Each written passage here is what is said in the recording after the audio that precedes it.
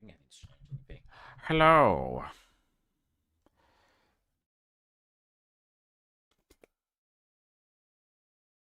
So long for people to show up.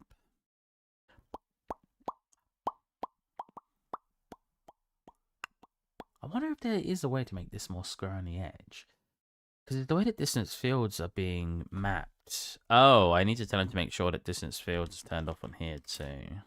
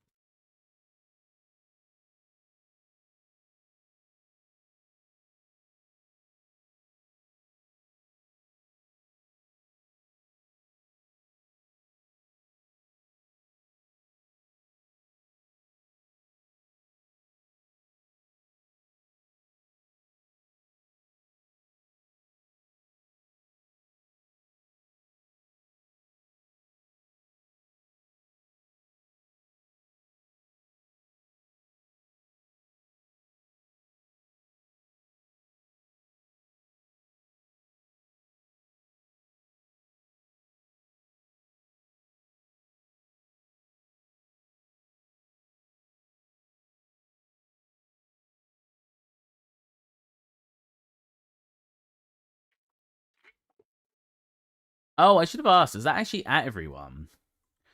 Um.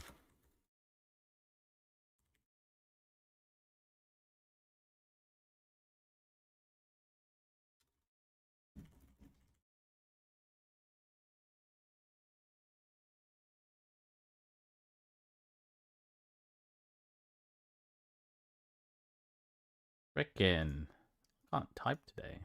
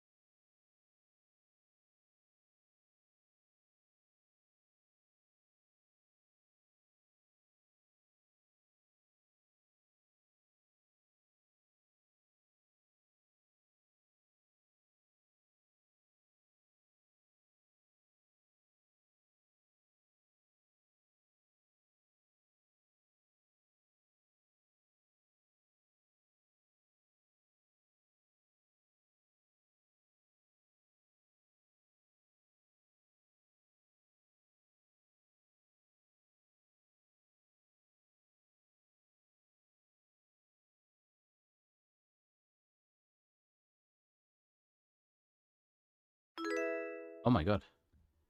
What was that? Oh, thank you for the follow. I'm just waiting for people to show up before I start doing anything.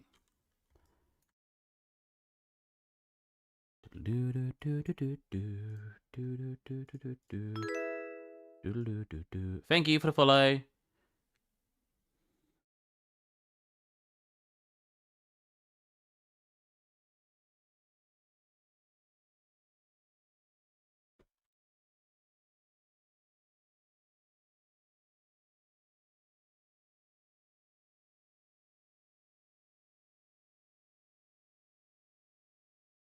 Oh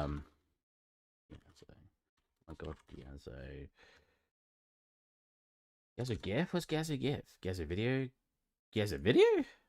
I just want to record this for someone in the chat. Oh, Gazzo video. No, it's not video. What's GIF? GIF? Gazzo. Gazzo replay? Gazzo capture? Gazzo video? Is it Gazzo video? Let's select this area here. Do that. Does that upload it as a GIF?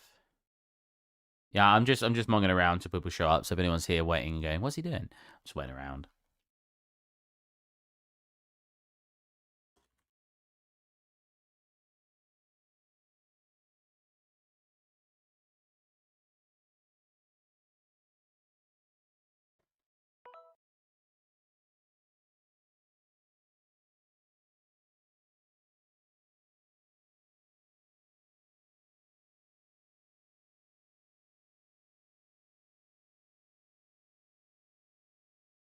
That's interesting. It tends to shadow too.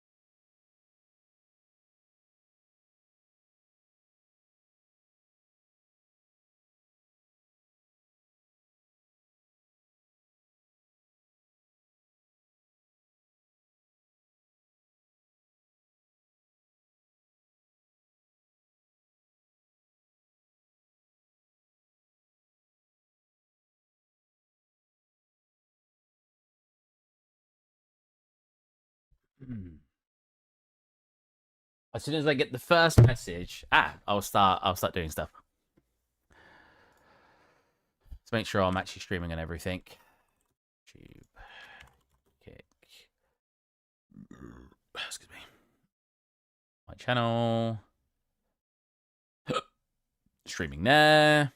I have to pray, but... Oh, you know what? Let's play our music as well. I keep getting demonetized for playing lo-fi, but I'm doing everything they tell me to do. Like, unless they've changed their rule. Let me go to a lo-fi. Lofi Girl. So using lo-fi for stream. I got like 20 different things saying you've used copyrighted music. I'm like, it's lo-fi. Use music for free, Lofi Girl. Use music for free. Use music for free. Enhance your viewers' experience. Cancel. How to use music. Let's look at this together and make sure I'm doing it right. How to use our music. Am I already in this section? Play the radio from YouTube in your stream. Credit the channel in your live stream description. See how here. See how here. Oh, do I just need to scroll down? Oh, whoa, it's like... Oh, I hate these sites. Like, scroll slowly. Hello, lazy man. Hello. I am lazy man. Wow, yeah, look, it scrolls slowly. What the heck? I don't like that at all. Okay, so, yeah, I want to use lo-fi music, right? I keep getting copyrighted, so I want to make sure I'm doing it right, so I stop getting copyrighted. Search for music like in your library. Download the music free. Credit the artist and song. Credit the artist and song, right, but what if I want to play radio? Radio? Play the radio in your stream. Credit the channel in your live stream. So that's changed, I'm pretty sure. It used to just say how to credit properly. Here you go. Add the following to your description. I have. That's what I've got in my description, right? And let me go to my screen. A scream? Let me go to my scream. Ah! Are you working on Blender? I am working on Blender today. And then probably Substance Painter. So in my description... Music provided by Lo-Fi. Listen, bit.thingy playlist. I can literally copy and paste that to make sure that's what it says. So if I go like that... Wait, can I edit the description on a live stream? Edit video. I can't really show you this because I think there's details I can't show. But if I paste that... It's identical. So I have that in my live stream. And it still complains... Kick, you change platform. I'm on all of them, Atlum. I'm on Kick, I'm on Twitch, and I'm on YouTube. I'm streaming on all three of them at once. Yeah, so I keep getting copyrighted for using lo-fi music, but I have what they ask me to do. I have that in my description. If you scroll down on YouTube, it's right there. Maybe I need the URL for it as well. So let's do that. Maybe that would help. I don't know if it will, but maybe it will. Save. Wait, why is that a different line? Save. So now if I go to my video and I click refresh. Because yeah, I'm getting copyright strikes, or demonetized, not striked, on every single live stream when I play music. And it's just like, please, stop. Oh, so it's not changed it yet. Does it take a while to change it? Or is it when it becomes a video now? No, there it is.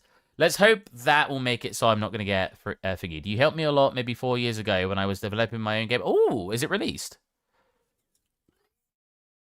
So I wanted to talk about something. So in chat, I did a silly and I forgot about Skyline exists. Because, so, I was on my phone admittedly, so I wasn't really paying as much attention as I should have.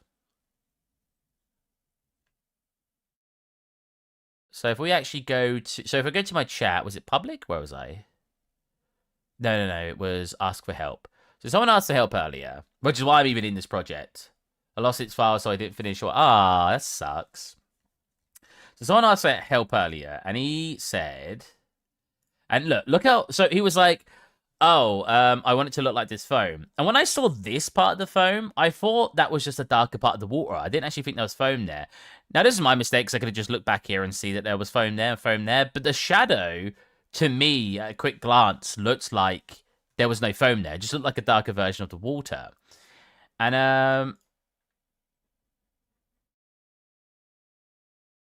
I said that. I was like, it's weird because there's no foam there. Someone said, that's just a shadow. But in reality, a shadow is more desaturated. That's just factual. Less lighting something receives, the less saturation it looks. However, also I joined the College of Engineering, so literally have no time. Wow. That's cool, though. That's a very cool career. Yeah, so when something's when someone's not receiving as much light, it produces less saturation, which is actually a pretty big misconception. And you can look this up online. And even when you look this up, the very first result kind of looks like it's saying it receives more light. But that's not actually what it's saying. Shadows desaturated. It doesn't matter which realistic or stylized. Shadows are always more saturated than most people think they are. What gives them color is the reflection from the sky. So shadows tend to appear more blue outdoors because the sky is blue. If we actually look at, like, for example, a snow scene. So snow, we all know, is completely white. But if we look at the shadows in a snow scene, you'll see... I feel like this is... I'm not talking about this because I'm trying to prove that, like, why I thought it was the cut off of the foam. I'm saying this because it's actually quite important. And it will help your scenes quite a lot because blue shadows do look really nice. If you actually look at scenes like this, like, for example... They're still slight blue, but they don't look as blue because the sky's not as blue. But if we look at, like, a blue sky like this might not look that blue, but if we actually grab the color, like in Unreal, and we actually grab that has blue to it, you see? Even though it's snow, and snow is completely white, the shadows appear more blue because of the skylight. It's not because the snow is blue itself, even though in this case there was a slight blue tint to the actual foam as well. This foam actually has a blue tint to it. I copied the way it looked in the image. Now, if you look at the shadow here, this looks pretty grey because, again, shadows tend to be a little bit more desaturated, and it's because I don't have a blue skylight. If we actually go to a skylight and tint it more blue, we start replicating what that image looked like. So he's just very blue. Very blue. I wouldn't even know how to get it that blue in the shadow without changing our post-processing because that's not realistic at all. If we talk about realism, you don't get a shadow that deep in blue when the original foam color is that color. That's just not how shadows work. That is an insane amount of blue to the point where I feel like you'd need to change your directional light too. So we'd have to make this or this, right? But the problem with that is our surface isn't that blue. Like the surface there is not that blue. So I think you'd actually have to change your shadow color to make it actually replicate that a bit more. Or maybe change our directional light to be a bit more blue. Then get our skylight and make that a little less blue. But yeah, anyways, I just think it's really interesting, and it's a really good point to take away from me being confused in that chat, that shadows tend to appear more blue outside, and if you want your scenes to look cooler or more realistic, even in stylized or realism, having either a slight blue tint or a strong blue tint to your shadows will kind of make them look better. Even though in real life, you wouldn't get them that deep in blue. You just wouldn't. Because again, in a shadow, like the skylight again can tint it blue. But for example, if you're in a room and you've got one light source, the shadowed areas will look more desaturated. If you have a very bright red object and you put it in a shadowed area, that won't look as vivid in color, because that's just how saturation works. The less light hitting that surface, the more desaturated that surface will look. Anyways, that's just what I want to take away from this, because there's a lesson to learn with mistakes, and I made a mistake today by thinking the shadowed area of that object was blue. What also confused me, right? If we look at it again, this doesn't end up being as blue, but this is super blue. So it's interesting how they've made that so blue, but the actual brown surface isn't as blue. So I'm not quite sure how that lighting was set up to look so blue on the actual thingy. I mean, you can obviously tint. I mean, I've already tinted my phone blue. So if I go a bit more in that blue direction, give it a bit more saturation, we can maybe... Now, see, that's too blue now. It's really, like, you can tell that's really blue tinted. Anyways, enough of that topic, because it's not important. Well, it is important, but it's not important to dwell on it. Oh, yeah. So I say that as I'm going to explain more now. I was basically looking at the color difference, and to me, this shade of blue just looks like a darker tone of this, but the darker tone of this is this, as you can see over here. So yeah, the shadows are really, really deep, because look how deep that color's going. That's why I thought this was the not foam, because this type of blue definitely looks like it could easily be the shadow of this blue. And if we were to replace the colors, you could probably actually make that. Right? Because like if we take this again, even if we took this color, made it darker and more blue tinted, you'd get a color more like this, not like this. So yeah, anyways. We'll stop talking about that now. I generated this background using AI, and then I went into... Oh, you know what? I need to play music. And then I went into Wallpaper Engine, and I made the particle effects. Or I placed them, so a lot of them are already made. You just have to change them.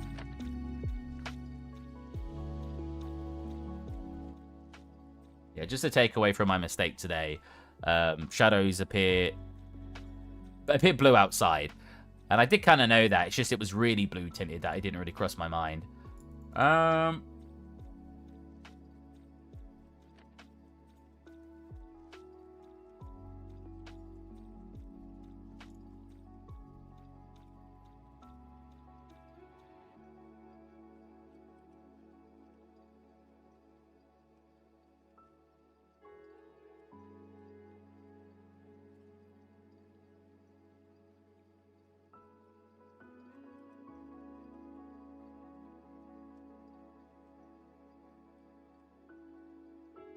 Blender.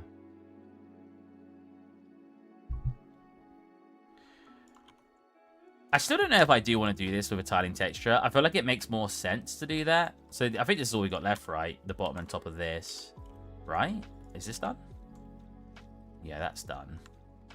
No, it's not. Because I don't know if I want to tile this as well. The problem is, like, do I want to tile it and make it look like it's drawn, like we have in the original concept? Where is it? Here. Oh. Here. Or should I actually make that 3D? Because obviously the lines there are supposed to, like, kind of simulate it's like...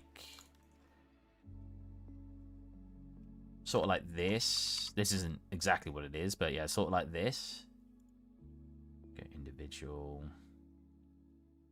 Oh my god, there you go. Like that. I assume that's what it's supposed to be showing anyway. Like, it's supposed to be like it's a... something like there's some sort of dent in there because that's why there's lines. So I don't know if I should do that and make that actually part of the 3D or not. Because I feel like the problem is, like, yes, I can make it look like the original drawing, but how much do I want to take that information and make it look like the original drawing, and how much do I want to actually make it a 3D model? Because converting something to a 3D model, the whole point of doing that is that you're making it 3D. So do I take his sketchy parts and make them look sketched, or do I make it actually 3D, right? Like, I'm not going to sit here and make the bricks look 3D. Those I will just make a texture for. And they can easily be tiled, because if we look at it, it's just tiled across it. So it's a bit of an awkward one. It's like here, right? Here I could have just drawn lines, but I'm pretty sure I modeled that. Yeah, like I modeled that. So I think doing this is better. I mean, probably not adding that many vertices, admittedly. What would be a better way to do it?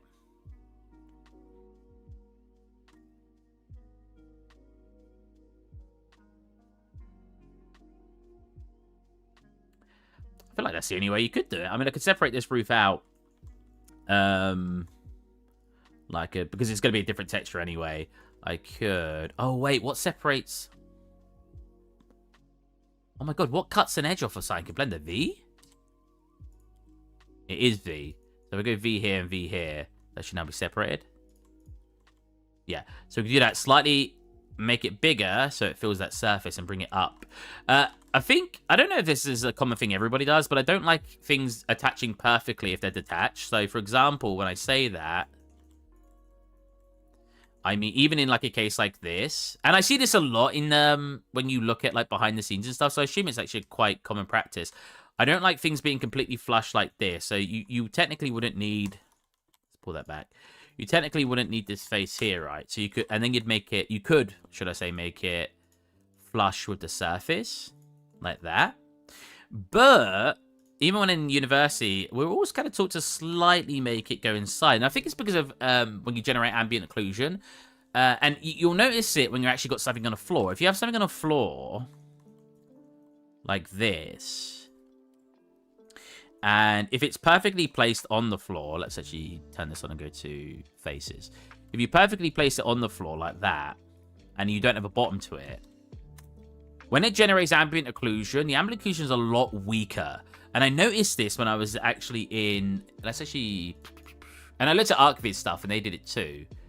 Something a lot of people who watch my work should know, that a lot of what I do is a replication, or I basically just copy what I'm seeing other pros do, or what I see in other projects. I don't often make up my own way of doing things. I tend to... Well, in some modeling techniques I do, because I find it more comfortable. But when I'm actually implementing something, I just tend to follow how other people do stuff.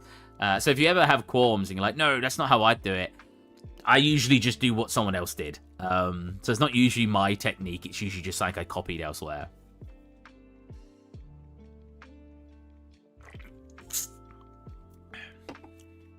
I'm just loading up a scene real quick to demonstrate something.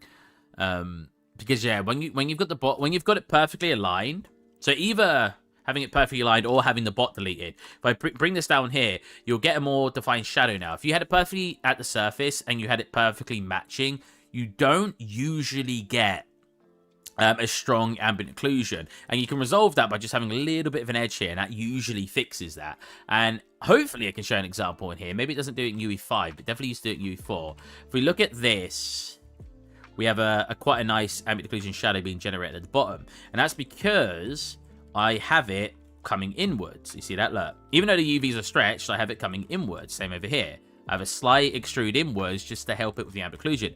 I believe I have a version of the couch without that. This one? Oh my god.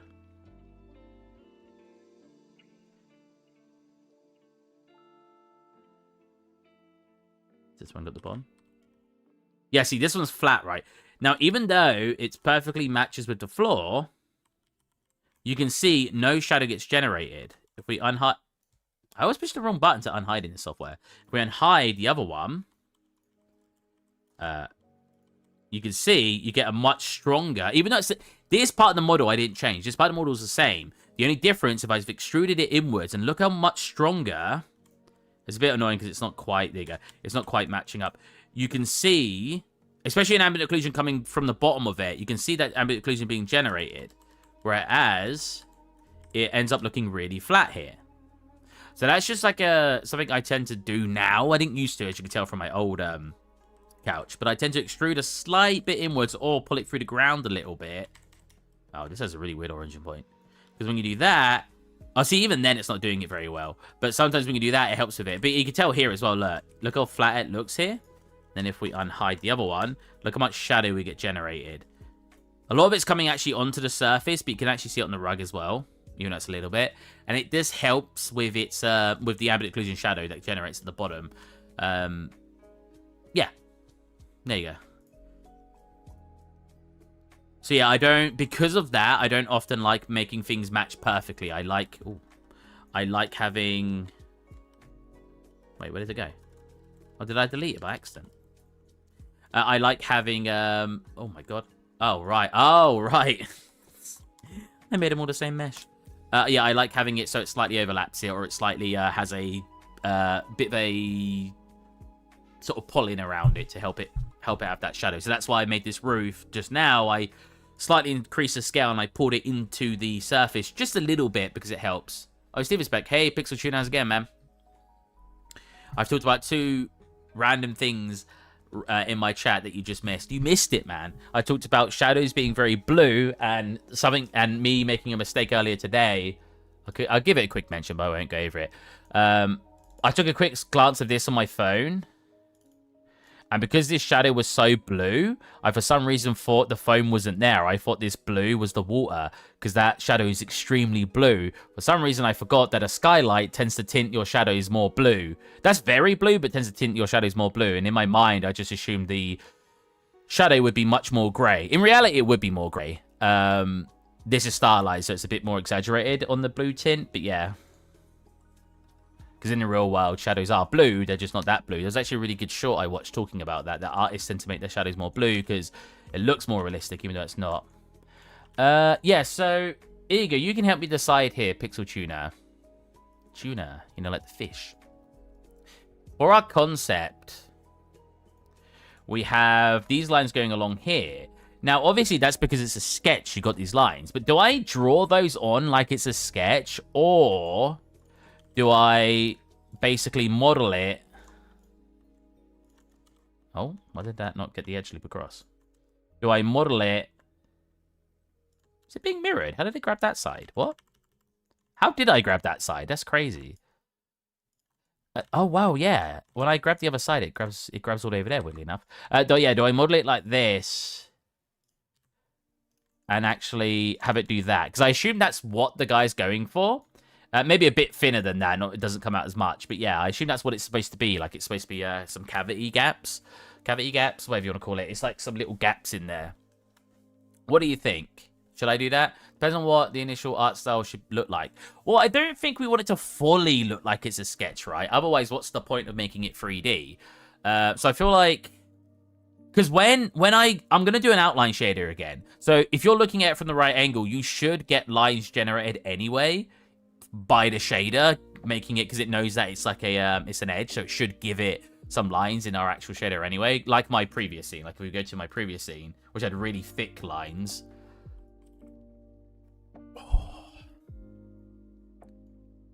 Oh yeah, I got a new banner. Whoa. Yeah, 3 scenes actually, right? No, wait, 1, 2 scenes.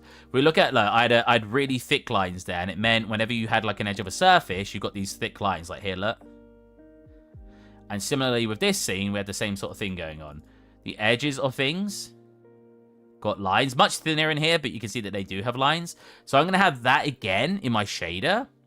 So it means if I do model it that way, it should generate lines anyway. But they won't look as sketched like they are in here. These obviously look really sketched. Like this one doesn't even come all the way to the ground. They're actually floating off of it. Look. They're actually floating off the surface. So yeah. What I could do is I could put a slight noise on the actual outline shader to make it look a bit more wobbly too. I mean, modeling out is the easiest solution, I guess. I mean, you could draw one line and then just tile it. So there's easy solutions for the actual texturing as well. But I was just thinking about it, and I'm really not sure the best. I don't know. I mean, I could always go back and change it if I don't like it, admittedly. 1, 2, 3, 4, 5, 6, 7, 8, 9, 10, 11, 12, 13, 14, 15, 16, 17. We'll go 16, because I like even numbers. There's 16 over there. Is the back like that? It is. 16 over there.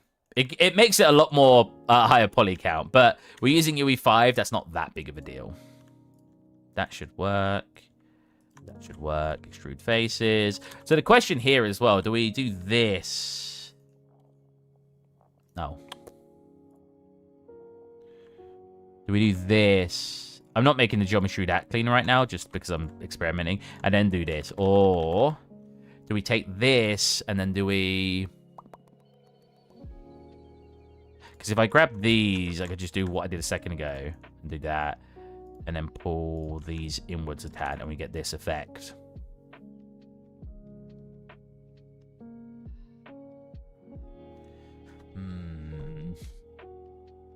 Because, yeah, you could always...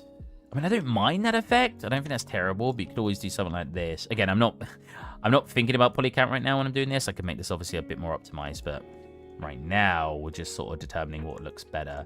And then you basically take these edges that are in here, but maybe look at Borderlands for reference. Yeah, but it's not too much like a Borderlands style. Do I pull that? No, I pull... And then you can pull these guys forward to there. That way you get it like this, so the top surface still gets flat, but it pulls in like that. That's another solution to it. You think they would have drawn it? Yeah. Oh, I don't know now after you said that. Maybe you're right. Maybe you're right.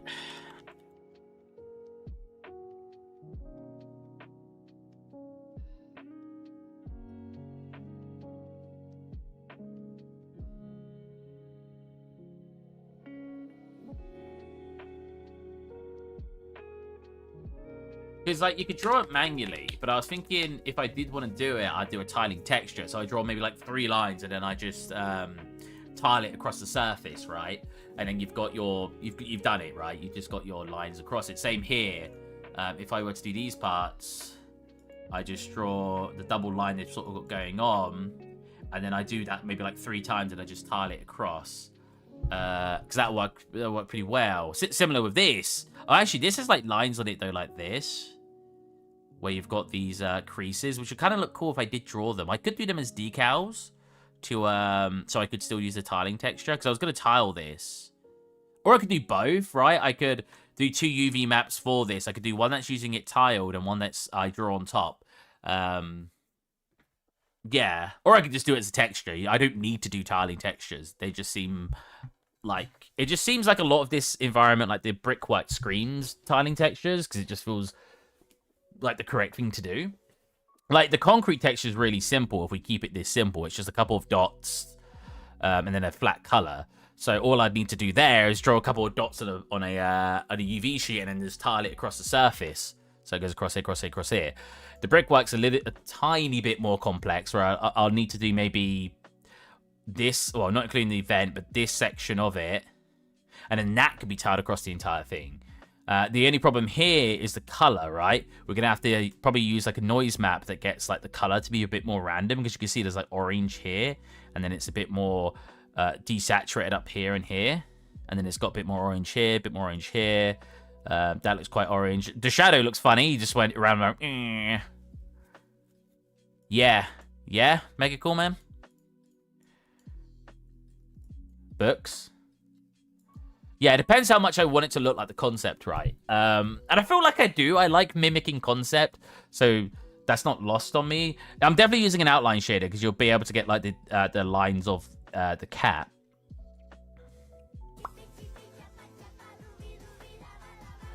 Thank you, Mega Cool Man, for the subscription. Oh my god.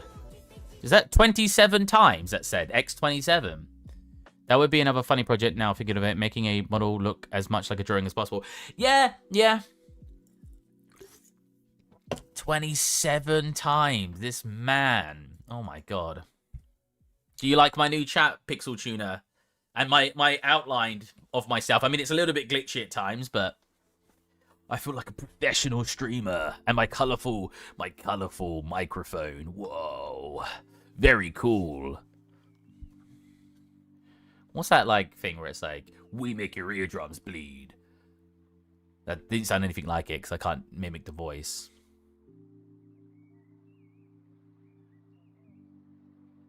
I was, Mega Cool Man, I was talking about me looking silly in chat, thinking the blueness of that.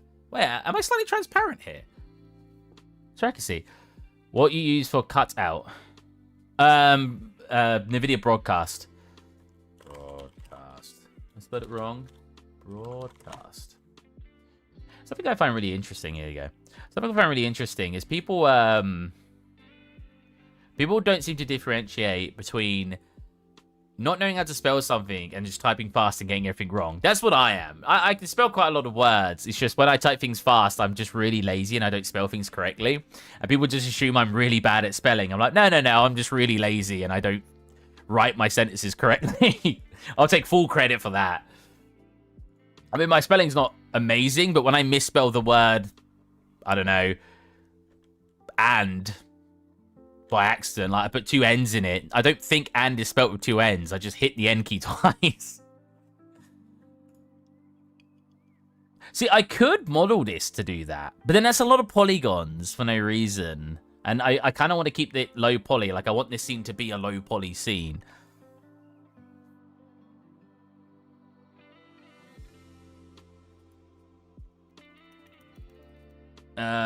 I mean, in this case, if we are going to do a tiling texture, it means we're going to want...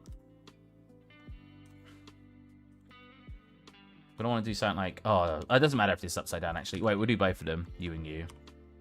Then we overlap them. Then we do this. We do this. They're gonna go up and down like a trim, so it doesn't really matter. I could actually make a trim sheet, right? Because I've got these as well, so I could do these. Oh, these could actually share the same as these because they're just lines. It's just they're gonna bend. So as long as I've got it on the UV sheet to just be flat, it should be fine. Which I think I do, right? Yeah. This and this. Yeah, it's flat. So I can actually use the same texture for that, and it should work. Should being the key word. There's a doormat over here I didn't do. Hold on a minute. I always say try to use... No. Try to use other parts of the scene as much as possible to speed up your workflow. So just then, for example, instead of... you know what, I don't want that to be perfectly placed. And I kind of want it to poof out in some areas. So we'll do this. Pull that back. Do a bit like this. Do this. Pull that over here. Slightly move it this way. And then that. That way it's a slight misshapen thing. I kind of want to... No, that's right, yeah. We could pull this forward a little bit. And then maybe on here... we'll have a bevel to make that a bit smoother too.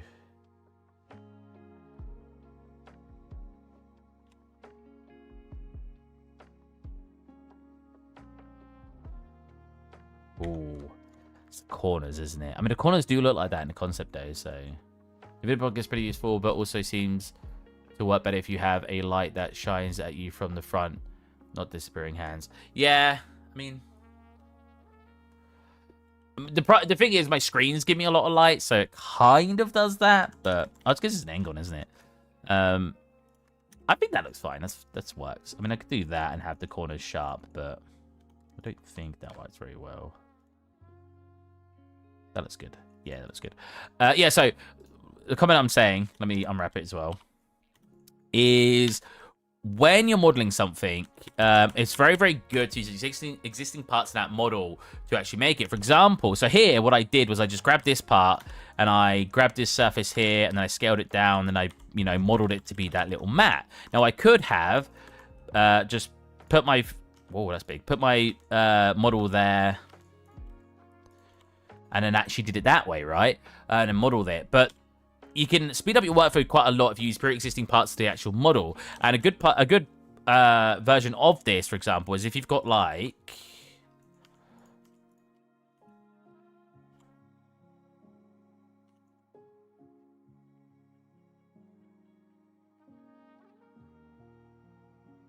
So if you've got like someone's arm, this is a very bad looking arm, but it's just a very, very quick example. We could convert that. If you're like, oh, I want to give them a wristband, right? You could take this part.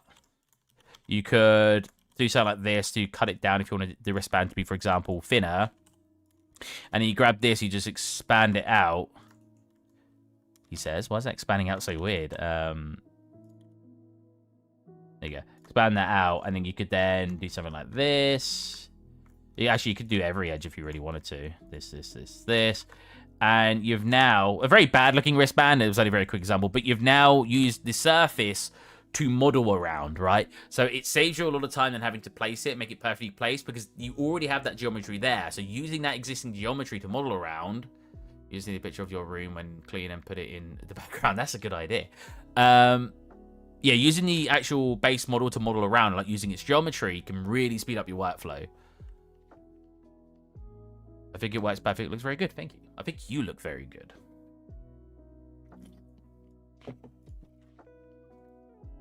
Is this not unwrapped? A big question as well for me, oh, it is unwrapped, is which parts of this am I going to keep as a separate mesh? Do I just UV map everything and then do like 256 and 512 textures and don't worry about it? Or do I combine a lot of props into one UV map and then texture that one map like I did for... Have I got that scene up somewhere? Antique store. Are you gonna open? What? Source of paint now, you good? I can't tell if it's opening or not. Oh, it is, it is.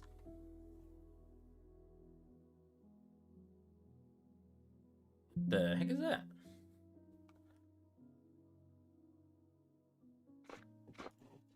I knew that was the wrong one. God damn it. This is the me making this. It's done out really nice. Because like when I was making it, I was like, you know what? I want the logo in the top left. I think that would look really cool. Front of shop. Front of shop. I don't know if that's a old work related thing, which I can't show. M4A1. M4A1? No way. I have that in here.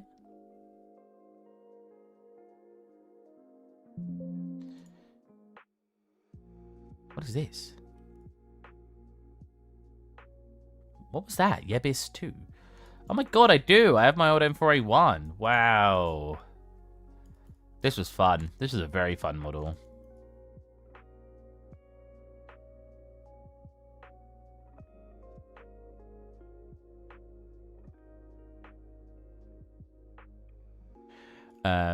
Discard. I was gonna show my other scene, but I don't remember where it is right now. I still have to organize everything. I've been lazy doing that. I've been lazy with everything. Basically, in my other scene, for those of you who didn't see me make it, I'll just go get a picture of it up and explain what I did. This isn't me trying to show off my scene. I need to explain how I did something. So all the props in this scene are on one texture map, and it's like a 4K texture. At this distance, it can easily be 1K texture, and you won't notice a loss of detail because it's quite far away. But yeah, they're all on like one texture map, and then I just took that in Substance and I just drew them. Or drew on top of everything. So I can get away with doing that here. Should I also do that in the other scene? Should I... Because it was easier, even though it may not be the best way to do it. Is this unwrapped? Yes. Or do I keep things separate and then just texture them separately, and then I end up with like 50 different textures, but they're all at like 512? Because the thing is, right, if you've got one 4K map for all your props, right, that's equivalent to four 248s. Because if we actually...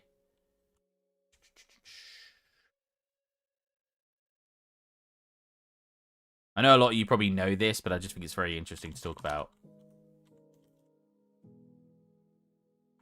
So if you've got like one 4K map, that obviously takes up the whole thing. But if you've got a 2... Is there a way to make a shape exactly the dimensions you want? Yes. If you want a shape, if you want to put your props into 4 different maps, you can instead make that like 248s, right?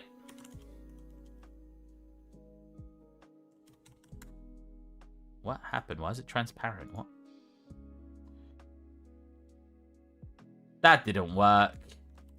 Can I not? How do I don't know. I don't usually make shapes in Photoshop. It's been a while. All right, we'll just go 2048 and we'll just measure it here. 2048. by 2048, right? So if we... I don't know why the background's now transparent. I don't know how I did that. What? If we now have 2048, or 250... yeah, 2048... Oh. You're obviously now having a shape like this. And you can have now 4 of those. And it's equivalent to using... it's equivalent to one 4K map. So... 2 48s is one 4K, right? So if you decide you want your props to be represented by 4 separate maps, you can now have up to 4 of them to equate to one 4K, right? And if we were to copy that, you can obviously see that's what it equals if we were to align them. Oh my god, I'm terrible at aligning them. There you go.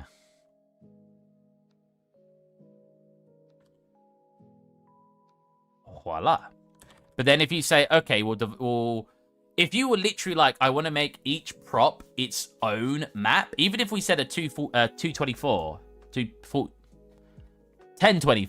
even if we said 1024, sorry, I'm speaking terribly today. I hope you guys still understand what I mean.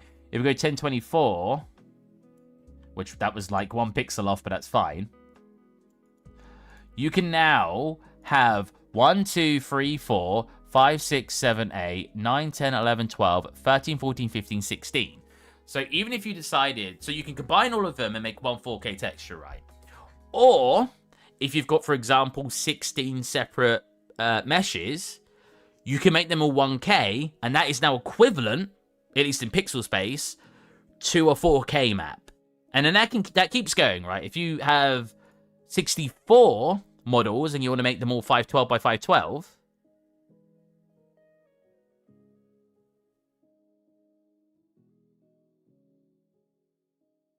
that's now this. So you can now have 1, 2, 3, 4, 5, 6, 7, 8 by 8, 64.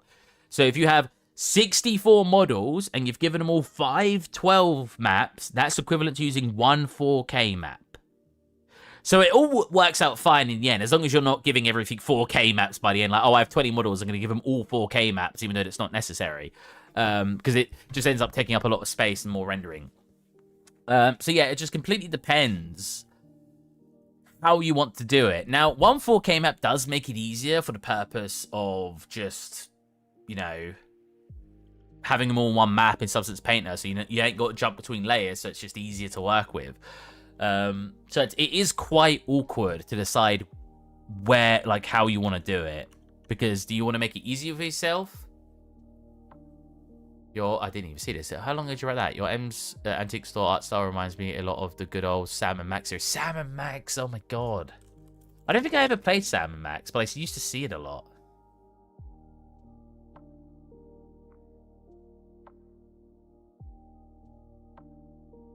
Oh my god. Look at him. But yeah, yeah, a lot of it's dependent on what you're sort of looking to do. Problem with here as well would be using only 556 and still be loading a 4K texture into the memory for no reason. It's better to use higher amount of small textures and fewer high. Yeah, exactly. Yeah. But at the end of the day, when you're making it for fun, like I am, I don't mind just doing a 4K texture because it just makes it more fun to work with because you've just got one map and Substance Painter. But yeah, in reality, you probably should use, because not only is it better anyway for like memory and stuff, it is better because you end up being more optimal with what you're doing. If you're using a 4K map and you're throwing everything in there's probably a lot of assets that didn't really need the extra pixels anyway. And it could have maybe been 1028, right? 1028 by 1028. So you're basically throwing a lot of a higher texture density on stuff that might not need it. Admittedly, when you're doing the texel density, it should scale in the space to the right size it should be. But yeah, another awkward thing, right, is if you've got a small object, that will end up being like really, really small on your UV sheet, right? And it might be fine in resolution, but if you want to zoom into that Substance Painter and draw on top of it, it can be really awkward because it's so small. Yeah, there's pros and cons to both. In a more generic use case, I feel like that's not how I should be saying that, but yeah, but in a more generic case, you would be having everything in a small texture. Or smaller textures and then adding up.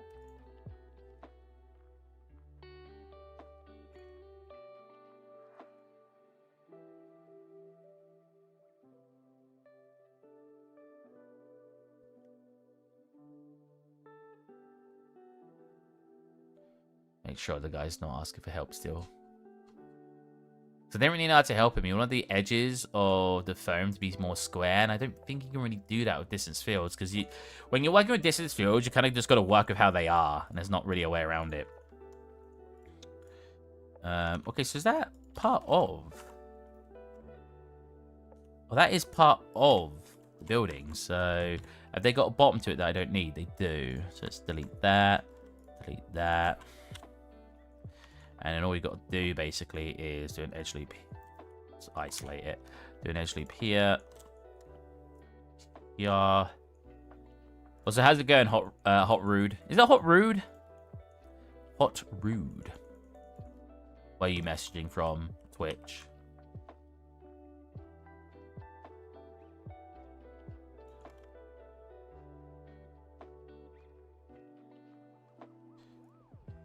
That'll be really fun. To get my next job also because they watched my stream. That'd be so cool.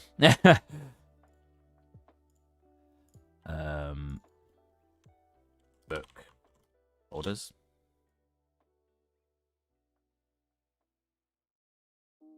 Oh, wrong one.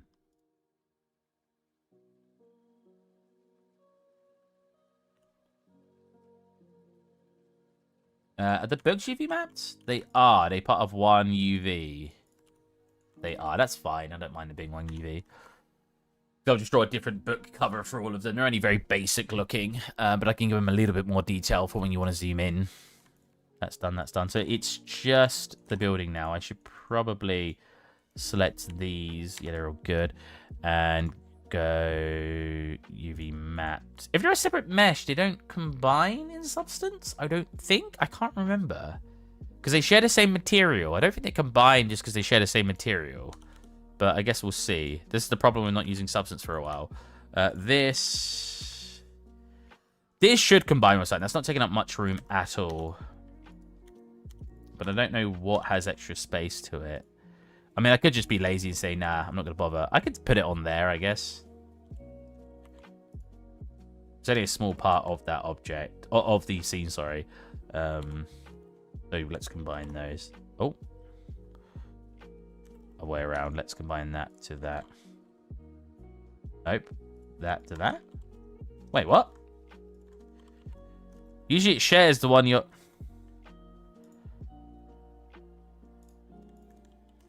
There you go.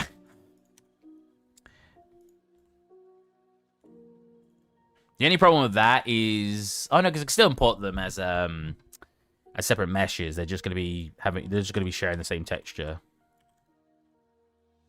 Which is fine. I love looking at AAA games because the amount of like really weird stuff they do, and you're just like, oh, this doesn't look as professional as I thought it does. And you're like, oh, I can probably get away with a lot more in my scenes then if these guys aren't even doing it super meticulously. Alright, this can feels endless. I must just not be drinking as strongly today. I must just not be drinking as much today. So let's... Materials. What have I called this? Select? Nope. Deselect. Windows concrete? I assume. Oh, that is that. Okay.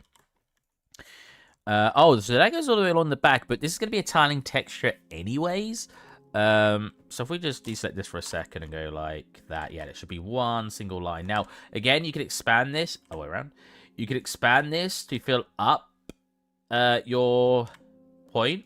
The reason you can do that, because if we're using a tiling texture, you can either expand it beforehand in your UV square, and it will tile it for you with a normal UV, with a normal texture, or you can take the texture in Unreal and then and you can have it like, for example, this size to actually fit the UV square. And you can tile it in Unreal. I'm going to do it this way, because I don't usually do it this way, and I like to do things differently every project. And as long as they... Oh, wow, that's a bit of a thingy. As long as they match sort of the scale at the top, like it scales up to this size, they should have the same resolution. But it might not work. We'll see. It should work fine. I've done it that way times in the past. I don't need any of these parts, so we can save our texturing there. We want to deselect the concrete. And is this one? No. Okay, so we want to deselect quite a bit. We want to deselect here, deselect here, deselect here, deselect here, deselect here. And we want to do this. And then all this can also be tiling. We need a line because it will connect. So we need to have... let's isolate this. There you go. So I don't have to worry about reselecting. Wait, what's going on here? Why can't... That doesn't count as it actually. Oh, I guess it's because it's got a weird connection. We can mark this as a seam here. And it means the brickwork will not tile very well there. Aha! So we've got a problem here. What is that? Wait. Wait, really? What? Oh, wait. That still shouldn't matter, should it?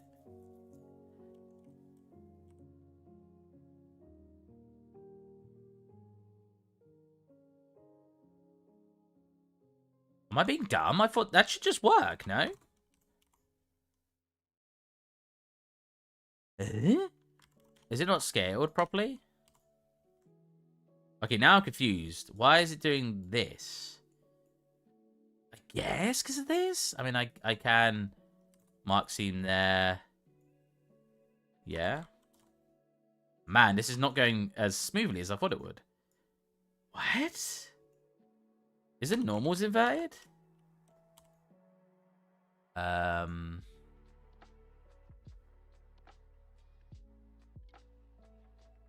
No, looks fine. I'm not crazy, right? That should just kind of work. Because all this is working. That's the back. Comes around there. Comes around here. Even works on this window. Oh, you know what? We'll do here as well. I didn't see that part. Oh, okay. Well, no, because we've still got this part. How is that entire wall? Oh, because I missed there.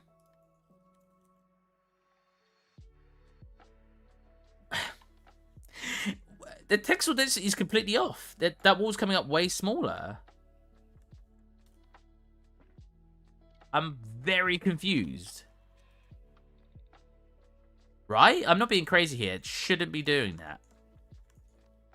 I actually don't even need that, right? I probably don't need the back of this. Yeah, this is weird. This is very weird. Blender? Like, why is this window so small? Blender's being... Oh, maybe because of that? What is that? Oh, that part wasn't supposed to be selected. Oh. Okay, that was supposed to be part of the interior here. Oh, no. Was that supposed to be the window? No, yeah, that was supposed to be part of the interior there.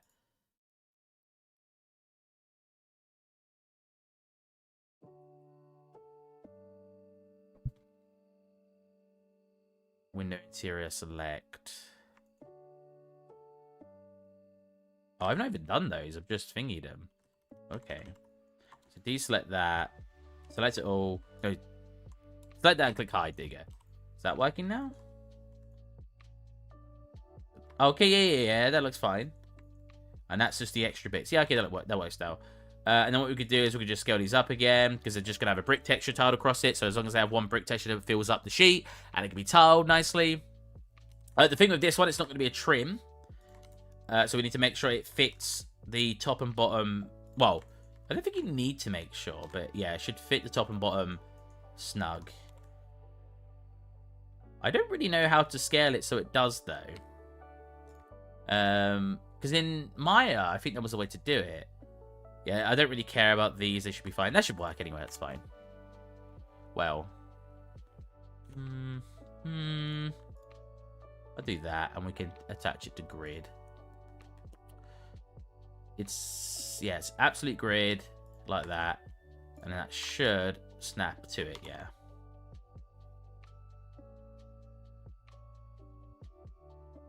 Wait, no? No. Not absolute? No, there is a way to snap it. I thought it was absolute grid. It's not? Is it because I'm selecting something else?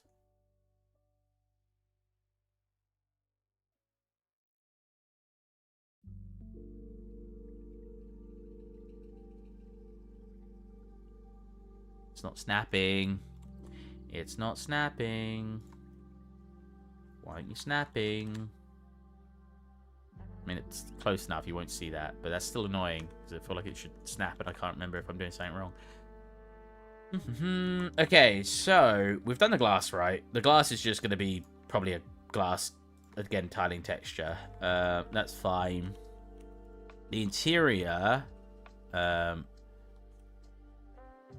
interior select... hide. There you go. This should basically... I could just go cut. Is that selecting up there too? It is not. Because it doesn't have to be the best UV in the world. Again, this is probably just going to be a tiling texture with sort of a flat color on it. Unwrap. Yeah, that's fine. I think we're done with unwrapping. That was literally the last bit, right? So, yeah, that's good. That's all good. That's tiles, so that's fine. Okay.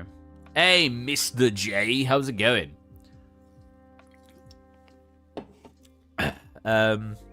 Yeah, so... I like how that's not a circle. That should easily be more like this, right? Yeah, so we're looking good. Now, I've got a lot of the shapes separated. So we're going to have a lot of separate meshes to UV map. But I think that's fine. Right? That's usually the way you're kind of supposed to do it. So it's not like it's the worst thing in the world that I'm doing that.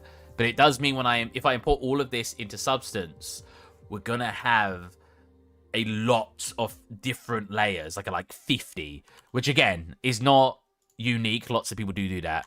Are those ID maps? No, they're just me coloring it separately. Whoa. They will work like ID maps when I bring it into Substance Painter because it will separate them out. But when I'm UV mapping, I tend to color things a color to show how far along I am. For example, if I was like making a scene over here and I've got like a bunch of different models, when I start UV mapping, because I don't usually UV map as I'm going, I like to model and then UV map afterwards. Yeah, right, makes sense. Yeah, I'll explain it for other people though, because just to show it. So yeah, look, UV map one. So as I go along, I just start basically coloring them in a color. So that way when I come back to the project, I'm like, oh, look, these ones are done. Now, I can't remember, in Substance, if I have the models separated, I kind of will be using a trim. The brickwork here is going to be tiling texture. Like if we break it down, tiling texture, this is kind of going to be a trim. These two might be able to actually share the same trim, except I'll tint the colors. Because as you can see, the line work here, which is just like lines, it's just drawn lines, is very similar to here. So I might use the same for that. So they're going to be tiling textures or a trim sheet. I'm not really going to be making a trim. They're all going to be separate textures. I could turn it into a trim, but yeah. I love the cat, yeah. Where is he on mine? I originally modeled this scene. I could actually subdivide it more if I wanted to. I might actually subdivide. Actually, was he not subdivided at all? There you go. I originally made this scene. I love your energy, man. Thank you. I originally made this scene, I say for the third time, because I was seeing it with a friend, and he asked me, how do you model from, like, an image, right? So I don't think I have F-Spine installed right now. But basically, where you can use a software called F-Spine. If you draw some lines on it, I actually might download it quick. F-Spine download. Download.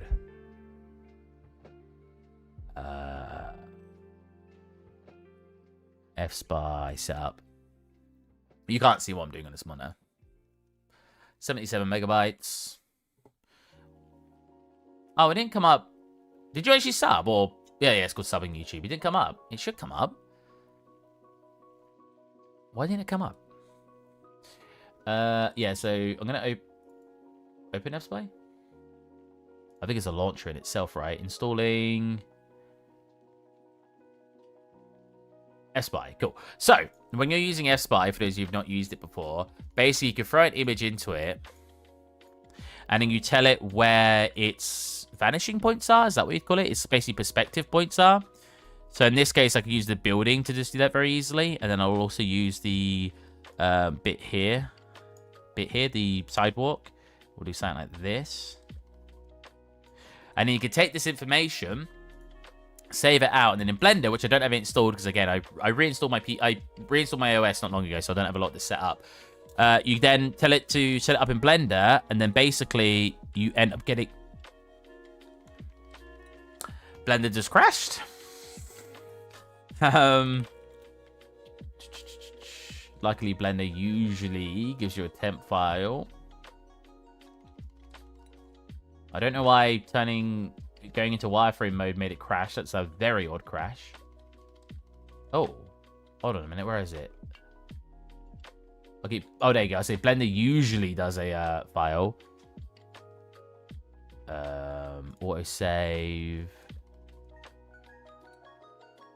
Oh yeah, actually, if we go date modified, I'll be able to see it. That one. 26:02 at what time? 21:18. That should be it. Yeah, we were looking at the cat. Cool. Sweet. Save. Oh, where was it saved?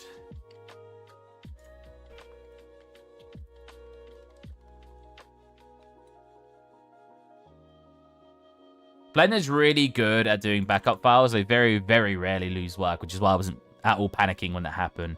Save over that, and cool. We've got it saved and recovered.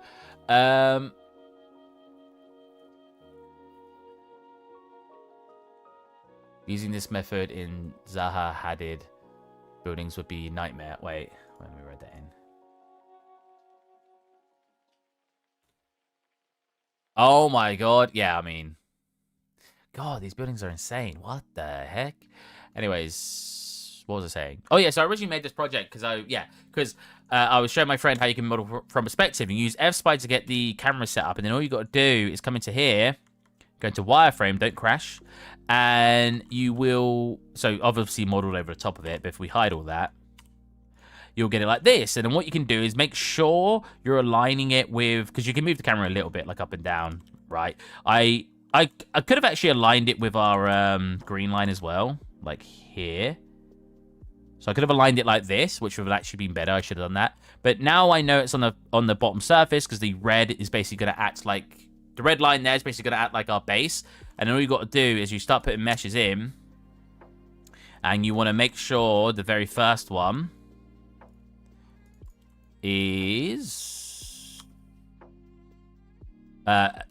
is basically at the floor, because you want to do your floor first. Even if you actually, what you can do after saying that is do your plane first. Make your plane as big as you want, and then that way, the reason you want to do that is when you start putting in meshes, you should be able to see where it collides with it, right? So right there. So we know that's going through the floor. So you bring it up from the floor, you grab points, you bring them down, and you try to get those to match now your 3D. So as you can see, look, I'm just modeling around that. So again, get that to align right there. And then we can pull these over there. And your concept art won't always perfectly align with real world shape. That's fine. People tend to draw and not care too much about, especially when it's just a quick concept, about it perfectly matching. There are some scenes I've made where I've had to demonstrate where they don't match because it's just how the scene was made. Like the Omega Fish Station scene I made. The concept art did not align with a lot of places, and a really good example was the fish. Let me show you. So this environment I made. Now, I could have made it align a bit better, but if we look at the original, this is more of an orthographic, but the problem... So there was actually some mistakes I did. I think this aligns with here, which is wrong. Looking at this clearly, this is overhanging, which I didn't do. That was a very obvious mistake that I know now. This is probably overhanging from this point here. So all of this is an overhang. I didn't do it as an overhang. At least I don't think so. No, that seems to match. So yeah, that was a mistake. But if we look at the fish in He's looks like it's facing our camera a lot more. Where when we actually modeled it and I showed people in the stream it aligning, it aligns way more that way. My camera's reversing it that way, right? So he's looking way more in this direction, like the train, right? If we look at the front of the train's facing here, but the fish is almost looking like it's rotated around. So unless that billboard is bent or turned slightly towards us, which I doubt it, I doubt that was the intention, the fish should be more tilted towards that way. And it's not. So in my I just turned up my sensitivity by accident. In my design, I wanted it to, because it's obviously going into a 3D scene. And I actually talked to someone about this in an interview that I had not too long ago.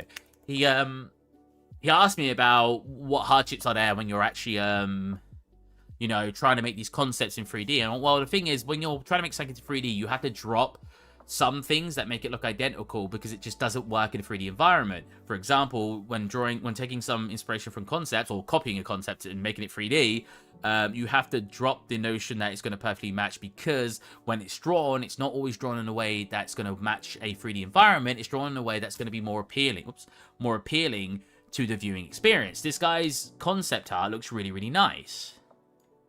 Wait, where is it? This, having the fish, for example, facing the camera more, it just looks better, right? You're getting to see more detail, you get to see that fish more clearly, and it looks really cool.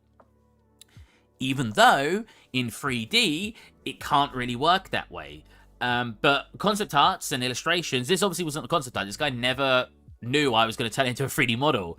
So illustrations and his drawings are going to be for the viewing experience, not because he wants it to perfectly actually match a 3D, be converted into a 3D model. So yeah, and that was, like I said in an interview, the guy really liked that. I almost got that job, but then they didn't need a lead artist anymore. Nobody got the job because they just out of nowhere was like, oh, we decided we're not doing that project anymore, so we don't need a lead artist. I was like, oh, that's a shame.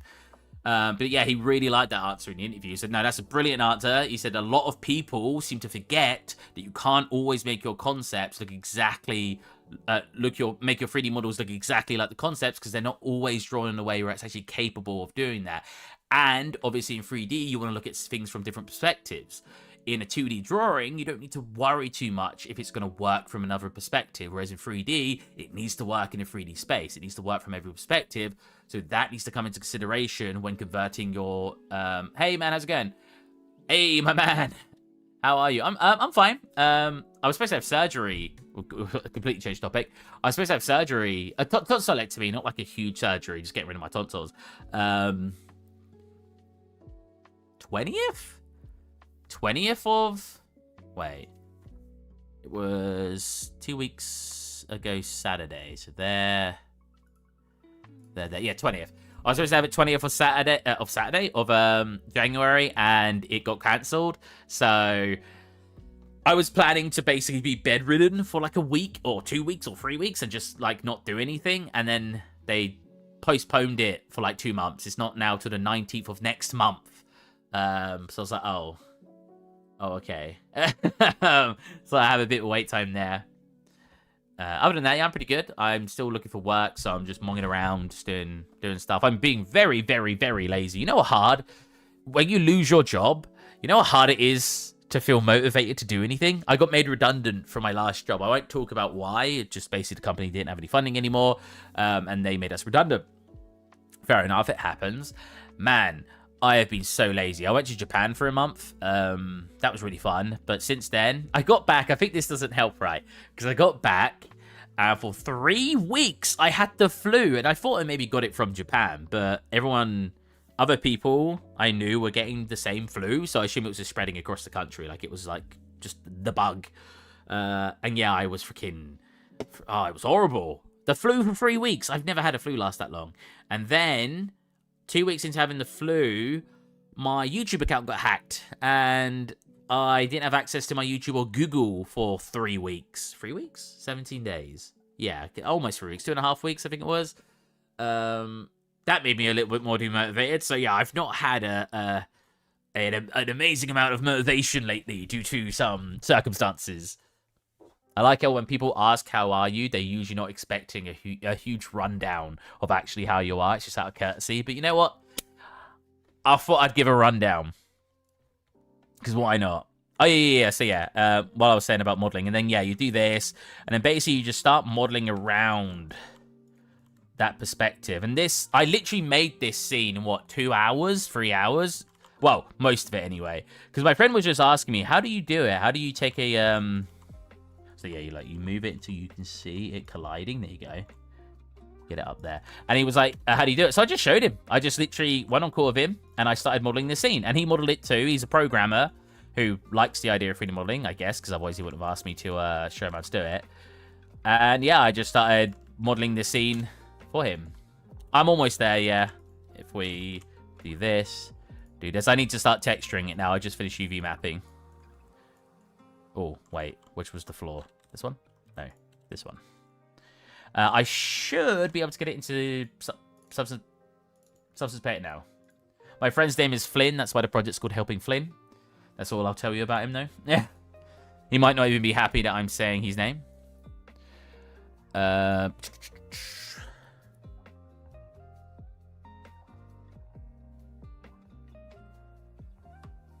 Wait, I've already saved a project. I don't need to save it. I need to... Should I grab the floor as well? Yeah, I'll grab the floor as well. I don't need to texture the floor, but it can be there in Substance to work as like a shadow base. The reason that works really well is because if you want to have ambient occlusion that you're rendering in your texture... Oh my god, my nose. If you want to have an ambient occlusion that you're rendering in your texture... I was like on my head. Do I? Do you mean this?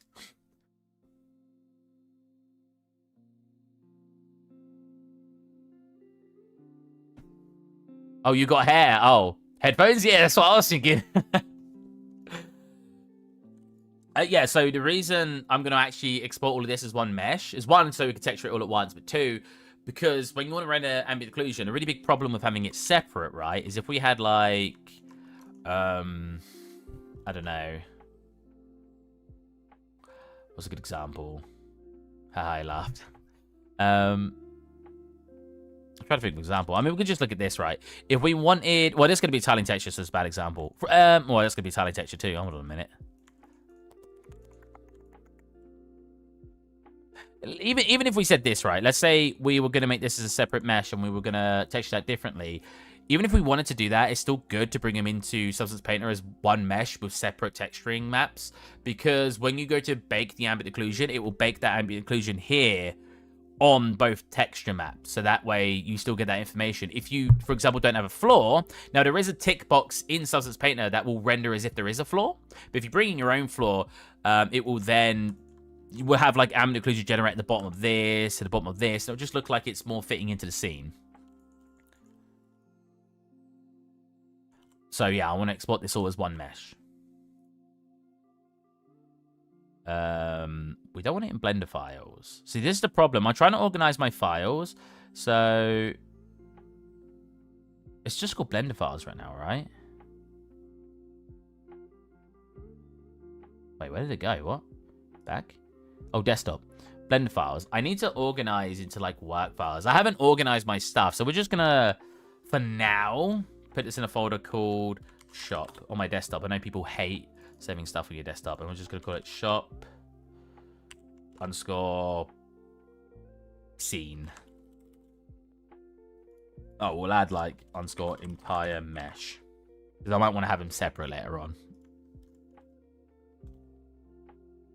Substance Painter is launching. Wanted to ask if you separate mesh before sending on to Painter. In this case, I'm not going to. It really, really depends. This is a completely combined scene where I don't mind it coming in together because I can use those, like I said, with the ambient occlusion, I can use that information and it will look really nice.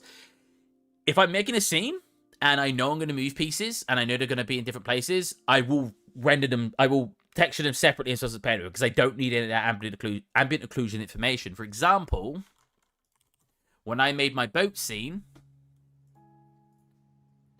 where is it? Oh, even the Simpsons scene, but we'll look at the boat scene. When I made the boat scene, which is this one,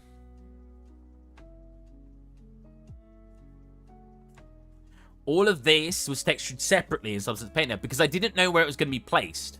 right? It wasn't a completely set scene. I didn't want to bake any of that information because I was going to build the scene in Unreal. So if your intention is to build the scene in Unreal, texture them together. No, texture them separately. But if you've already got a completely set scene, it's not that big of an issue if you texture them all together in Substance, because especially if they're not going to move, you can take advantage of the fact that you can generate ambient occlusion and stuff as well.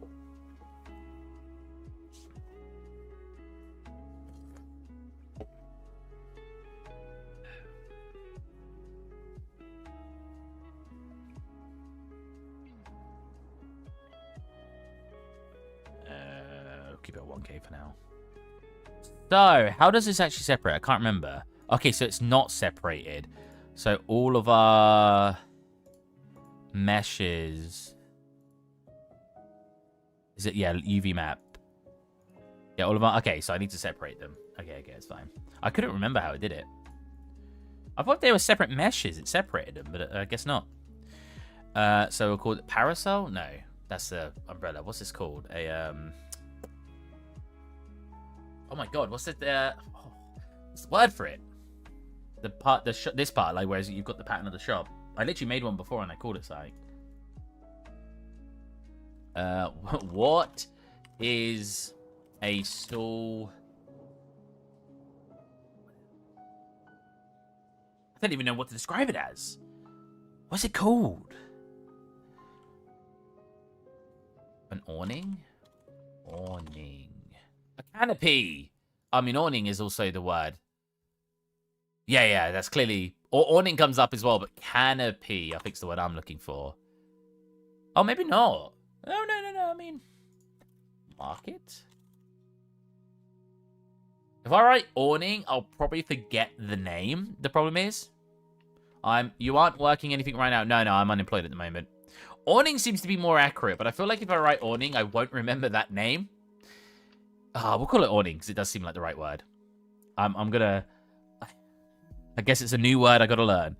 So we're gonna add a material, call it awning, and then assign. Assign. And then we're gonna remove this one. Oh, remove this one. And I basically need to do that to everything now that's green. So, add... Sign. I could just export them as separate meshes and texture them separately, but I really enjoy texturing everything together in Substance Painter because it's just really fun. It's like texturing like a whole model at a time. Like if you've got a real model and you're just texturing it up, having it so you're texturing it in its environment. I know in real life you pick it up, you texture it, and you put it back down, but it's really nice being able to texture it in the environment because you get to cross-referencing it while you're working, and it's a lot more fun. It might not be as productive, but it's a lot more fun, and we're here to have fun. That's something I have to stress quite a lot. Some people get like really angsty when I'm working, or like when I'm doing a stream. Like, you're doing that wrong, Steve. That's not the most effective way to do that. I'm like, yeah, I don't care. I'm doing this for fun. I'm here to work. I stream for fun. Manhole cover. I am nowhere near the best artist in the world, and I might just be doing something wrong. And your advice might be helpful. But a lot of time, I'm just trying to have fun. Front steps, maybe? Front steps. Hell yeah, no rules. Exactly.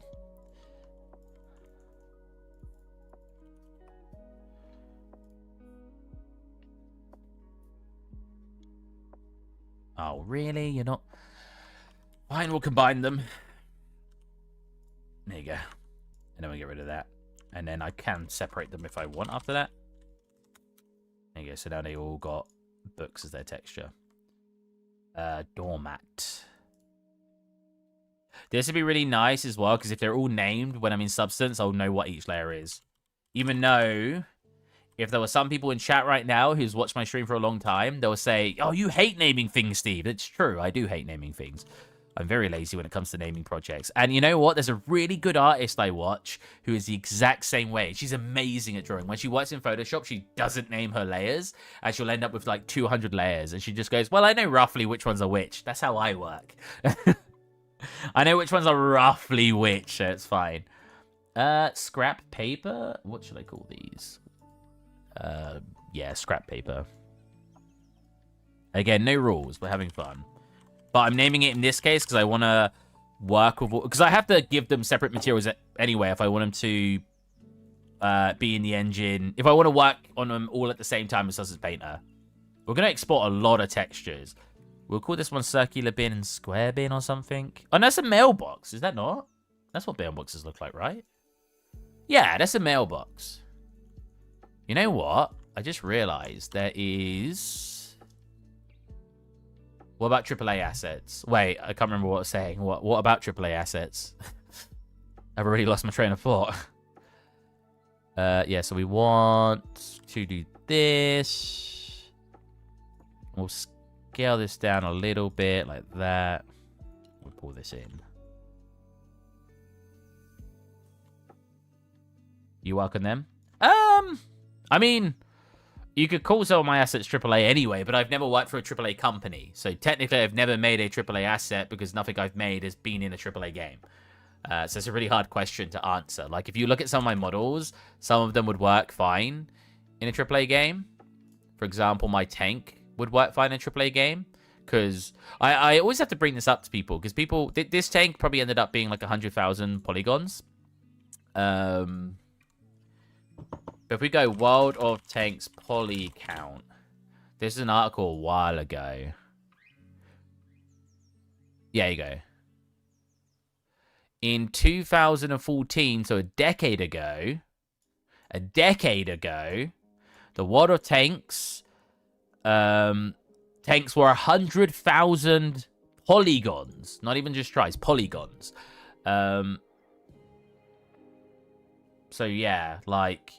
When I make some assets, people are like, Steve, that's too high poly, which I don't even think it is. If you look at the wireframe, I'll say, well, World of Tanks a decade ago had 100,000 poly count tanks.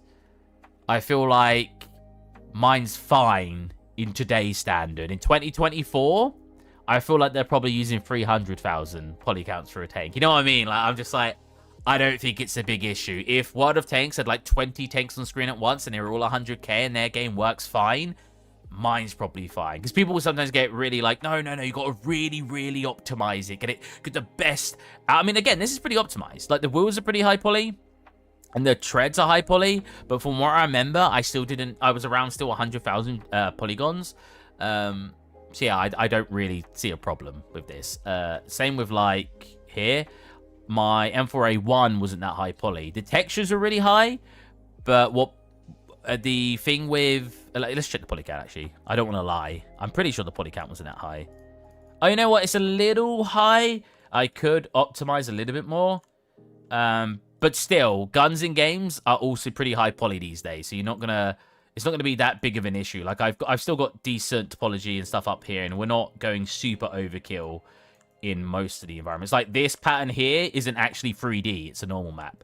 Stuff like that. So you could still get away with this asset being like this in a game. But some people get, like I said, some people get really anal. That's the word I'm going to use about it. They're like, no, it has to be as optimized as possible. Otherwise, it's not a game asset. Have you seen game assets? Like...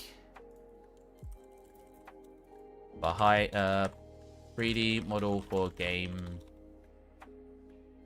wireframe. I wonder if I can find some images. These are all characters. Game controller, no. No, that's someone's piece. I mean, there's been loads of like thingies recently, like, oh, this game, this wireframe for this game, and it'll be like they've modeled teeth, and the teeth are like 50,000 polygons. Like, games are quite lenient at times for poly count. It's usually texture resolutions and draw calls they really demanding on. But poly count isn't the worst, especially using... how long for the M1 took you? Kind of hard to say, actually. I originally modeled this in university. I want to say... Oh, there. I want to say this originally took... I moved the lighting. I can't remember. There you go. I want to say this originally took maybe 2 weeks to model. My second year of university, I modeled it during my break. And I think maybe 2 weeks to model it. And then we textured it on stream, I think, years later, because I wasn't very good at texturing back then, so I didn't bother texturing it because I knew I couldn't get the best out of it. I think the texturing only took me like, well, I had to UV map it, so it only took me like a couple of days, I think. I probably have a video on it, M4A1. Live stream making M4A1. Six videos? Was that the last one?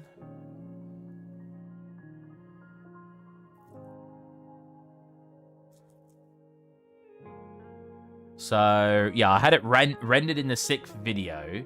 Okay. So if we go to the first video, what stage were we at?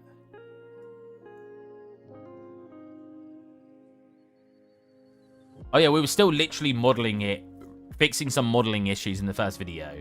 So, was we UV mapping it in this video? No, we're still modeling. So if we just count the videos then. So let's say 2 weeks for the modeling and then hour and a half, 3 hours. I talk a lot of my videos too, like my streams too, but let's just pretend I don't. So that plus 3 plus 3 plus 2 plus 2 plus 2. Another roughly, let's say 14 hours. So that's what, maybe 2 days extra of work. If I sat there properly doing it, we'll say 3. So maybe 2 weeks and 3 days. It may have not even taken me 2 weeks in uni. It's a long time ago. Is that take made using sub D? No, not really. Let's look at it again. I had to take somewhere on the computer. I should probably find it and organize it. The tires were probably sub D to get the smoothness, but everything else is probably just modeled normally. Like you can look at the. Oh, can I not? Oh.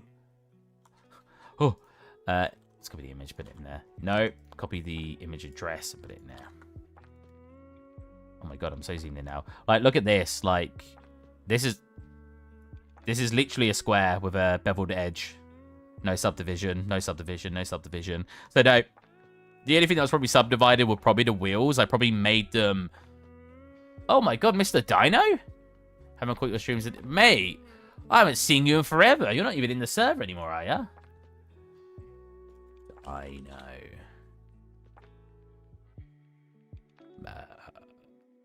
How do I check for people? You recognize my name? Yeah. Ages ago. Like freaking 5 years, 4 years ago? It's been a while. Let me read more of what these guys are saying, sorry. Is that maybe something? How long before the... Yeah, cool. You used to work with Maya? Yeah. I can use Maya as well as I can use Blender.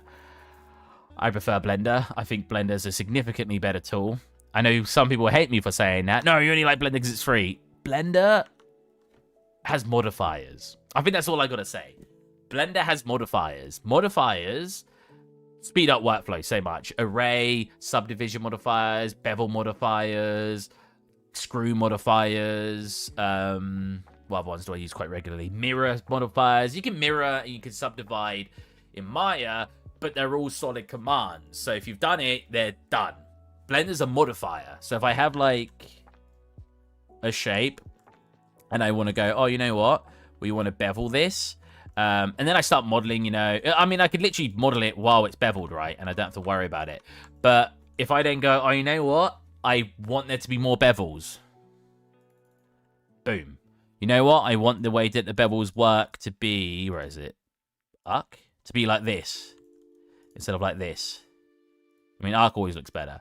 And then, oh, you know what? I'm going to subdivide it now. And I have complete control of how much I want to do that. I think Maya, you have control of this over subdivision. But again, you can then go, oh, you know what? I also want to array it. And I think this simply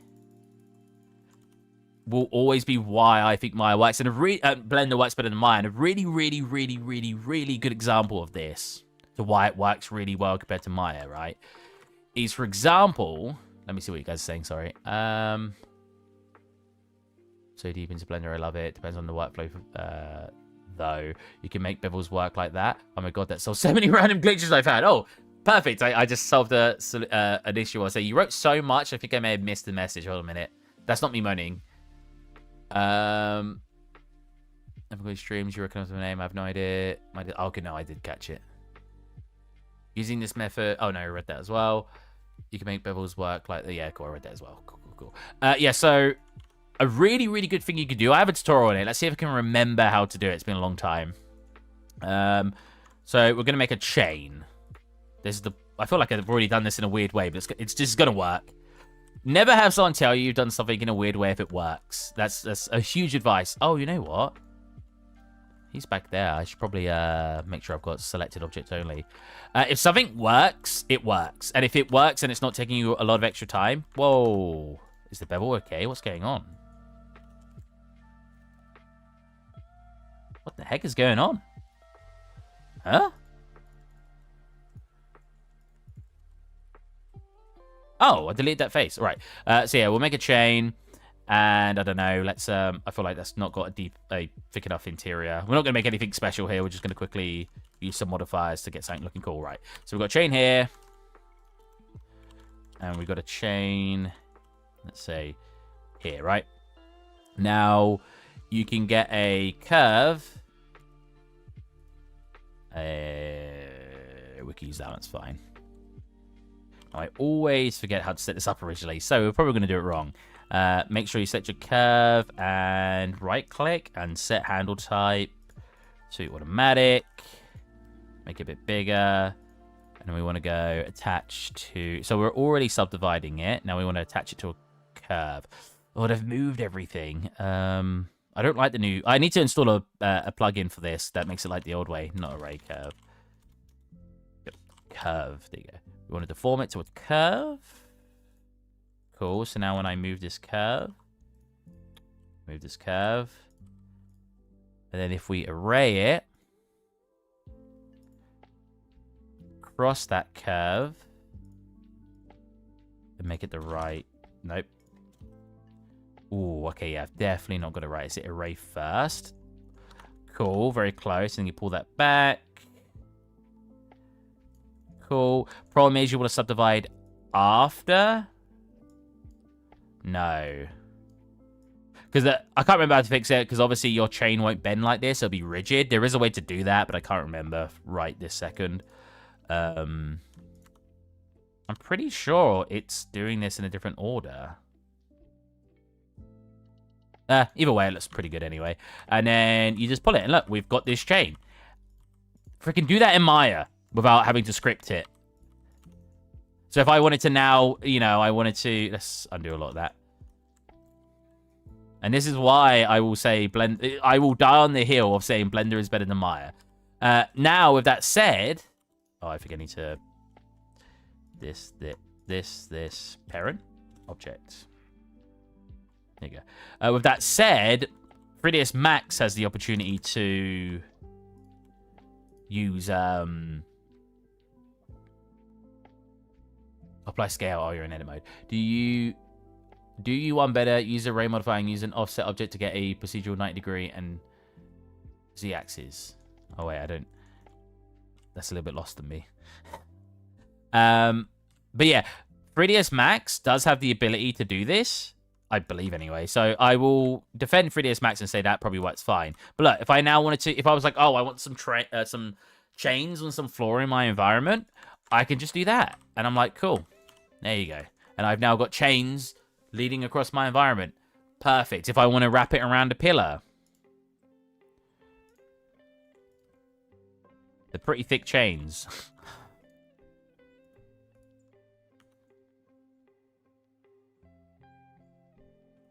Yeah, I don't use Maya anymore because I just think it's a worse Blender. It's not really, not a nice way to put it. I just think it's not as good as Blender.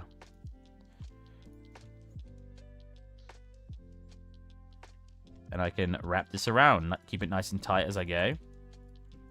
Make sure to pull that up. Whoops, pull that up. Up. Okay, I'm in local, yeah, I thought so. Pull that up.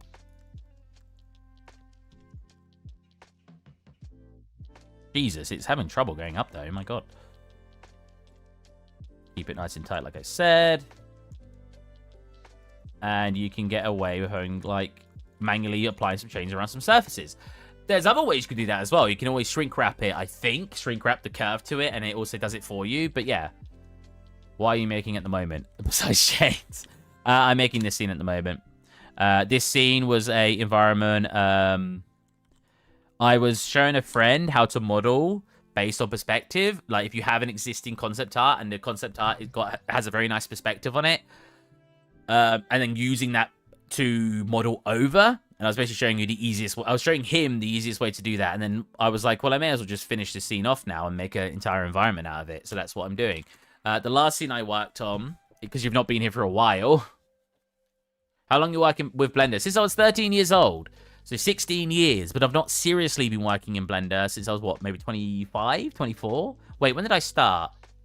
I swapped back over to it on stream.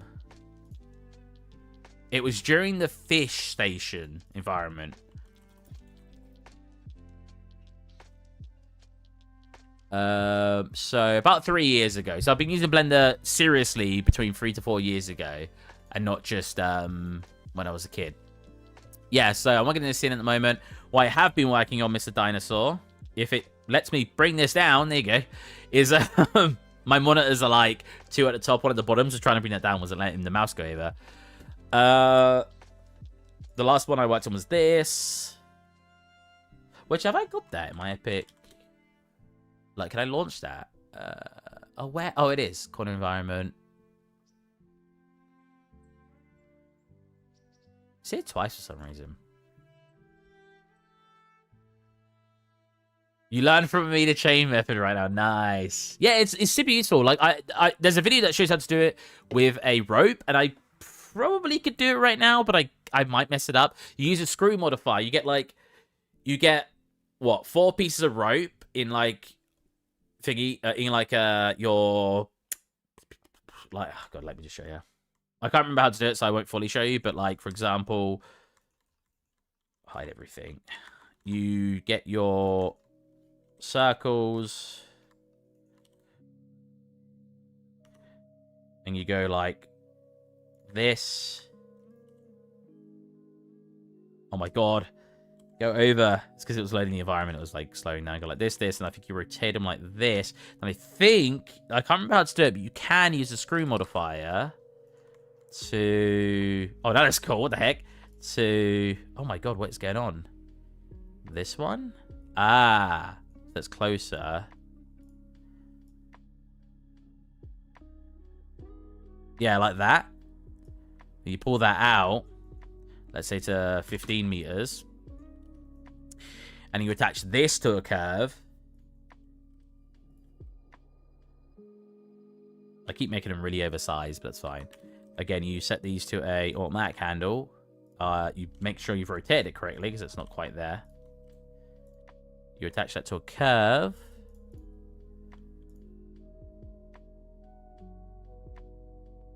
Oh, which way around is this curve going? Hold on a minute. It's going this way. Yeah. And then you array it on array it on that curve. So this one doesn't matter if it bends because it's not a rigid object, so this is fine. You don't need to try to figure that out as well. Attach it to the curve right here. Make it the right way. -1. Ooh. Do I need to array it first? Oh, yeah, that looks like it. And then you also need to merge. There you go. And boom. You've basically made rope. And you can use that for the same thing. Look how cool Blender is. This is why I love Blender. How long did that take me? Like a minute and a half? And we have dynamic rope. It's a little bit jank. You can come into the original mesh and it's probably because I've got... Let's turn you off. Probably because I've not got them actually fully touching. Because I rushed it. Oh, I can't bother to fix it. But yeah, look how cool Blender is. Blender's so cool. Never tell me Blender's not cool. Oh yeah, so this was the last scene. Nothing like what was 15 years ago. See, people say that, but the reason I was able to pick Blender back up so easily after not using it for so long, because to me it felt the same. I don't know, I didn't feel like things changed very much. Is it a good decision if I work myself on realism or in assets rather than character creation? Honestly, I see a lot more jobs, at least in the UK, wanting character artists. So you'd probably be better off making characters? I don't know. I find it hard to find work, but right now we are in a lot of people lost their jobs in higher up jobs. So right now a lot of people are looking for work. Like a lot of professionals who worked at Unity got laid off, and lots of artists and lots of companies got laid off. So,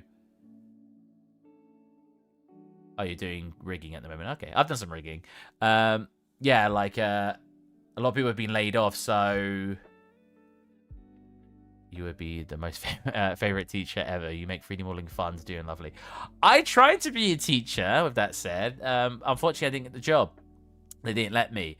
I applied for a college and I got through to the last stage. I thought I was doing well, and they basically just gave it to somebody else. So I tried to be a teacher. I enjoy teaching 3D art. That's why I do streams, because I enjoy teaching 3D art.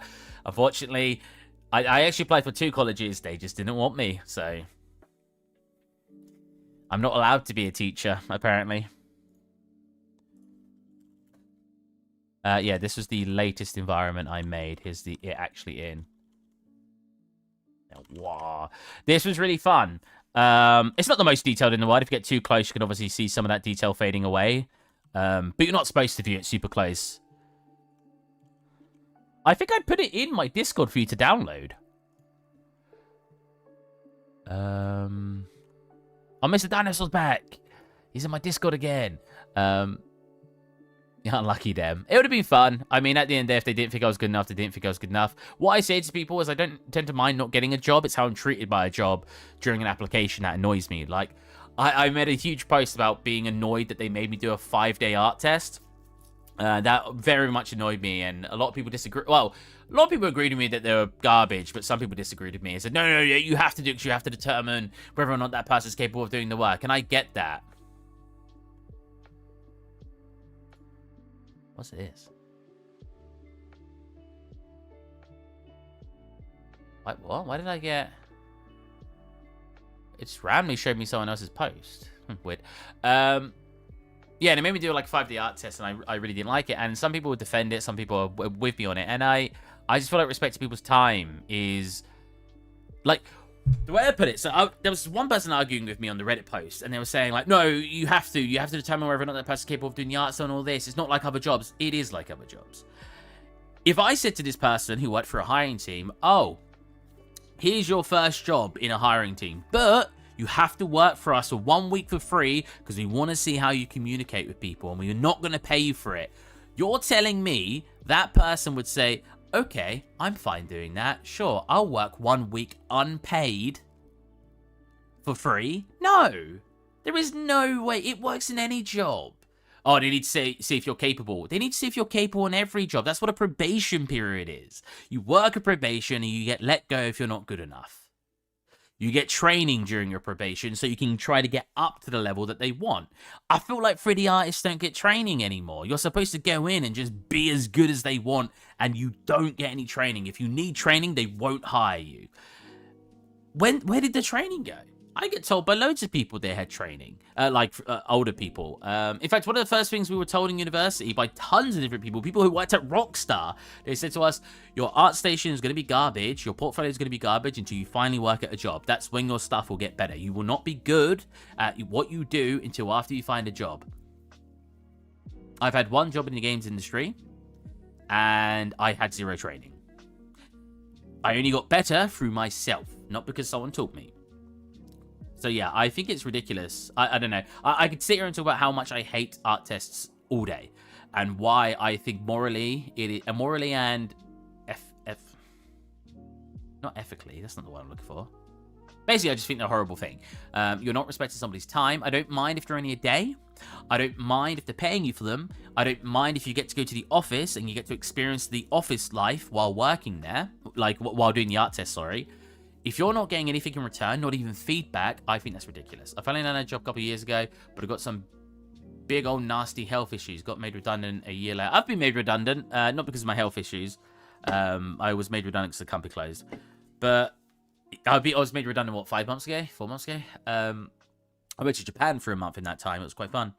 But yeah, an art test makes sense if the person's not got something on their art station. If somebody looks at my art station and they're making a game that literally looks like some of my art, whichever one, you know, if I go to everything, if it looks like something I've already made, I think that should be enough That's why I not want to work as a 3D artist, but use it to relax after work. Yeah. But yeah, that's why if you have an art station that reflects you're capable of doing that work, I don't see the point of an art test. An art test should be used to demonstrate work you don't have on your art station. If you have work on your art station that demonstrates you're capable, that should be enough. Yes, you could be lying, but everybody lies on their CV. No, I don't personally, but other jobs lie on their CV. When they go for a job, like if you're going for a hiring job, yeah, I've definitely worked as a hiring person before. You know, you can lie. But if you work the job for a week and you suck at it and you're in probation, you're just going to be let go. Yes, the company had to waste a week worth of wages paying you, but every other job gets to do that. Why have you, as an artist or in any creative field, programming, art, I think engineers might have to go through some sort of tests. I got told chefs might sometimes have to go through tests, but from what I could tell, that's like high-end kitchens, because I worked in a kitchen and there wasn't like any tests. You might have had to come in maybe and show that you were capable of frying something, but that was it. Like, that's like going in for 2 hours and showing you can 3D model. There's so many departments too. Showing off rigging, modeling, or lighting are completely different approaches. What that's something that also gets me, right, is jobs that ask you to do a lot of stuff, right? Like, oh, we want a generalist artist. Oh, so what do you want me to do? So we want you to be able to 3D model, concept art, rig, animate. We want you to be able to make shaders in C++. So they want you to program. We want you to be able to sort out lighting, optimization. And I'm sitting there like, but do you just want me to make the game at this point? I get that in small companies, don't get me wrong. A small company does want somebody who is capable of doing the entire work. But it's just such a high demand because you don't, when you go to university, you go to a concept art course or you go to something related to 3D, and those are separated out, right? You can go to character art courses, and you can go to environment. My course was 3D modeling and animation, so I did learn a little bit of animation. We did not learn concept art. We learned how to do 3D, make props, and make environments. We didn't learn design either. Those are different courses. So when someone approaches me and tells me, oh, can you also draw me some concept art? No, that's not what I studied, and that shouldn't be my job. And again, lots of people disagree with this because people think you should be capable of being a bit more, you should have more variety in what you're able to do. You should be more flexible. That's the word. I already think I'm very flexible. I worked at a company with only 2 artists. Hey, Artist 7R, how's it going, man? I worked at a company with only 2 artists for a very long time. In fact, I've worked for companies as the only artist before. And I may have not been able to do concept art, but I was still making things unique. I was modeling, I was lighting, I was doing shaders, I was doing particle effects. I was sometimes rigging, I was sometimes animating, I was making sequences, I was doing texturing, I was doing everything minus concept art, but I was making things without concept art, so I was still making unique assets, right? That's a lot of work. That's a lot of flexibility, I think. So when I'm told you're not very flexible because you can't do graphics design and you can't do concept art, I'm like, I feel like I am flexible. My brain can only learn so many things before I'm not capable of being good at any of them. I'm not even that good at 3D art. I do my best, but there are some people who exceed me who are much younger than I am. I hardly see them do anything other than animate. Yeah, exactly. Yeah, people who are really good at their trade usually only do that trade. And the way I usually say it, right, walk up. So people are willing to walk up to a 3D artist and tell him, oh, can you do some UI design, some graphics design? And if you don't say yes, you're not considered flexible. How many times do people walk up to a concept artist and ask him to do 3D? Oh, so I saw that you drew that environment. Can you now make it 3D for me? They'd look at you and be like, no, I don't know how to use 3D software. I'm a concept artist. I draw. You know what I mean? Like, and if you walked up to a UI artist and said to them, oh, so you're really good at graphics design and you made UI. Can you make me some 3D models? No, I'm a UI artist. That's not what I do. Apparently, you're not allowed to ask those people to do 3D art, but you're allowed to ask 3D artists to do everything else. Huh? Yeah, lack of awareness in 3D in public. But some people are capable of doing it all, right? And they're amazing. If you're capable of doing freaking concept art and 3D, all aspects of 3D, so implementation in the engine, lighting, textures, shaders, particle effects. If you're capable of doing all of that and you can draw and do graphics design and do UI design, you're amazing. You're awesome. Like, you're one of the best artists you can be, especially if you're good at all those things. But to expect someone to do all those things, I think, is just too much. Because, again, you don't expect a concept artist or a UI artist to be able to do 3D. So why do you expect 3D artists to be able to do concept art and graphics design? I don't get it. Yeah, man, graphics design is a whole nother discipline. Exactly. I don't get it. Like, yes, again, there are people capable of doing this. I don't get if you're having that as an expectation. I just don't. I'm sorry. I feel like I'm decent enough at 3D art that I could get a 3D art job, and if you send me concept art, I could replicate the things. It's a big part of my art station, showing that I can replicate concept art. And people who have given me interviews love that about my CV, that I was capable of taking existing concept arts and making it 3D and going through the issues of having to solve stuff that goes along with turning 2D concept arts into 3D. But yeah, I don't know, man. I don't know. People act like I'm crazy because I think it's unfair to expect that much for a 3D artist. People are like, what? No, you should, as an artist, you should be able to draw. I'm sorry, I can't. And I don't think you should force that on people. I don't think that should... You're a 3D artist. I don't know, man. I know it just sounds like I'm whining, but for me, if you're a 3D artist, you're a 3D artist. That's the job you're doing. That's your discipline.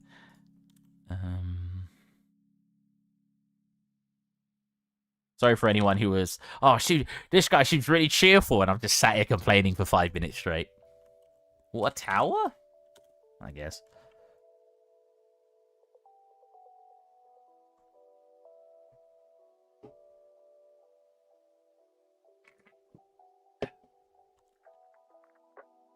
The artists need to rise up and get what they deserve and not be forced to do tons of art tests and not be forced to work 5 different jobs in their company. This is the most accurate thing I've ever heard. Thank you. I feel like nobody talks about it. You look online and you write this stuff in to see what people think, and nobody talks about this. It's crazy. I'm like, people just accept it, and that's fine. What do I call this? Roof vent? People just accept it, and yeah, that's if you want to accept it, that's fine. But I'm surprised there aren't more people standing up and saying, no, this is unfair. Oh, this is also like another roof vent, roof chimney.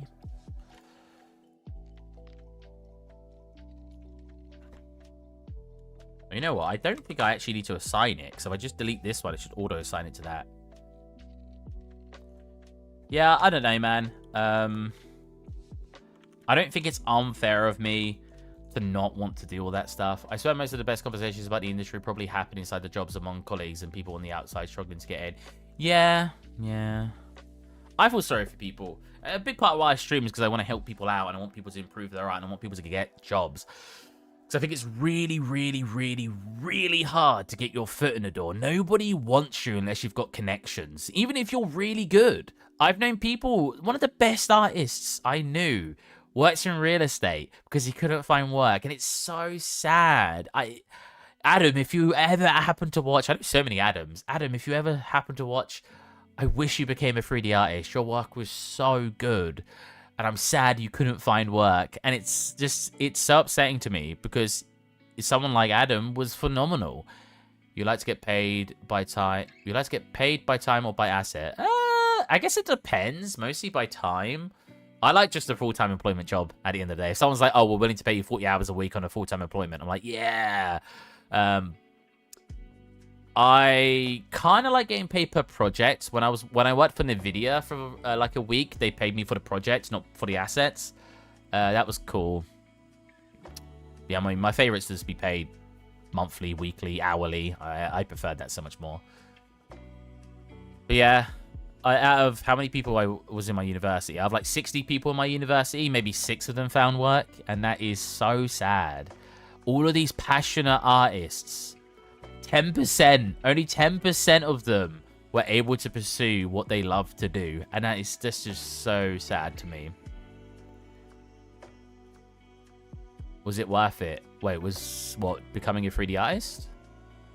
Or getting paid per asset versus, or per project versus time? Yeah, I don't know, man. I don't know. I just wish people got to do the jobs they wanted to do. If you're more passionate about the work you do, you're going to put more effort into doing it. Or not even that, because you don't need to enjoy your job to put effort into it, because effort doesn't equate to enjoyment. Yeah, then the video work was worth it. It was really fun. It was a Simpsons scene I made. It was just, I can't say what they paid me, but it was pretty good pay for only a week worth of work. It's because the industry's just tough at the end of the day. And because, like a lot of jobs, I mean, the phrase exists for a reason. It's not what you know, it's who you know.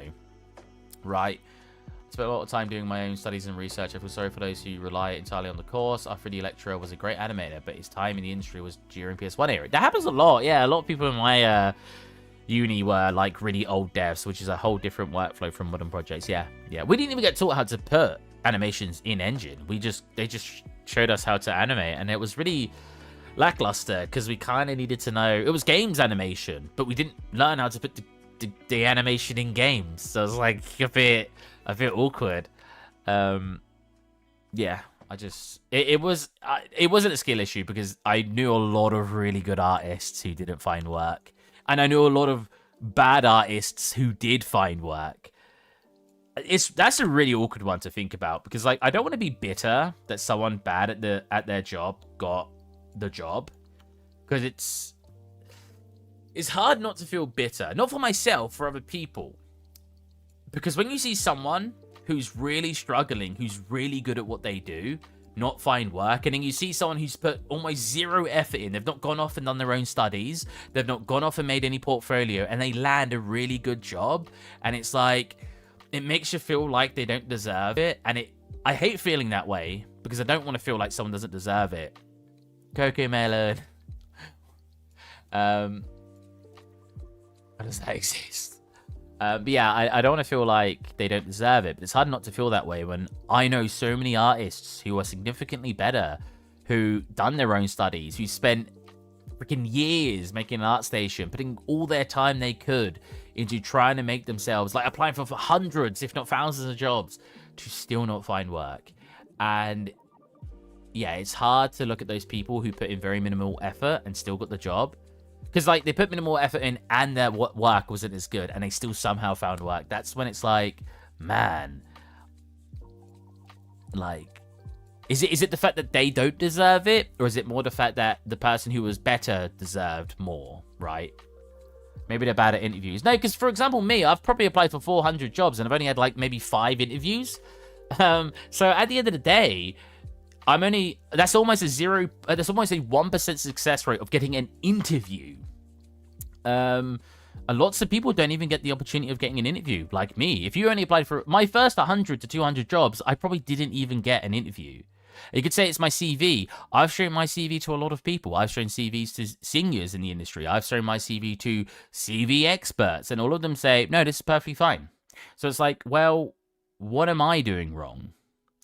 And if everyone else has that same experience, then how can you improve? Because if you're doing everything right, at least that's what you're being told, what can you do to get the interviews? Because that's all I care about. The only time I finally had interviews is in the last 5 months, and it's probably because I've worked in the industry now. And even then, I've not had many compared to how many jobs I've applied for. Yeah, and the competition with all the layouts, because there's a lot of very good artists right now probably going for junior and mid roles just because they need work. Graphics designers have more open positions than 3D artist positions. Maybe I should stay in my profession now. Maybe. I mean, at the end of the day, maybe there's something about my portfolio. Well, portfolio, yeah. Maybe there's something about my portfolio and CV and cover letters that really don't sell me. I don't really know what. Because again, I've never been given feedback on it. I did a 5-day art test, and the feedback they gave me was the art test was good, but not enough. Or it was good, but not enough. Something like that. So 6 words. They gave me 6 words of feedback. And before anyone says, maybe you should have asked them for more feedback, I did. I contacted them directly, and I asked them very politely, have you got any more feedback for the work I did? It'd be very appreciative if I could know how I could improve. Nothing. I got ghosted. They didn't even say no. They just ghosted me. They never replied back to me. I did 5 days worth of art tests. Sorry, not tests. It was only one test. 5 days, 40 plus hours worth of my personal time, my free time, making something that they probably didn't use because I got to pick what I wanted to make. 5 days of my time for 6 words worth of feedback. That is, as I wrote in my post that talked about it, that's criminal. That's insane to me that they can ask you for that much time. And a lot of people say, oh, maybe they were testing to see if you'd accept it. And because you accepted it, it shows you didn't respect your own time. In a perfect world, that would be why. This is not a perfect world. There were other people doing this art test. At the end of the day, they probably, to be fair, from what I could tell, there was only one other person doing this art test because they had, where I handed in my work, they had it open so I could see the other applicants. So there was only one other applicant. And maybe they had other Google Drives for other people, but let's say they had 10 people doing an art test, right? If you say no, and the 9 other people say yes to an art test, why would they hire you? Hey, Rahul. Rahul? Is that how you say it? How's it going, man? You're also in the dark of how many hours you want to spend. You might do 1 hour, an evening for 5 days, and the other guys. But yeah, so that's a really good point that someone else tried to make in the Reddit. They were like, oh, they probably wasn't asking for you to actually work for 5 days on it, which is insane anyway, because they asked for a lot of work. They asked for a environment in Unity, Indian name. Is it pronounced similar to Rahul? I'm probably, because I'm English, I'm probably not at all pronouncing the letters as strongly as I'm supposed to, or not strongly, but like in the way you're supposed to. I mean, is it one of the ones where it's like, oh, when you say it? Are the art tests time consuming?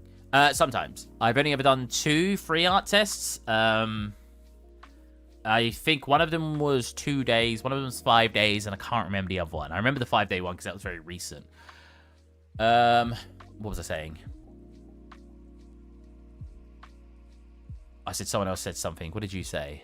Oh, yeah, the amount of hours, right? So they were like, maybe they only wanted you to do 2 hours in that 5-day period.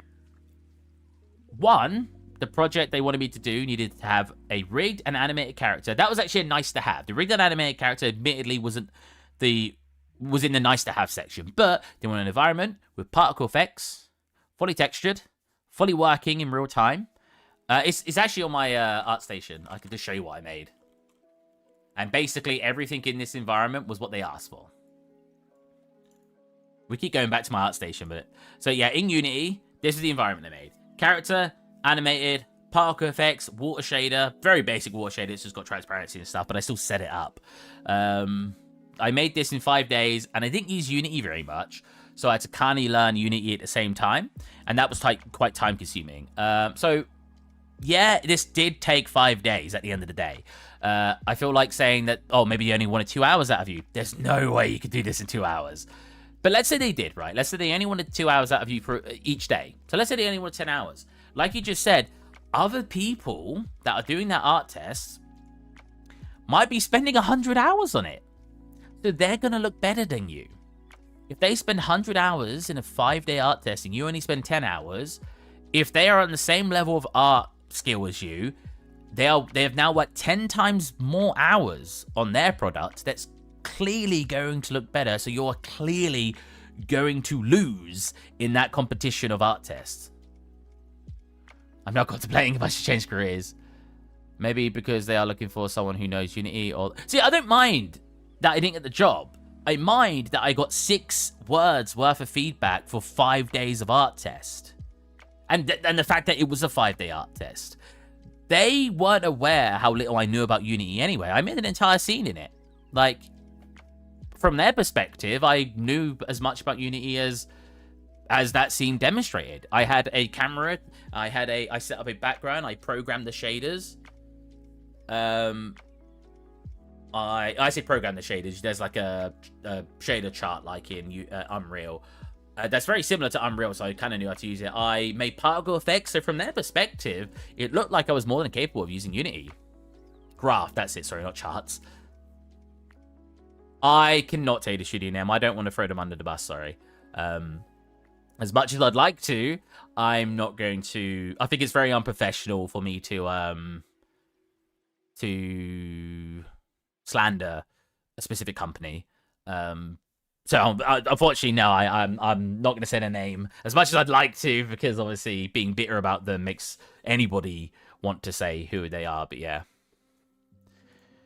it's just I don't know, man. If they gave me decent feedback, I don't think it would have bothered me that much. Oh, your art test was pretty good. It wasn't really enough. What we mean by that, so it wasn't really enough is what they said, and then they could have or full stop. What we mean by that is we were looking for someone who demonstrated more ability in Unity. What you've shown here, compared to other applicants, wasn't as detailed, wasn't as, I don't know, prevalent as we would have liked in the skills we want to see in Unity. Something, you know. 6 words, yeah, 6 words. I don't know how long ago the email was. I could go find it. But yeah, it was like, hi, Stephen. The art test was good, but not enough. Many thanks. Their name. Oh, nice. My parcel's on its way. Yeah, right. I'm glad you had the reaction, because people on Reddit seem to think that's fair. Listening to you and doing UVs at the same time is really good. Thank you. Lots of people tend to watch me when they're doing stuff. Door sign? I'm just glad you're typing as well. I really appreciate when people also type in the chat ever so often, just so I know you're there, so I know I'm actually talking to somebody.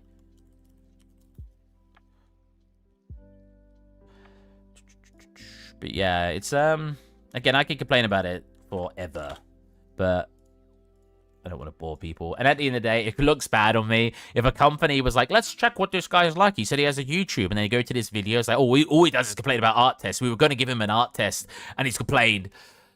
We're not giving you the job. We're not giving you an art test, so you don't get the job. Oh, cool. Someone actually said that in the Reddit post. They were like, I wouldn't put, like, he was arguing me for ages. I wouldn't post this on Reddit because we do background checks when we interview people. So you won't look very good. I don't care.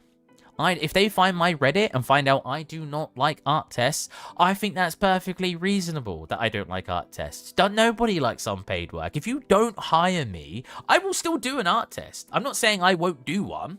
I'm saying I don't like them, especially when you don't give me feedback and you make them 5 days long. I think that's perfectly reasonable. In my post, I said if I lack what they're looking for in my art station, I can understand an art test. I literally said that in the post.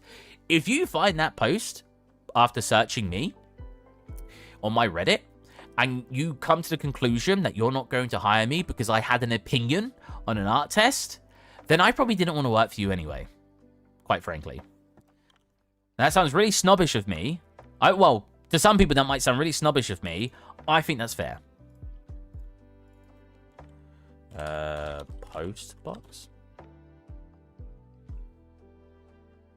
Maybe it's a blessing in disguise considering how they treat you, even if you're... Yeah, see, that's kind of what I just said. Like, if at the end of the day, do I want to work for a company like that? Right now, I'm really confused in choosing a particular field in 3D. Like, I love characters, assets, and animation, but don't know where to go. Any suggestions about how which have bigger scope? I think character artists personally seem to have a higher demand. But it's also very, very competitive. When it comes to environment artists or environment prop artists or prop artists, it's a dime a dozen, right? You have a lot of them. A company will hire 100 prop artists in one application, for example, because they're just trying to start up a new project, whereas they will only hire a fraction of that for character artists. But if you're good enough, you are now in a more niche area that probably has a higher prospect of being hired. Because of its nicheness, especially if you're good at it, right? So yeah, it's a really hard one. I don't want to lead you astray and say one is just better than the other by default, because I don't think it is. I don't think that's how it works. Ooh, hanging sign. At the end of the day, I've only worked one job as a lead artist. So my experience on jobs is lacking compared to some people. I know a lot of people that want to be character artists, some, though, don't seem to put the work into improving those skills. A lot of people don't think I put work into improving skills. It's because I'm very... Sometimes people recommend feedback that Thanks for the insight, man. No problem, man. Sometimes people ask for sort of give me feedback. Even when I didn't ask for it, they'll give me feedback that I just don't agree with. And if you don't agree with feedback, people get really angsty with you and think you're just not willing to improve. And I'm like, no. It depends on the feedback. If someone looks at your piece of work and it was supposed to be realistic and they say, oh, it doesn't look realistic enough, that's not very useful. Now, someone who doesn't know about 3D might say that because they don't know how you could improve. So it's not necessarily their fault. However, saying something doesn't look as good as it should isn't really very helpful feedback, right? It doesn't look realistic enough. What doesn't look realistic enough? Is it the lighting? Is the meshes too low poly? Are they too bulbous? Do they look too cartoony? Are the textures too resolution? Are textures not detailed enough? Do they just look too hand-painted compared to realistic textures? There's so many different things that make a scene not look realistic. So giving someone the feedback of, that doesn't look realistic enough, isn't really helpful feedback. You can still take that information and try to improve your work, but it's much more difficult because if you're looking at somebody's work, you should always compliment the areas that work well, right? Someone's a very good texture artist, or a very good modeler, right? So I've known people who are very good at modeling, subpar, or maybe par at texturing, like they're like an 8 out of 10 modeler, they're like a 5 or 6 out of 10 texturer, but they are a 2 out of 10 presenter / lighting artist. So when they finish a mesh or a prop, and they try to render it, their renders look garbage, and it makes their entire work lose quality. If I was to look at that work and I was given feedback, I'd say you need to focus more on how you render your scenes. If you do that, your scenes will look significantly better, and you will, it'll look better. My old work looks so garbage. Bad lighting. Yeah. Bad lighting is one of the leading causes, in my opinion, of why work looks bad. I'm going to stick to being a graphics designer for now, but we'll continue studying in 3D. Yeah. I think that's more than reasonable. But yeah, and it's like some people will give feedback because they just want it to look a certain way. Oh, I think that should be blue. Why? Because I think it would look better. Why? I like it red. The concept, it was red, so I'm doing it after the concept. Yeah, but I think it looks better blue. And when you tell them, no, I'm going to keep it red because that's what the original concept looks like, and I'm trying to replicate the concept, and the original concept artist probably had a reason making that red. You're just bad with feedback. You're not accepting feedback. Some people get really defensive if you don't want to work on their feedback, and some people get defensive if you give them feedback. My server, I have a work in progress section, I have a completed work section, and I have a critique section. The work in progress section and the completed work section, I have wrote in there, do not criticize somebody's work unless they've put it in the critique section. Not everybody wants their work criticized. Some people are doing it for fun. Some people have done something a certain way because they want it that way. They don't always want criticism.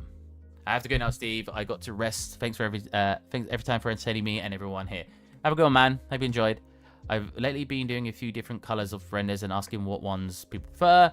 It's interesting to hear the result being the one I least prefer. Yeah, it happens quite often.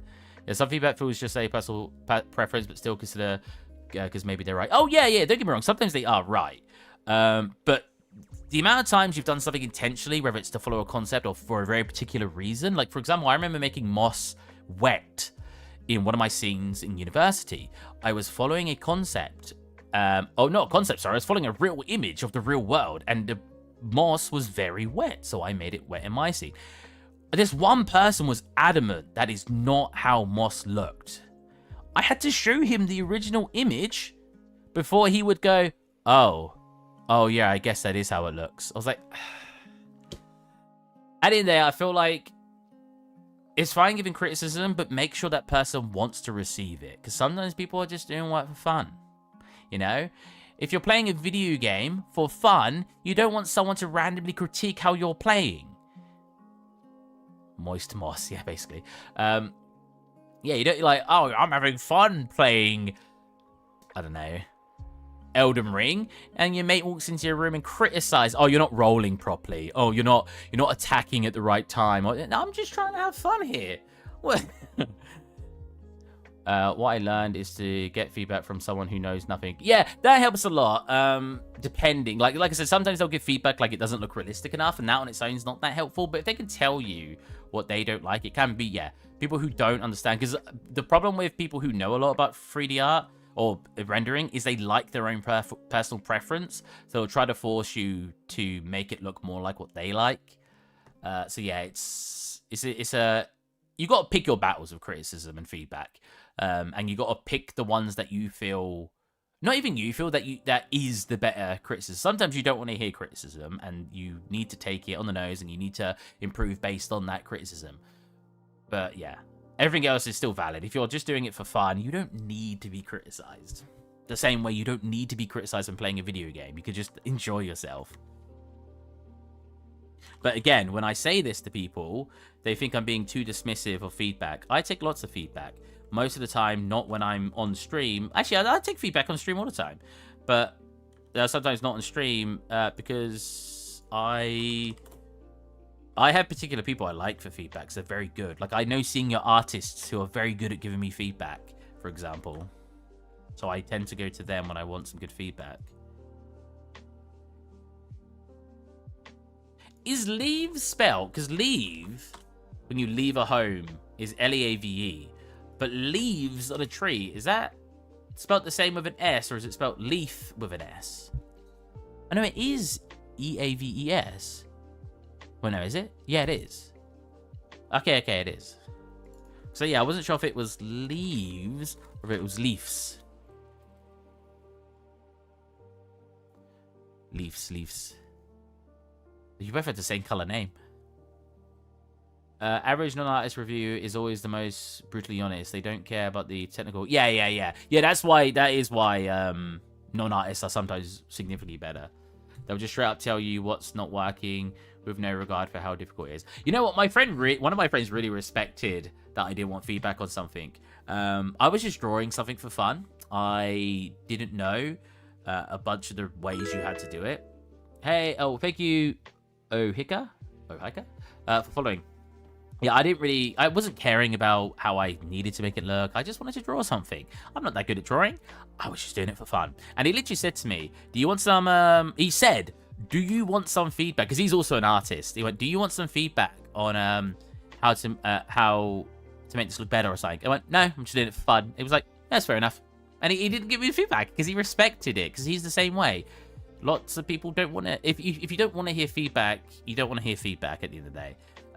Because when it's for fun, right? If you're working a job and someone gives you valid feedback and you ignore them, that's obviously very bad. You should take that feedback, even if you don't want to hear it. You're working a job, right? You have to take that feedback. That's just how a job works, you know? Especially, what's really funny is even if they're wrong, right? If your boss tells you to do something a certain way, that's how you got to do it, even if you think it sucks. Which I'm fine with. I have no issue with that. When I worked at my last company, that happened all the time. My boss telling me to do something that I didn't agree with. I didn't even tell him I disagreed with it most of the time. I was just like, yeah, if you want to like that, you're the boss. I said that loads. Oh, yep, if you want to like that, go for it. It doesn't bother me. Because at the end of the day, I'm working for somebody. If somebody wants something a certain way, I will do it a certain way, even if I don't think it looks good that way. Because it's not that I don't care. I was going to say I don't care. I care. Because it's still, it's still my passion, it's still my work. But I'm working for somebody. If they want it that way, they want it that way. I'm not going to argue with them. I usually try to ask what people want to hear. Is it done? Is it work in progress? Is it fun? Serious? Yeah, exactly, Dinosaur. That is a perfect way you should ask someone how they want feedback. Because that's a really good one. Oh, here's some work I did. And if it doesn't look finished... is this finished or work in progress? Because that's a really big one, right? If it's work in progress, you might not need to give any feedback, especially if they're asking for feedback. Oh, what do you think to this? Oh, is it finished or work in progress? Because if it looks work in progress, but they're saying it's finished and they're asking for feedback, you might have a lot of things to say about it. Because if it looks like work in progress, then yeah, you're gonna have a lot to say about it, and that's good. That's fine, especially if they're asking for feedback. But if they say it is finished, or if they say it is work in progress, then they might know a lot of stuff. I've had people look at my blocked out scenes and say, I don't really like the gray color. Well, yeah, it's not gonna look like that when it's done. It's not textured yet. Reading between the lines is an important skill to learn in a work environment. Yeah, exactly. I think people think that, because people have said that to me, oh, you can't always ignore feedback, Steve. What happens when you get a job? In a job, I don't care. If he asks me to change it, then I'll change it. I don't have any personal connection to it. You have no idea, Mr. J. I have had criticism for my textures in a blockout so many times, and every time I'm like, especially from artists, I'm like, it's not done. Clearly. Why would it be grey? Are you serious? That's what I mean. Sometimes you just get really stupid feedback, and it's really, really difficult to be like, yeah, you know, you're right. I'm gonna put some color to it, because it's like, no, of course I'm gonna put color to it.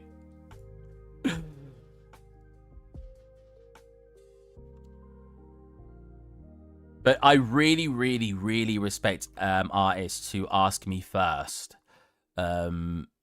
is this finished, or do you want feedback? I've taken lots of feedback from people. People probably don't even realize, because sometimes if I'm disagreeing with you or challenging, not disagreeing, if I'm challenging your feedback, that doesn't mean I'm not going to implement it. And there's probably a lot of times where people have given me feedback on my work, and off stream, I implemented my feedback and they assume I didn't and just ignored them. I do that quite a lot. Because at the time, I'm challenging them to see if it's worth doing what they're telling me to do. And then after evaluating it off stream, I'm like, you know what, they're right. And I do it. What's this called? Like an AC unit? It's not really an AC unit, but it helps change the name. It's like a ventilation thing. I'm not really sure what it is. Maybe if you're using all pure white or black that you can't see in the block out anymore. Maybe.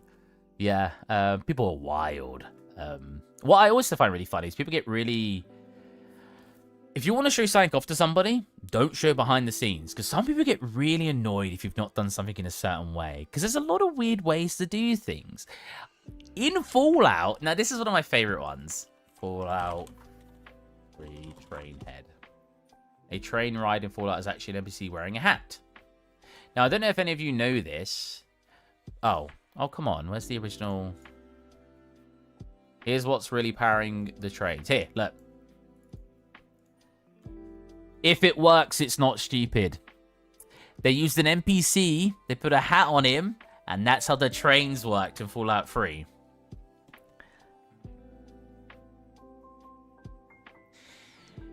So sometimes, yeah, if you show behind the scenes for some people, they sometimes really like, no, it should be done that way. If it works, it's fine.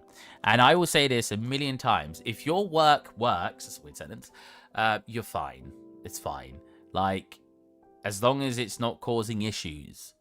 I've been sharing my art to non-artists and gotten some nice comments, but not actually gotten proper feedback yet. But sometimes you can see your own flaws and you just write them off and move to the next project. Yeah, sometimes. To be fair, people are really, really, really nice to me the last year to 2 years. Everyone always compliments my work now. For the first, when I left university at 21, up to the age of like 27, all people really did was criticize. Love listening to you while I work.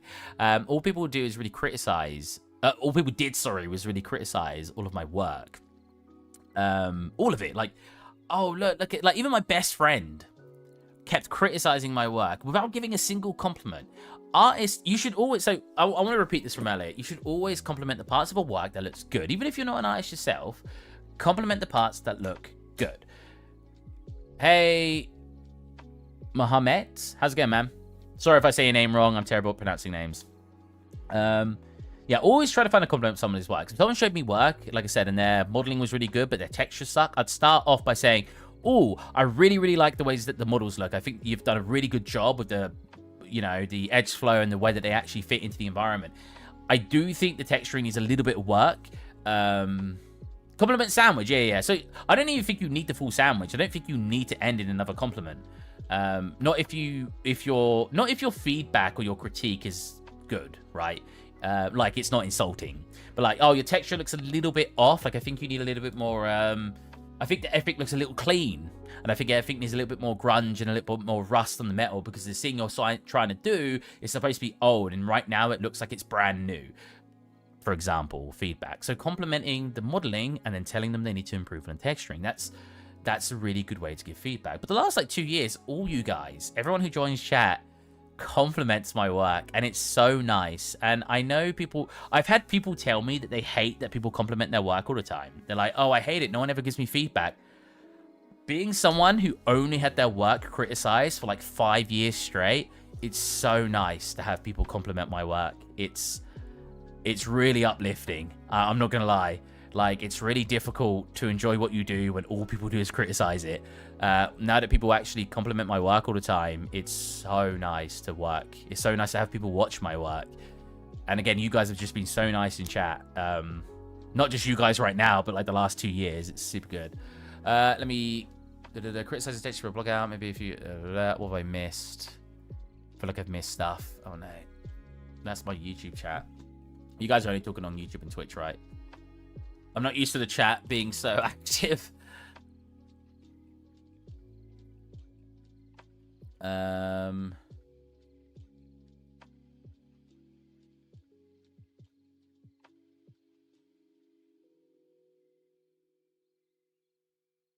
As we grow, we'll get better at critique, but also respect that any work is better than zero work.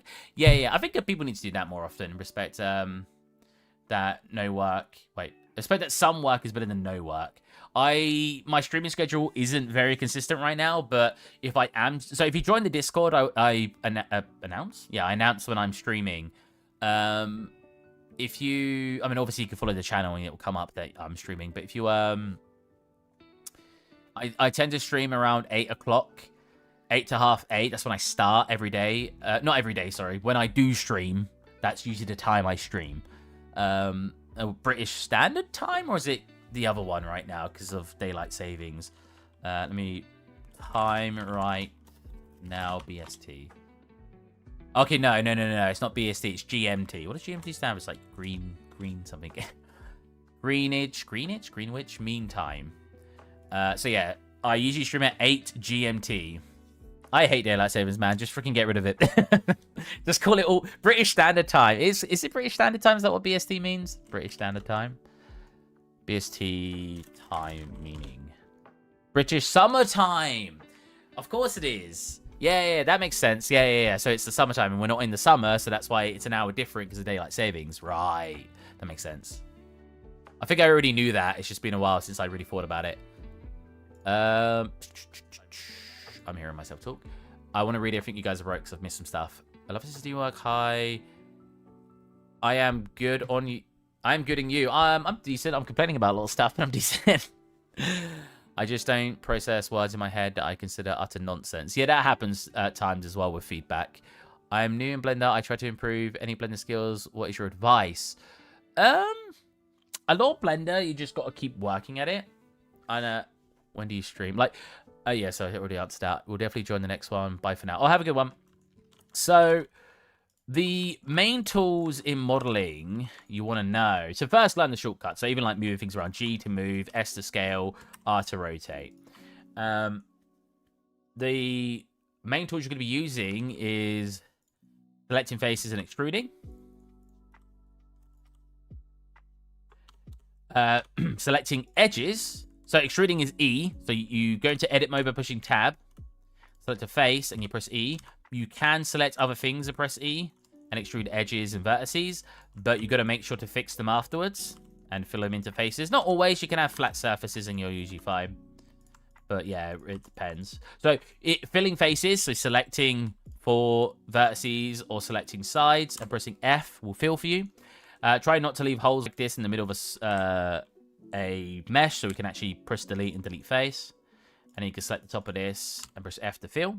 There are other fill commands like Shift F, but they will come when you've got engons. An engon is a side with more than a face, with more than 5 sides. So if we do this is an engon. So you've got 1, 2, 3, 4, 5, 6, 7 sides, and the reason engons can cause problems. So these are just little. I've actually got a video talking about engons. The reason engons can cause problems is because, how do I make an engon here? Let's just do this, delete this, and connect all these up, and then do this. So the reason an engon can cause problems is because when you start moving a shape that's an engon, it starts making them into tris anyway, right? So if we actually look, we can clearly see a line here. Even though this is an Engon, we can see a line there. However, when you're actually modeling it, you might want it to do this and not have the line there. So yeah, try to avoid Engons, kind of. If it's a flat surface, you don't need to worry about Engons. So this is flat. You don't need to worry that this has got more than 5 sides. Beveling is another tool you'll want to be using. So again, let's get another just cube. So beveling, if you select an edge and push Control B, you'll bevel. And then you can scroll up and down to increase how many verts in that bevel there is. And then pull left and right to increase how strong the bevel is. If you select all the sides and do that, you'll obviously do the whole thing. You can do it to just the top. You can select faces and bevel. Again, Control B after selecting what you want. You have, and then, insert edge loops. So Control R when in edit mode, and you'll insert an edge loop. You can then move the edge loop. Oh yeah, you can bevel verts. So you can't, it's not Control B on a vert, it's Control Shift B on a vertice. And you can bevel the vertice. So if you wanted like a cool looking edge here, you can bevel all the vertices. Again, insert edge loop, Control R. So if I want to Control R here and scale that too. If you have, so a very good technique for smoothing over a scaled down edge loop, for example, you can select it. So selecting an edge loop is Alt left click, and it will select that entire edge loop. So Alt left click, and that whole edge loop will be selected. So we did it. Oops. Oh, Blender just closed again. Blender's been having a hard time lately. Did I close it or did... I'm gaslighting myself. I don't know if that was me. I feel like it just closed itself for no reason.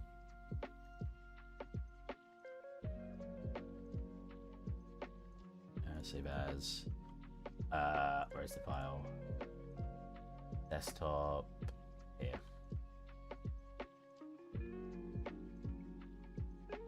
Okay, so yeah, if you've got an edge loop, for example, you scaled it down, you can actually bevel this too, and it will give you, and then scroll, and it will give you a nice transition. So that's really useful. For example, if you've got like cylinders, let's reduce this to like 16. So if you're like doing the, you know, like how railings have like those fancy, or like what are they called, railings? Like in definitely join. Oh, I already read that. Sorry. You know, like how when you're railing, like when you're upstairs and you've got the railing and then you've got the stairs, right? Sometimes you've got like this really fancy, for example, part of the railing. I don't really know how to explain it, right? It will sometimes like go up and you'll get like a ball and stuff in the middle of it. So it goes like this. And some people will want to like try to scale it and make that shape, right? And then go up, whatever. You can simply... So 2 ways you can do it, right? You can come down here, extrude, and then put your edge loop there. Scale that edge loop up by, again, Alt left click to select the edge loop, and then S for scale, and then Control B. I know I'm going very fast right now, but it's kind of hard to do a whole crash course when I'm obviously streaming too. If you want a more one-to-one, I do offer paid sessions. Let's see, scale that up, Control B, and you can do that. Or if you've already modeled, for example, you've already gone like this, and then you're like, oh, actually, I want a ball in here. Control R to insert edge loop, place it where you want, and then you can Control B and make sure you've only got 2, and that will give you a divide. So you can either do that, or you can put like another edge loop in, but you can Control B once and just scale it. Control R to insert another edge loop, and then scale that, and then Control B, and then scroll up, and you'll get like a ball. Yeah, if you want to, if they're like, for example, the top comes up like this, you can insert edge loop there, scale that in, and then bevel that. So double tapping G will move your edge loop along the edge, I guess. So G, moving it up will do that, but G will move it towards where that goes. Does that make sense by looking at it? You can bevel that, and you'll get like a smooth transition again. See what I mean? That looks like it should be the other way around. Like it should be like the bottom of like that. But yeah, just quick tips. And then the last tip I'll give is if you right click a mesh, you can set it to smooth, like that. But you'll get these like hard edges here. So if you right click and then set to auto smooth, click it first and then right click and set to auto smooth, it will sharpen the edges according to a certain degree. If you come into this little box here called data, it will show you how much that is. So as I turn that up, you'll see certain areas will become smooth. And you can change it to whatever value you think looks best for your model. If there are areas you still want to do that and they're not doing it, you can select the area. I usually press F3 and I just search it. Hard edge. Oh, no. I can't remember the name. Sharp. Oops. Mark sharp? Mark sharp. And it will sharpen that for you. So for example, if you wanted it here. Oh, and then if you've already done a command in the past. So let's say I F3 mark sharp. So if you press Control E, I think it's in there too, yeah. If I go to somewhere else and press Shift R, it will repeat whatever your last command is. Now this one's very interesting, right? Because if I've done something very particular, and I, for example, if I grab this, extrude scale. Ooh, extrude scale. If I put Shift R now, it will repeat that scale, right? Exactly the way you did it. Now the reason this could be helpful is because you could do this with an array, right? But let's say you had this and you moved it out here. Then I wanted to go, and I wanted to rotate it around the circle. So rotate, oh wait, yeah. We need to move around 3D cursor. There you go. Oh, no. Move around media point. Move around. Oh my God, which one is it? Active element? I want to move around here. Oh, we'll just do it like this. There you go. So we'll go into object mode. So for example, let's move out a bit more. There you go. If I wanted to duplicate that, rotate it, and I wanted it to go around in a circle, I can... Oh, wait. Is that not how that works? Oh, no, because it won't do both commands. But it will do that tilt I just did. I miss making models in Blender. My current job is in research of multi-robots. It's good to see how it changed over the years. Oh, okay. When's the last time you did a model? We're making a... Actually, we're just doing some UV... Or not using view... We're not doing UV mapping right now. We've already done the UV mapping. We're just assigning everything as separate materials so that when we're in Substance Painter, I can paint them separately. So like that, like that. Left door. Get rid of the first one. Thanks for help, bro. I mean, I was very fast. I hope you could take something from that. If you couldn't, I understand. Because, yes, again, I was talking very, very quickly. And I wasn't being too slow on what I was showing. Let's just add another one. Right door. The circle, very good. Yeah, there's tons of different things you could do in Blender. I mean, the very last one I should have showed was modifiers. So if you come to this shelf here, you can add a modifier. If you do like an array, for example, let's bevel it first so I can see what I'm doing. But an array, you can then like turn that up and you'll have an array. And as I showed earlier, you can do a lot of funky things. I'd say my last model was around 2020 or so, but I started with Blender around 2016. Oh, okay. Yeah, so I showed this earlier and I'll show it again because it's a really good example of why modifiers are so cool. So we're going to use, I think, what, 3 modifiers here? 4 modifiers here. So if we do this, place that there, do duplicate. Wait, why am I not moving on? Oh, increments, there you go. If you hold control, you'll move on whatever this is. So I've got it on increments right now. And I've pressed G and held control, so I move on increments. But if you set it to like verticing and you hold control, you'll move on vertice. Take both of those, move them down there, rotate them like this. So yeah, I'm going to show you something cool, what you can do with modifiers. I literally did this earlier, but I think it's a really good example of just like how powerful modifiers are. Smooth it, smooth it, smooth. Oh yeah, it won't smooth because it's a flat shape that I've actually made. We can smooth it afterwards, it's fine. We can actually subdivide if we want. So we've got a screw, a subdivide. Can I subdivide first? I don't think I want to subdivide first. A screw, a subdivide, right? And then we can put a curve in. My brain, where is it there? Put a curve in.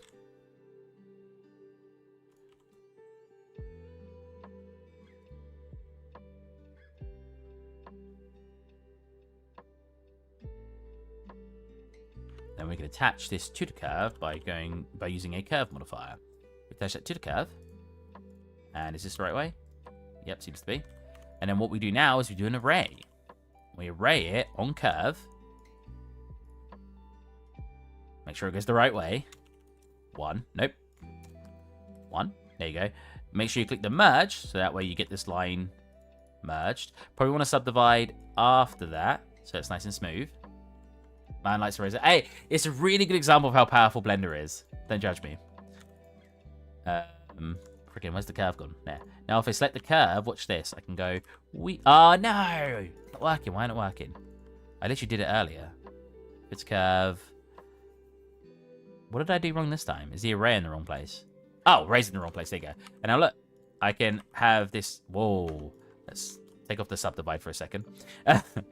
I can have this dynamic rope that I can place around my scene. So if I wanted to rope this around something, you know, I could go like this and go like that and rope it around, and then you can actually hold O. So O, soft select. Soft select? Can you not soft select a curve? So soft select's a really cool tool. If I press O, they changed the shortcut. No, it's there. Where is it? Where's my soft select? Huh? I have some important discussion with you. What is it? And please don't spam the chat.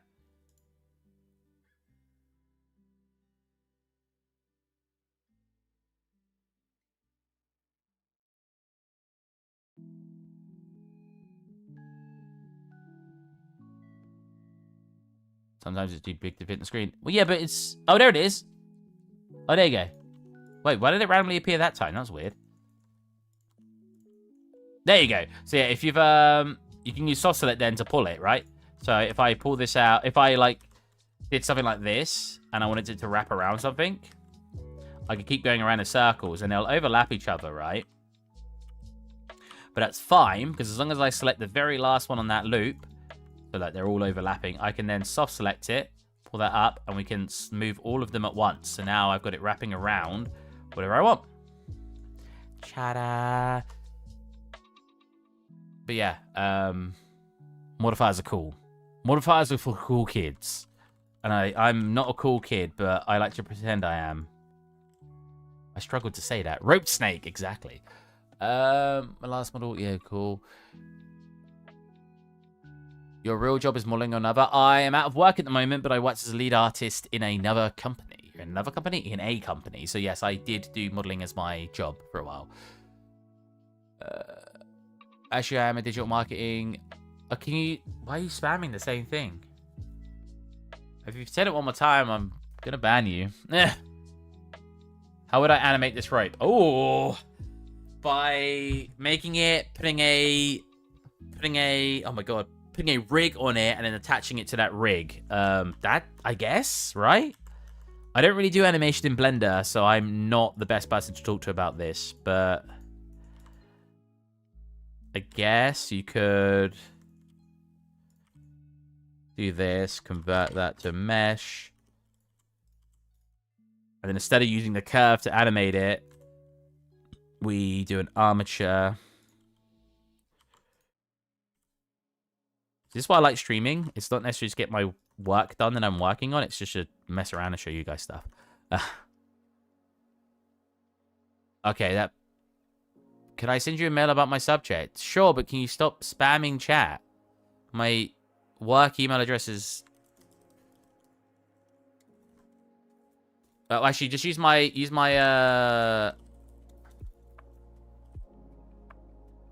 Oh my god, why is my ant not working? Oh, I've got the American keyboard. You can see what it is by just clicking my profile, I'm pretty sure, but... That. If you want to send anything, ask anything, use that email address. But please, stop spamming chat.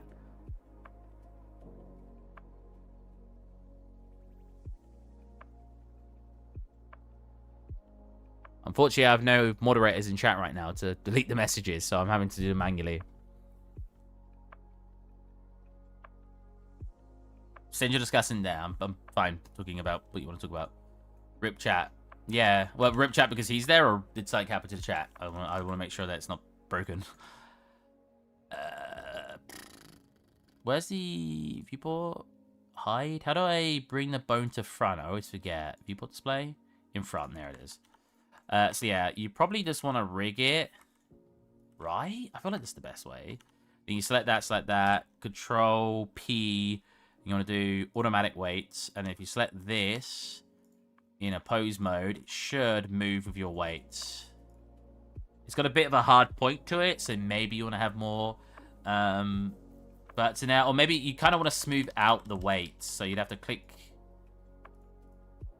this. Is there a way to smooth weights, like across the board? Smooth weights blender. Simple smooth to smooth them out. Yeah, is there an easy way to do it? Because I don't want to have manually do it for each one.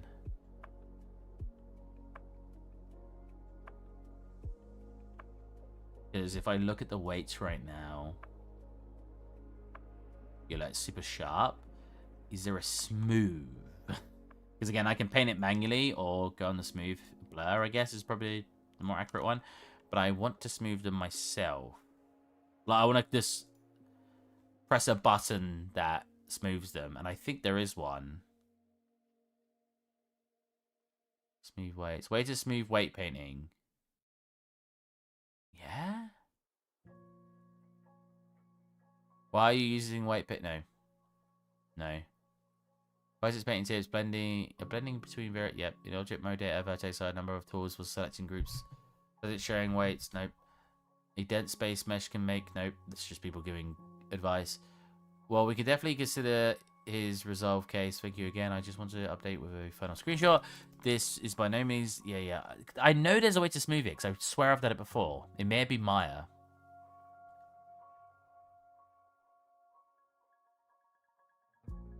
I mean, I can't remember. Basically, you'd probably want to smooth this because when you smooth it, wow, it's really, really weak. Is it not average? Average? Oh, it's like that, right? When you get it all averaged out properly, when you go to and again, I think there's a shortcut for it, but when you get to move it now, it will move more smooth versus the sharp of these moving. But yeah, there's definitely ways to do it. I can't remember how. Have a good one, man. Have a good one, man. Hope you enjoyed what you watched. I hope it could help. We're almost done here. What time is it? Okay, I'll probably end streaming pretty soon. I should do some work off stream so that way I'm not distracted. So the reason I stream is because I want to chat. So being distracted by chatting is fine. Never feel like you guys shouldn't chat. I want to clarify. If I actually want to get work done, I would do it off stream. Wait, flower pot. Hold on a minute. I'll probably place some plants I've made. Another thing. He's going to try 11-second club this month. Actually, petrified because I haven't animated in years. 11-second club. 11 second. I assume it's making 11-second animation. Oh, okay. It's a competition where you do like a 11-second animation. Is it actually 11 seconds or is it just the nickname of the club? Roughly about 11 seconds. Am I talking at the moment? It's terrible. What did I call this? Awning. I don't know if that's how you pronounce it, but awning support arm. Awning arm. Cat.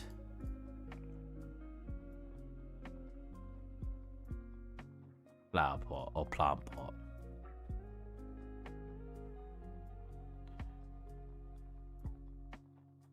That is everything. It looks like it. I could have given everything a different color to make it more clear. Oh, that doesn't have a texture. And that should be fine. We'll just call this We're not going to actually texture the floor. We'll just do that something in engine. But yeah, floor. We can even make a little environment around it. We don't have to completely replicate what we've got going on. Yeah, not 11 seconds in the bedroom. 11 seconds of animation with a set dialogue. I think it's like 256 frames. I actually really need to pee all of a sudden. Oh, did you do 24? You did 24 times. Yeah, because 240 plus 24 is 264. Yeah. I need to pee, so be right back. I don't know how the actual thing picks me up when I walk away from the PC, so we'll see. That might be funny to see. So be right back.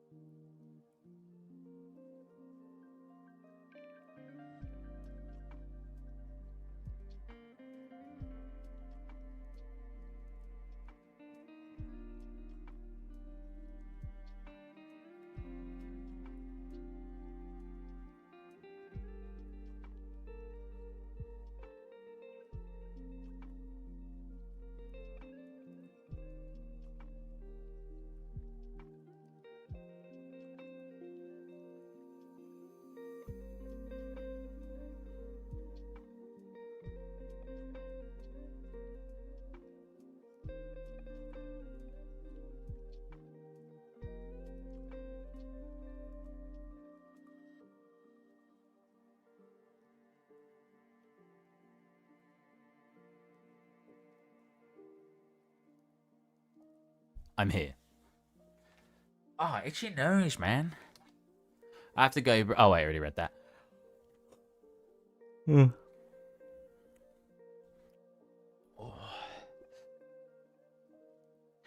Quickie sippy. Yeah, that's what I used to call it in Dark Souls. When you were fighting a boss and you needed to heal, it was a quickie sippy. Experimenting with game dev? What do you mean? I've worked in a company. I don't know if that counts as experimenting. Do you mean I was making my own game? Because I also don't remember that, but... well, no, I vaguely remember that, should I say.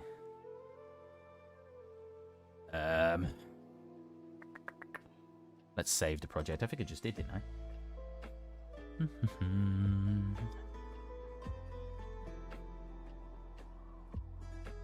Shop.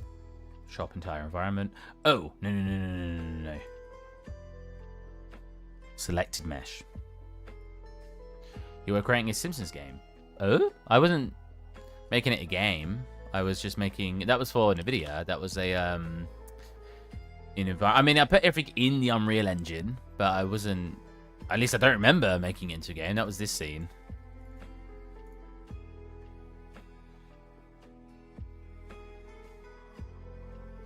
Which is, I do have it. 1 second. There it is. I mean, maybe you're right. I don't remember making it a game. Or saying I was going to make it a game. Because I can't program, so I don't usually say that. This scene. Probably get some cobwebs. I think that would look cool. Like little cobwebs and grunge in corners. Although Marge would probably clean that.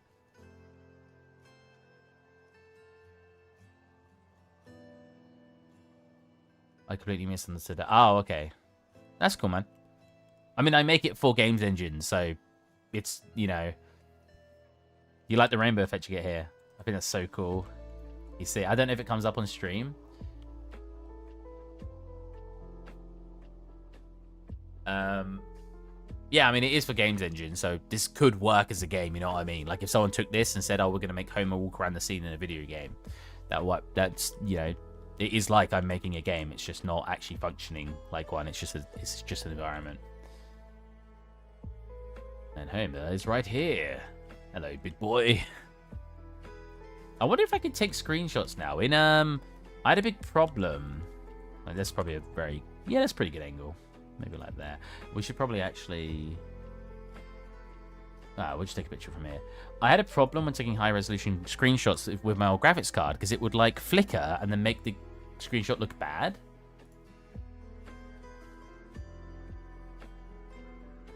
This one. It looks pretty good now, right? Does that look any different? Wait, that's not the same picture, is it? No, that's a different picture. Hold on a minute. Where's the picture I just took? I've already got screenshots. It's this one. There you go. Yeah, when I took screenshots, it would look different than the screenshot I took. So I was having a bit of a problem. That looks right? That looks like identical. Yeah, that's identical. So cool. So I can take screenshots now and not have problems. Yellow again. Hey, Wolf, how's it going? Someone told me to make... so the amount of people are like, I'll just make a game, Steve. I'm not a programmer. I don't want to program. I don't want to make a game. I think that's actually something I should probably say more often. I don't want to make a game. I just want to do art. I just want to make 3D models. I don't really have an interest in making video games. Well, except I want to make art for them, right? Does that make sense?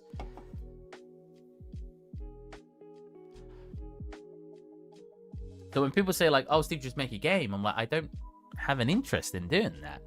And I can't because I can't program, and I'd have to learn programming, which I also don't have an interest in. So I'm like, no, I'm good. I don't want to make a game. Let's see how many layers we have. Quite a few.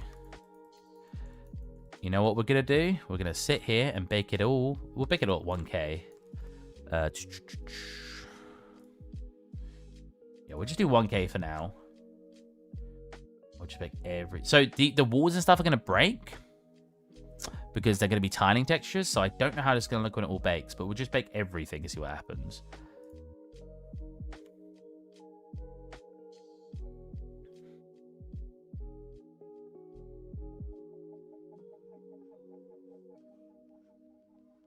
Yeah, you can see like this part's breaking because this part's all tiling textures. Oh, you know what? After saying that, I don't think I actually UV mapped one particular part. I don't think I UV mapped up here, like the actual...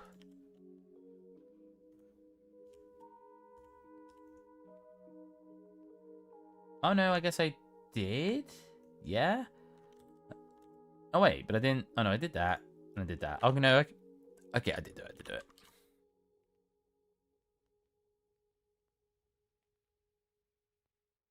Doing good. Woke up at 5 a.m. Weirdest. Yeah, I woke up at 5 a.m. today, weirdly enough. My sleep pattern is dreadful. Wow! Did you see that? It looked like the... Look! It's like baked it to look like it's actually already working. That's hilarious.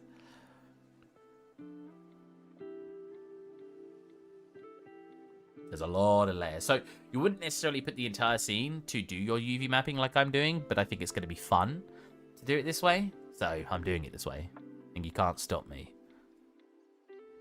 That's cool seeing the baking happen in real time. It's pretty cool. It keeps flashing the occlusion over and over again because it needs to do each part separately. A lot of it's going to break. The whole building itself is going to be tiling textures, so all of that's going to break. But our props will work. So you can see the parts that are breaking because, like, this part here, look.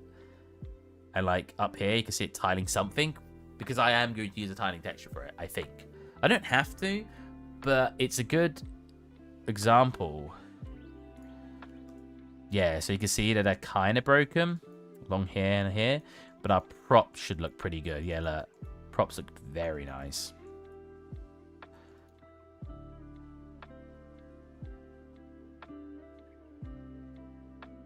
It's good that this looks separate too to when I put it in, because basically what I want to do for like these parts is I'm going to just make a texture that's like 4 lines, and then I'm going to tile that across the entire thing so all of this gets textured using basically a trim sheet. Basically a trim sheet, but obviously I'm not going to be able to implement that into Substance because Substance is meant for drawing unique textures. I could be wrong in saying that, but I'm pretty sure that's correct. So yeah, let's go find the cat. Paint him. Wait, so does somebody's not render? Oh, is that just because I'm selecting the cat? Oh, is it because I'm selecting the cat? I don't know. Make it white. See, I don't know. Hold on a minute. I feel like something's missing here. Here? Here? This is usually over here. Yeah, that's better. We want to turn off roughness. We want to make the cat the color on the other screen. We want to turn off the actual yellow tint because that's probably just from the sun. So he's just a pure white cat. He's going to get an outline automatically. He's actually got pointier ears in this, but that's fine. Can't bother to make him pointy. This is going to be black. It's going to have no roughness again. I need to draw a little face on him. Damn. Wow, how small is this scene? Hold on a minute, I'm going to have to scale the scene. Was that just because it's a whole scene? That's how big the mouse ends up looking. So the problem with doing stuff all in one scene, right, is when I want to do a mirror, so let's say I want to mirror his face, I have to align it. So again, this isn't the best way to do it, it's just more fun. And we're all about fun here. That sounds like I'm working in the industry and I'm like the boss and I'm like, we have fun here, we have fun here. We're family here. So you got to get it perfectly in the middle. I'd say it's probably a 4. Yeah, and then now, well, actually that's slightly over.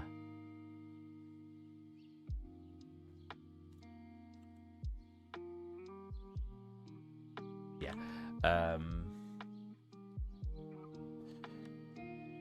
Oh, you know what? I could actually paint it on here. Oh no, I can't really. It's a bit hard to find the middle.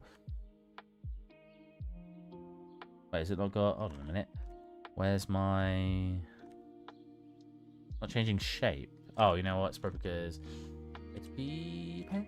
Oh, that's the website. What's the software called? I can't remember. Pen... Tablet. That's it. Probably because I need to turn... Windows Ink on. There you go. Cool. So he's just got... I mean, I probably don't even... After doing that, I probably don't even need that. Which is what? Yeah. Yeah.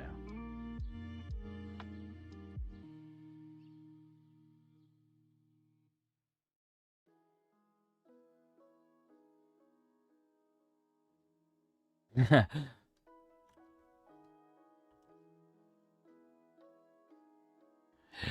gonna look so silly if I'm not putting more detail in it than that. I mean, it's gonna be far away, so maybe that's all we need. Now I could put the lines on his ears. Like, he's got like a line that goes like here. I feel like I'm gonna want to do this and make him not fall. No, maybe like do a slight blur. Yeah, like that. And there you go, cat's done. Should I be telling and Discord? I don't really feel hyped at it's just gonna be the same stuff over again. Oh, wow. Hey man, the fact that you... What the heck? The fact that you can cut... Why is it coming down here? The fact that you can cut things out is very commendable. Scone? Did I call the cone a scone? Whoops. That's kind of hilarious.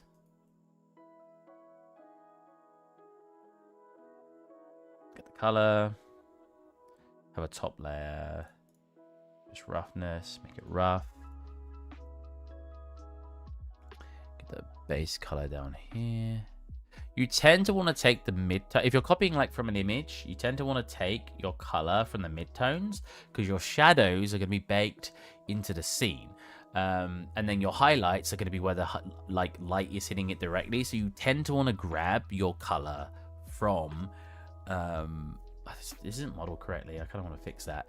You tend to want to take your color from the part that's in the middle of those tones, right? Oh, we don't need the bottom either. Why is that there? Oh, bugger. Just faces. There you go. That's more what it looks like. We could probably do like a bevel here. Cool. And then unwrap again should be fine. Yeah, that's fine. Not the best unwrap, but it's fine. Select everything again, or not select everything, select all this again. File, export, FBX, U, come back into Substance. Project configuration, reselect it, click OK. Now the cone's going to be messed up in the bake. So what we want to do is we want to go to bake. We want to turn all this. Oh, can I do it like this way? Okay, nice. Let's turn everything off. Let's go to scone because for some reason I called it scone. Let's bake.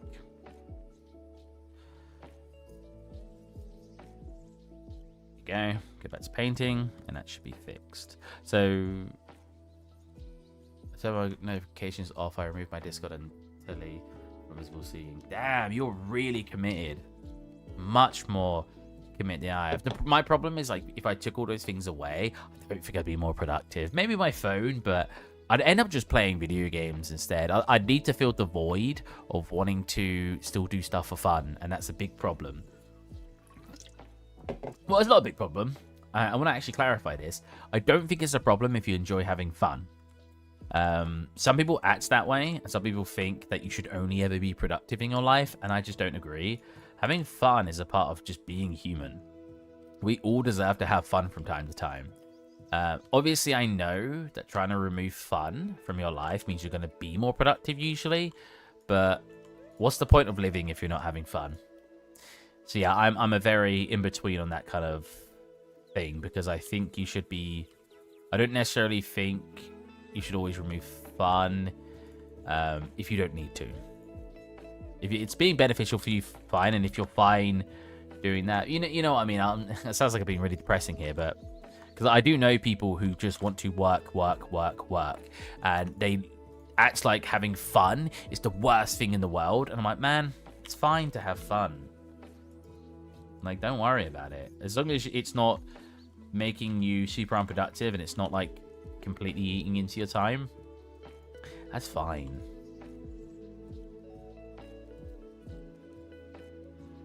I do want to clarify, I'm not disagreeing with what you're doing. I'm just saying, like... Some people do treat it like being someone who enjoys having fun is like the worst thing in the world. I'm like, man, like it's okay as long as it's not completely making that person unproductive. It's fine. But depending on who you talk to, some people truly believe that being productive isn't important. That like we should live in a world where you don't have to contribute in any way as a citizen. That you shouldn't have to contribute to society in any way to be like you should. Well, that's basically it. You shouldn't have to contribute to society. You should be able to just lay down and never have to do work. And you know, people are allowed to believe that. I'm personally believes that you should have to give back in at least a little bit, because that's just how the world works. Again, we're getting too philosophical. Generate? See, I could do this from a height, or I could paint it. Painting it would be probably significantly easier, but it will look more drawn, and yeah, and it'll be harder to match up here.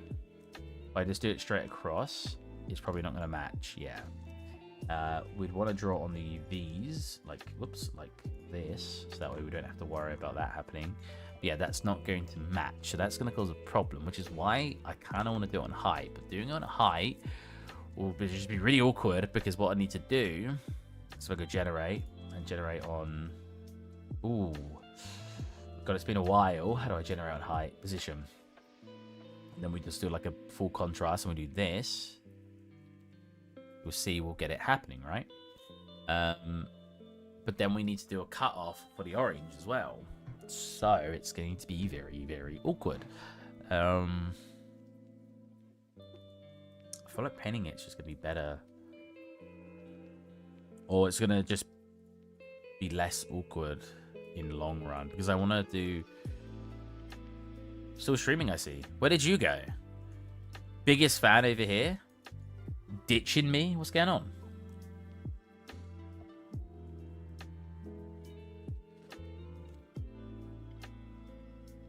Yeah, see, it's going to be so awkward to try to get it to match. Where does it match? Here. Here. I mean, maybe we just do this, or do that. And try to find the point here. Oh, wow, that was perfect. Now we basically need to match those two.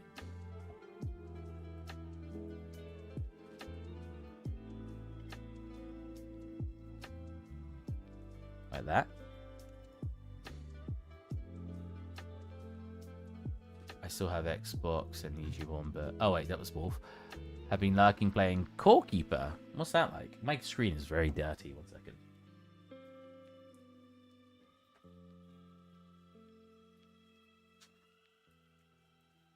My Quest 3 is coming back tomorrow. I don't know if they've actually repaired anything, if it's going to be better quality or what, but they told me to send it back, so I did, and maybe it'll be slightly better than the one I had. The one I had, the pass-through looked really bad, and it was pretty bad lens glare, which is funny, because I keep seeing people online try to claim that pancake lenses will have less lens glare. These have way more lens glare than my... I don't ever remember lens glare on my original Oculus. Yet the Quest, I see lens glare. No, it's not that big of an issue, and I wasn't even going to send it back. They wanted me to. Sounds like I'm lying. It was them, not me.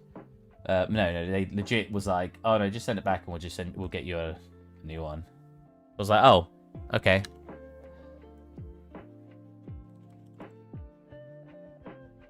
What's my gloves? Ow! Wow, my neck just cracked. Oh my god. That was a chunky crack as well. So an Xbox and YouTube on, but Discord and Telly are off just to see what I'm able to do. Yeah, it makes sense. Good game. Played the demo for a while ago, and played the demo a while ago, and it has Terraria feeling to it. I mean, I love Terraria, so I ask my friends to play Terraria all the time. No spacing. I never get the spacing option. Why is spacing always on? Cool. And we want to follow this line. It's not quite following it. Turn down the distance a little bit. What? I said no spacing, and that's clearly spacing. What is happening? Huh? I've got UV on. Yeah, why is it doing that?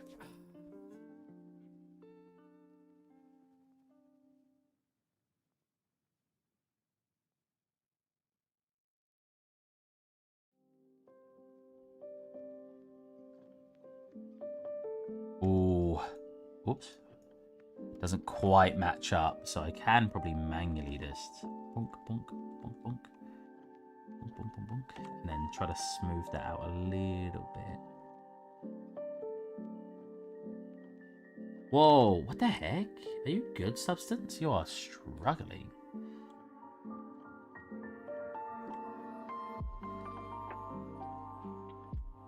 It doesn't need to be perfect. I mean, you probably won't even notice it from this distance that it even does that. So maybe I just won't care. But yeah, it's just like, I need to get them aligned quite close.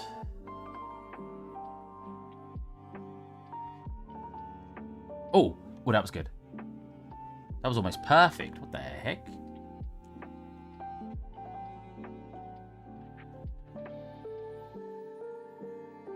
It's good. And there's the one just at the top here, right here. Quite. I mean, that was perfect until it freaking did that. Why did it do that? Oh, it's a little bit wobbly, but that's fine. Again, you're going to view it for quite far distance. What I want to do is... Oh, wait, I did it wrong. Oh, no. I did it wrong. The bottom... Do you think anyone's going to notice? I'm going to notice. The bottom's supposed to be fully done. I'm going to notice. It's supposed to be... So, we can actually go over here.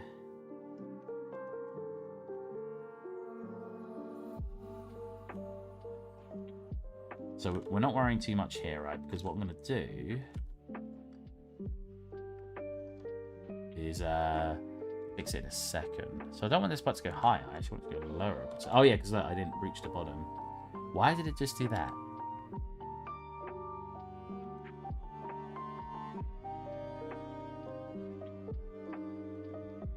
Good. That looks good. That's good. It's a little bit unclean, but it's fine. Sleepy now. See you next time. See you, man. Oh my god. We go like this, and we deselect this. There you go. And then we take this, and we deselect all of these. And I think we also deselect these, right? How's the Steve doing? Pretty good. My surgery got cancelled, which was for tonsillectomy a while ago. What, the 20th of last month, and now it's the 19th of next month I'm getting it, so got to wait a little bit. Still don't have a job, but it's not the worst thing in the world. I've been very lazy lately, which is fine. People are just lazy sometimes. My friend actually made me feel validated about that, actually, because he was like, well, that's what people do when they lose their job. They just sort of mong around until they find work. And I was like, oh, so that actually kind of makes me feel better. It makes me feel less lazy, because he's not wrong. That is usually what people do when they lose their job. Sometimes your friends say things that make you feel better. Even if it's to say that you're fine being lazy.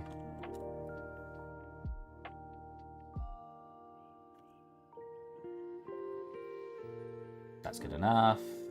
That's good enough. That's not good enough.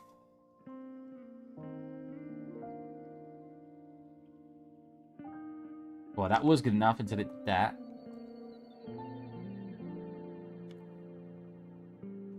Stop. Yeah. I kind of dislike that this is like so disgusting looking down here, so we're going to clean that up a tad like that. Luckily, they didn't actually go over this very much at all.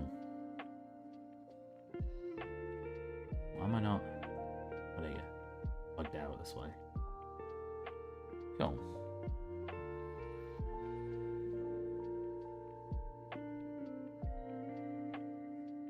Cool. And then what I want to do, because the problem, right, is we'll get these outlines happen with our outline shader, but we won't get it on the parts we painted. So what I'm going to have to do is on the parts we painted, so I'm going to do a duplicate of this. Wait, yeah, we're going to do a duplicate of this. Duplicate. We're going to take our underneath layer, turn that to black. Then we're going to filter blur. As we turn that up, look, it will look like there's kind of a drop shadow in it, which we don't necessarily want. What we want to do is then go into our levels after our blur, sharpen that up, and we'll create a black line. Now we can get an in-between point depending on how thick we want that line to be. So the more we pull this down, the thicker that line will be. We're around there. It's quite a thick line. And then we have that thick line. We can obviously change that as we go. And if we turn up blur, so if we have it already sharp, as we turn up blur, it'll get thicker. So, over like that.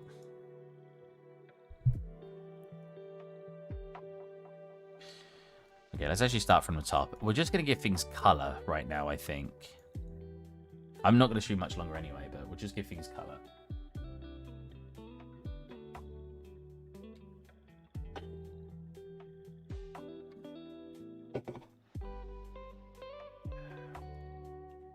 So this is going to be too dark.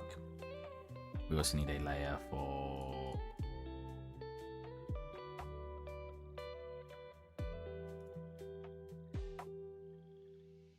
I feel like that, but more like that color. Do I create the interior? Sure. So it's got a couple of colors in it. It's got one in here. And this one is... Well, this one's basically this, but basically the color we had, but a bit darker. Which might get caused automatically for us, but it's fine. The pipes are a tad bit lighter. So again, we should just keep duplicating our original layer, to be honest. Duplicate original layer. Black mask. Select you, and then this one is a tad darker. This refraction. Oh.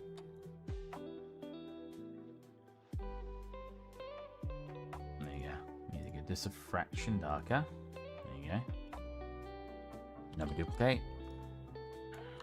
Select this one. This one is a lot darker. Why is it? What have I done? You. There you go. That was a lot darker. It's probably darker because it's got like a thick line, but it looks darker, so I'm just going to make it darker. Because even if mine emits a thick line, it'd be fine. I'm going to do one more. I'm going to make this one a fraction lighter. These are all very small things. Actually, it's more desaturated than lighter, but they will come out in the end result and look like it's a bit different, which is fine. Oh, O-ring. So this one I can't do right now because it's going to be a tiling texture. That one's that part, so this can just, yeah, this is fine. We can give that color, which, well, we want to do 2 layers. Well, actually, I don't need to do the second layer because I only got 1 color to it. It's that color, but it's in shadow, so I'll make it a little bit lighter. A little bit desaturated, I think. And we also want to go for roughness, like that. Yep, that's fine. I wonder if we can give the building flat color without looking weird, because it's got this weird, it's got tiling textures on it. Bin is, oh, bin's got some extra detailing on it actually, so well, I'm not going to do that. I'm just going to give things color right now. Get the mid color point. I still want it a tad brighter than that, I think. You know what, we'll at the very least do this part, which is basically just black. Oh, not reflective, so not metallic, sorry. Yeah, we'll do the top as well.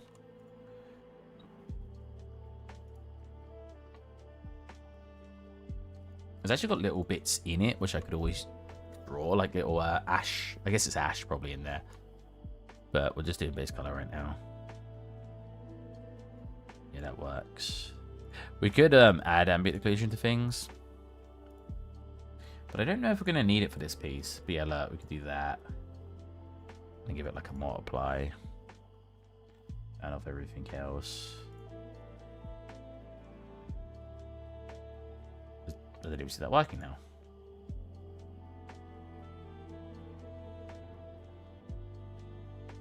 Oh, invert. There you go. Or we give it like that. We could give extra detailing on things. So I mean, so we've got this like thick shadow now on the back. We should have a slight blur. There you go. Not sure we're going to need it yet though, so I'm not going to add any of that kind of stuff.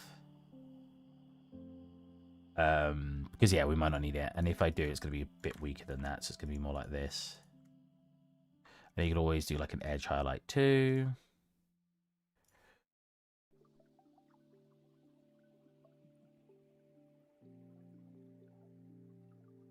Is that even what? That's not picking up the edge at all.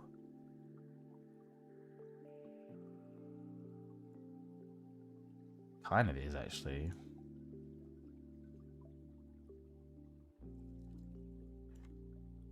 I think it's because the edge needs to be curvature, needs to have a smaller sample radius.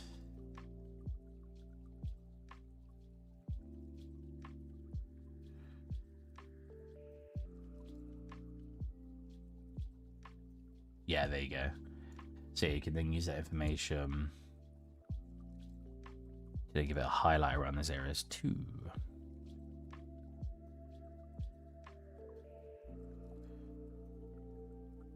But again, I don't know if I want to do any of that stuff yet. We'll decide later. So I'm going to get rid of that. We're just kind of, we're just going to have it flat colors right now. Book holder. That's this part in here, right? So nice direct sunlight. So that should give us quite a nice color. Cool. Books. Oh, well, this is going to be a couple of different colors. We'll make a roughness one at the top. That's like that. Then we'll go U. Put it to U.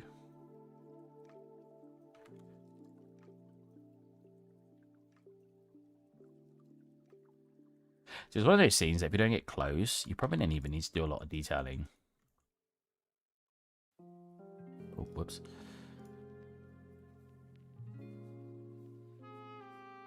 Oh, wait.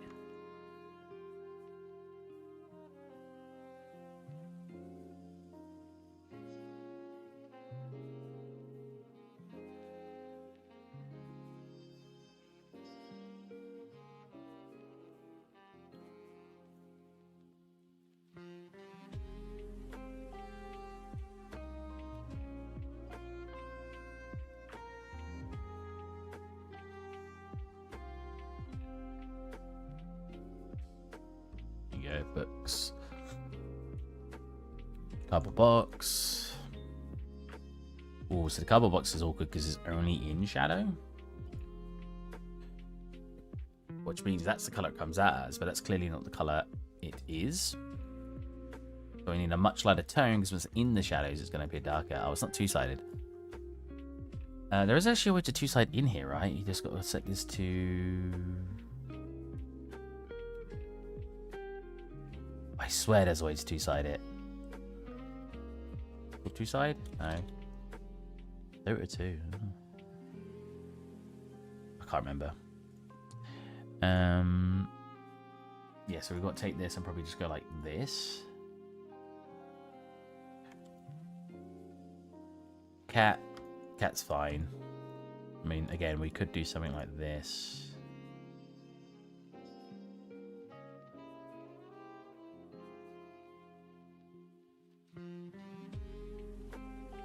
We could do something like this. And then do like generator, ambient occlusion. Get like some different tones in that. Different tones. It should not be at the top. I mean, it should be a multiplier anyway. And you'll get like different shades. Oh, it all saved, right? And tone that down. And our cat can have a little bit of a shade on him if we want to. That's again, I don't really know what we're gonna do because we're gonna have probably the scene quite flat colored, which you can't really portray too well right now in here. Concrete, what's this? Oh, we can give that a flat color for now to see how it works. It's a little too yellow because of the sun, so I'm just gonna do that. Dirt, that's that little bit over there, right? Yeah. The dirt just comes up as black, so yeah. Doormat. Ooh, what's wrong with the doormat?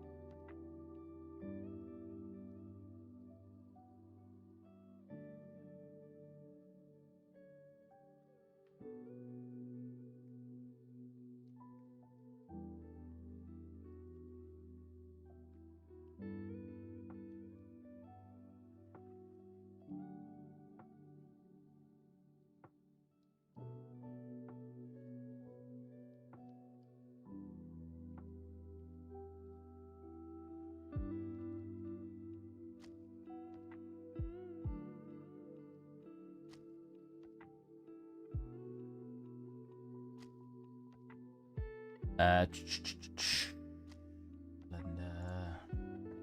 Did I keep this attached to something? And that should be working.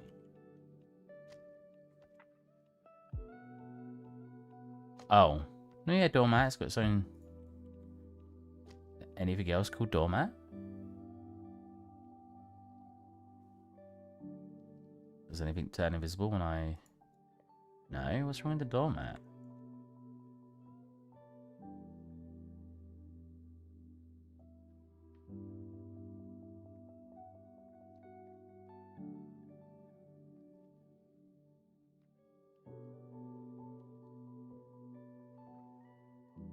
Oh, is it inverted maybe?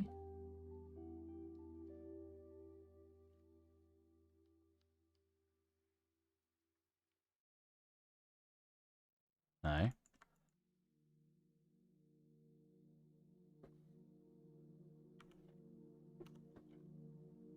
Was it? Is something overlapping? No. Oh, it is a bit weird actually. Wait, why is it a bit weird? It's got a bottom to it? Oh, that's why.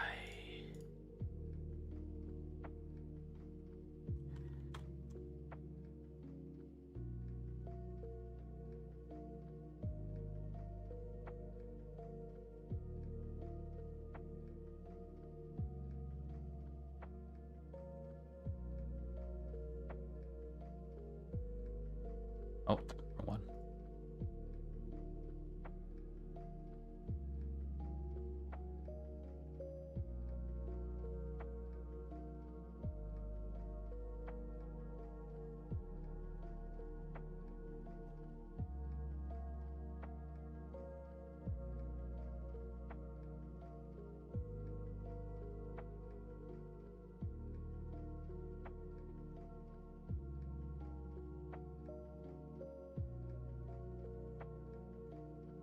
Vibration.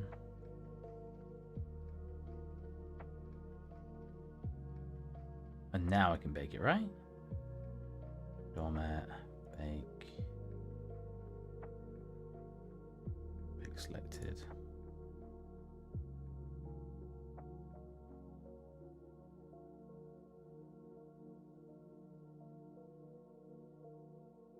That's painting. Yeah, there you go. I think everyone left the chat. It's very quiet now.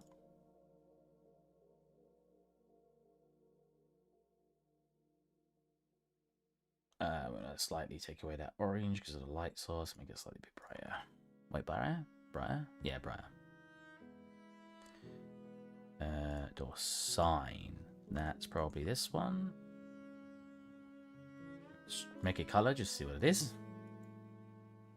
Yeah, it's that one there. I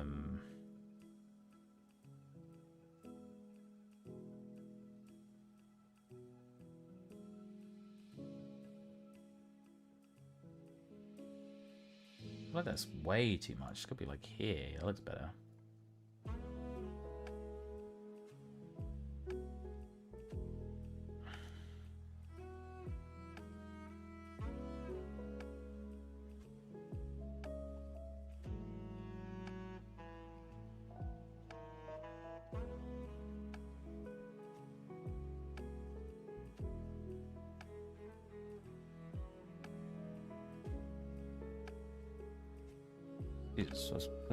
You good?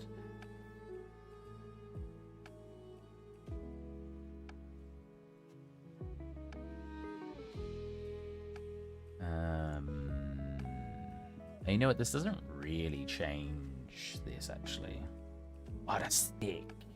I mean, it might need to be thick to be seen in a 3D scene, actually.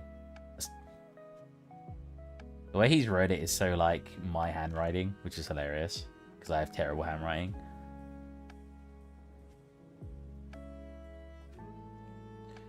Yeah, so it's like, yeah,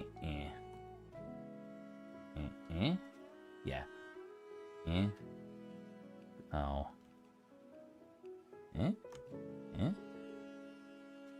yeah, ooh, oh, pen, please. I can't tell if it's running out of batteries or, I mean, I've always kind of had a problem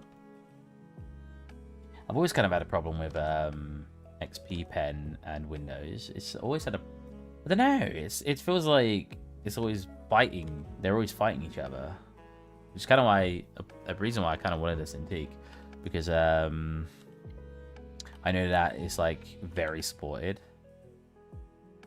You know, it's more this side. Again, this is really specific, and it doesn't really matter, but it's more like that. Yeah, the 6 looks more like it's on its own. If we want to get really peculiar with the way it's actually colored in. This side. It keeps pen, please. Come on. Maybe it's running out of battery. This is ridiculous. I feel like if it's running out of battery, I wouldn't randomly be working at some points. This. Cut the line like that. Cool. Pen. Where's the charger? Oh, I don't even know. It's been so long since I charged it up because I don't use it very often.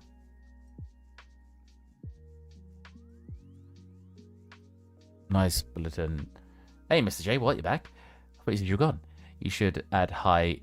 Add height to it? I don't think it needs it. When we're done, you're not even going to see it from a distance. It's I want it to be a very flat-looking scene anyway. I don't even know if it's going to show normals when I'm done. Is it? Ah, what? This is tangled around one thing, but it's tightly tangled. Yeah. No, that's not it. No.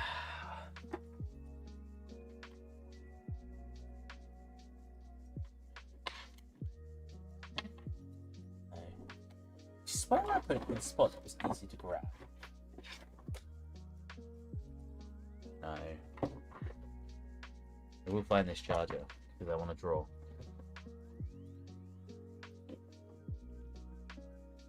Is it not just in there? Oh, is that it? There's some cups in the way.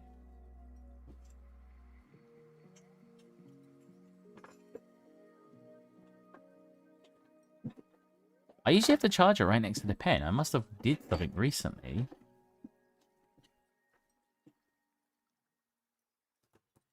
Where I moved it. I did clean my room. So, is that a VR headset? A VR setup? Huh? What did you see? We just saw the inside of your head as if you were in a game. Wait, it did what? Could you imagine? It just clipped through my head. Where is the cable? I always keep it with it, so I've moved it at some point for some reason.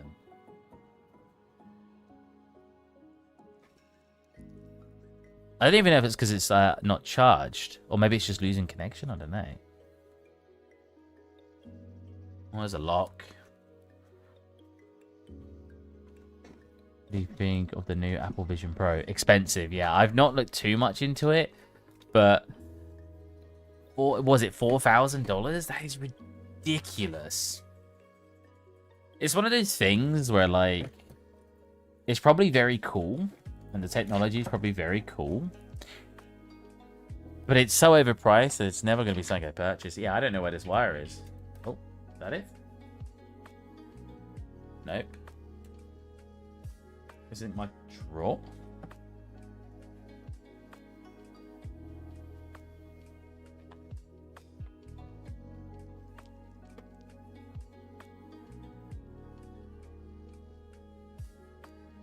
Annoyingly, the wire for this is like a tenner or something. I remember thinking I lost it before.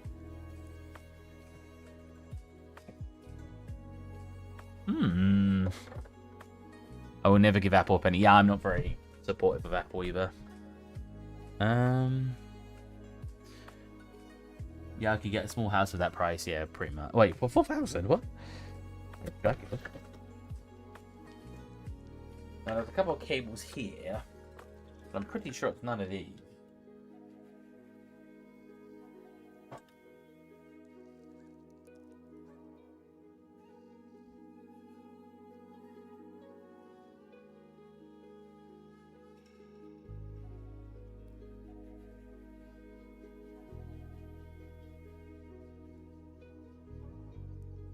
And anyone asking me, but I'm answering you anyway. Deal with it. Oh. About the headset. No, it's none of these. I mean, I don't think so. I know you can't hear me when I'm facing away. I keep getting. Well, no. I said no, and then I said I keep getting. Just the down bit, alright. Just say, freaking even a cheap house here is like 200k now. Ow!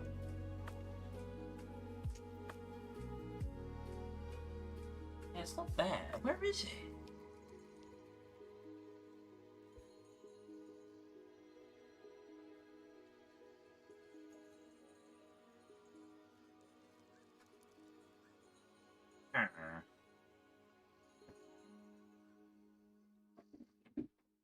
Nope. I have so many things. Well, when it comes to like wires.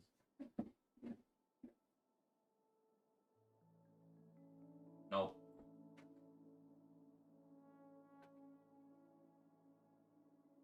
I'm gonna have to find out another time.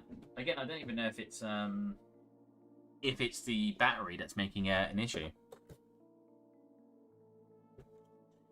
So like, it's moving fine here. Look, you can see, look. You see it keep disconnecting there?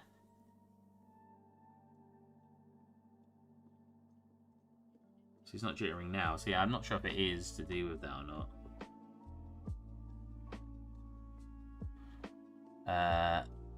Get the original foot set up. Pretty sure the wire is around here somewhere. What's that? No, it's not that. I'm confused. I never lose this wire because it's so small that I'm like, oh no, I'll place it somewhere close because it'll be really hard to find. What tablet are you using? XP Pen 22-inch Pro. It's quite an old tablet now. I bought it, what, 4 or 5 years ago. So I am due for an upgrade on it.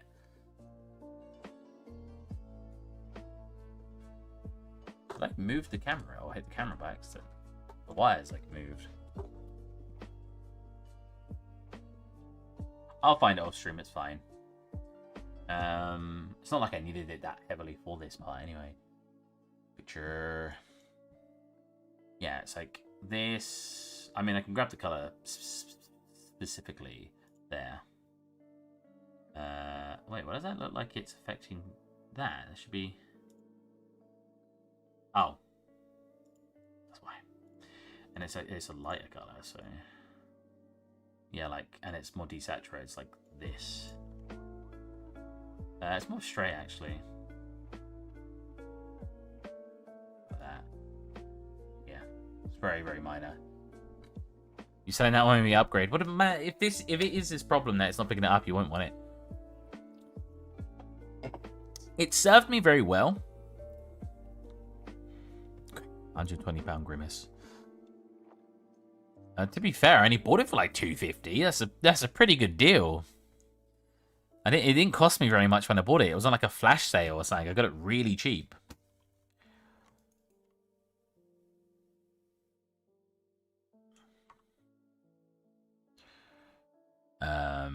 Floor. Oh, we don't really need anything for floor. Front sign. Is that this one over here? Oh no, it's that one. Oh.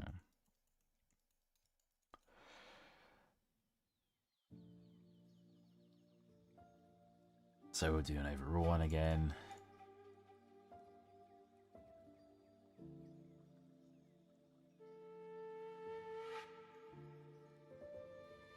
Why is my mouse keep getting stuck trying to go between monitors? Look. Oh. That's really weird. Did it move for some reason when I was doing something recently? Display settings.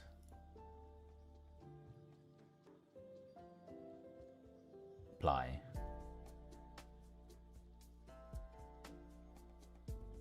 Yeah, that seems to be going a bit smoother.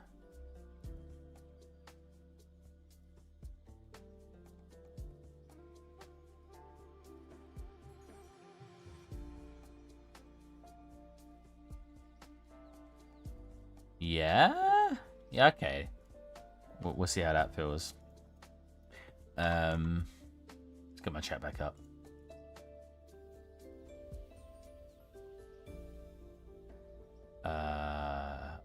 Evidence breaks down and sold them. We want this glove.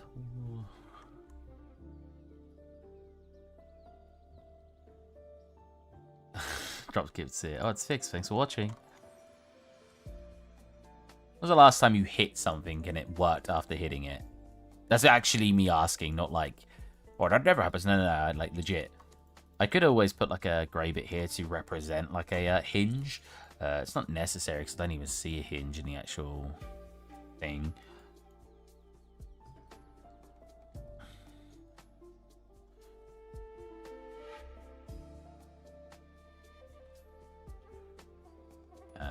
And then we want the book drawing. This is going to be funny. So the book drawing... Actually, we'll do the arrow first. The arrow and the word book. So if we do... We'll grab the colour. I turned off mirror. I didn't even realise mirror was still on. Genuinely, 3 weeks ago. Go on, tell me. Oh, what the heck? Wait, where's my tablet?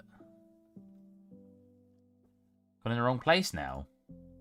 What's going on? Work area. This area. What? Why did it change?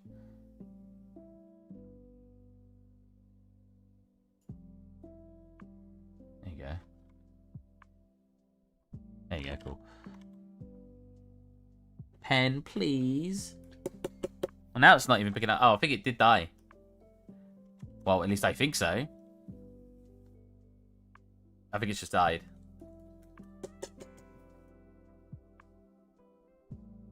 No. I hate drawing with a freaking mouse.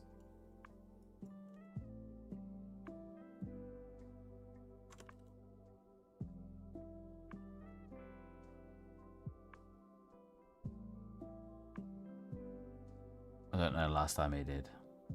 I don't remember the last time I did either. I mean, I was asking just because I think it's a funny question, but...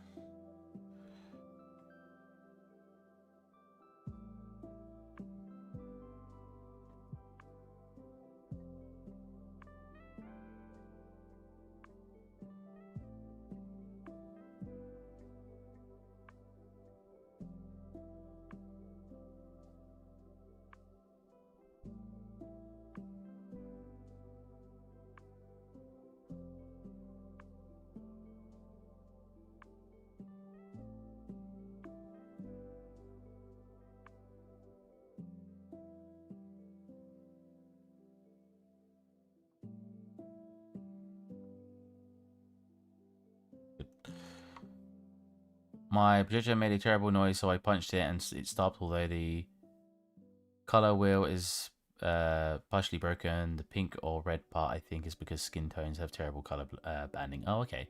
Like you're seeing. Am I seeing this? Oh, right. Yes, I know what thing you're talking about. Oh, it's going to be so hard to draw the word book by hand. Oh, my God. Do it 2K just because I can see more what's going on. Ooh. I don't have steady hand. Well, I say that. I'm really good at shooting games, so I clearly have somewhat of a steady hand with a mouse, but not enough for drawing with a mouse. I mean, a lot of people don't draw with a mouse, so I think that's pretty acceptable, but...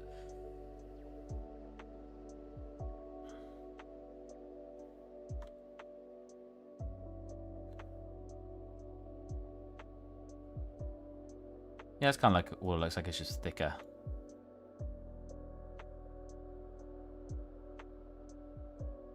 Like so. Yeah. Yeah, I mean, I'll do a little bit less. And so is this bun really thick. Like that. Just whatever funny way a stream could end, the person's chair gives in and falls as they... my chair has literally broken like that before, and I've fallen and smashed onto the ground, and my friend in the other room was like, "You're right." So what was that? So funny. That was my favorite chair too. So this one gets thicker towards the bottom, like so. And it gets thin again at the top. It's more like that.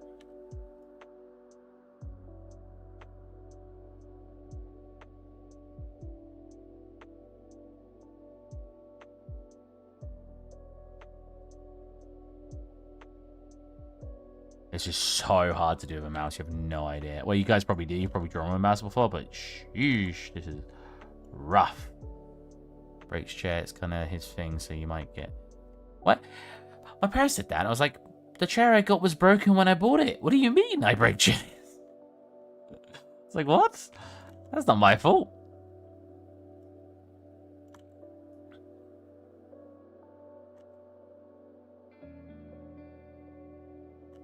This one's actually really thin. Let me go to like... Oops. 5.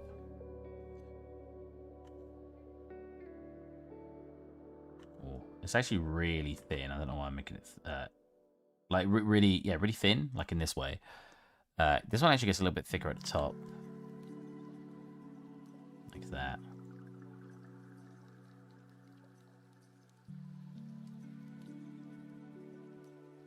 That's a little too thick.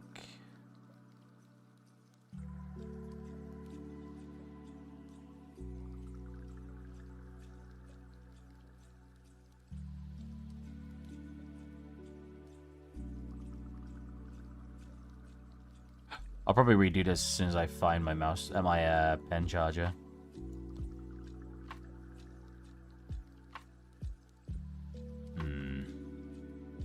Oh, that was actually almost there. Yeah. Yeah, that's fine. I was like, oh my god, I promise. Bro, that chair was so annoying. One of the chairs was so annoying to return because they were just like... It was just horrible, the customer experience. Like, I was so awkward. It took me, what, 2 months to return a chair? It's like this big, useless thing in my room that I couldn't use. This is so thin on the actual board. It's like this. No, it does come from there. It's like this. This, but then it's got like cut here. Cut. Cut here. Cut here. Cut here. And then we got an S, which is really, really thin here. And then it gets really wide towards the bottom. Oh, wait, way wider than that. Hold on a minute. It's not even thin at the top. It's just not. It doesn't come over as far as it should. So it goes like that, and it goes really wide. Like, really wide.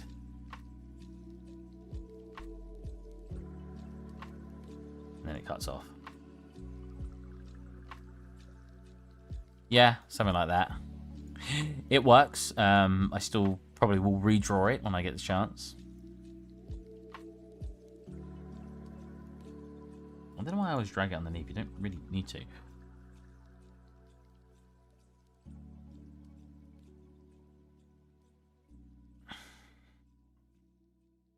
There you go.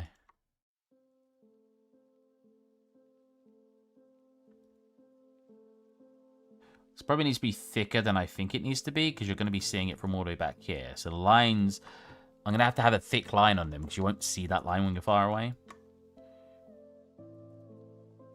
Okay, looks like a Chinese character. Oh, it does a little bit.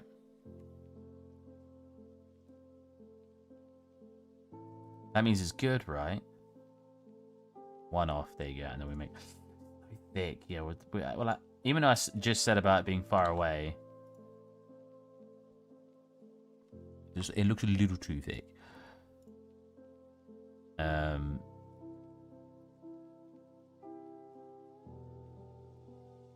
Oh my god, Jesus, not that big. There you go. Oh, not that big either. Whoa.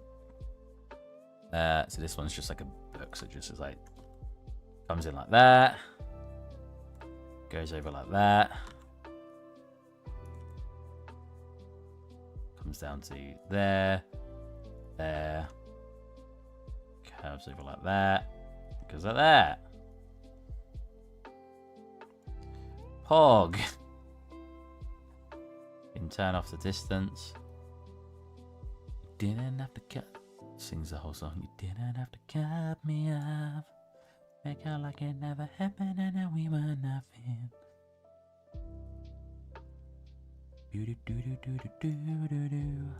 Now you're just somebody that I used to know. It's like a second page here, so it's like this. And it's got like a bulbous bit here. Bulbous. Cool. Then the corners are sharp, so we just do bam.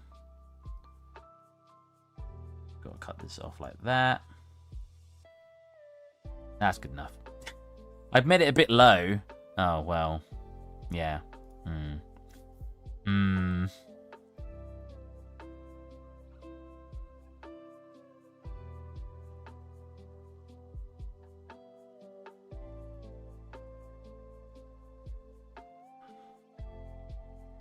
There you go, that's better.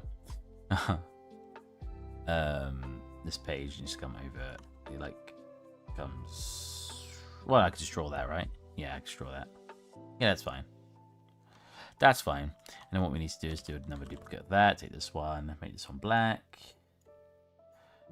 Go File, Filter, Blur. Go Levels, do this. Oh, apparently there's a bit down there that I didn't realise. Oh, it's a little bit wobbly. Why am I doing this by hand?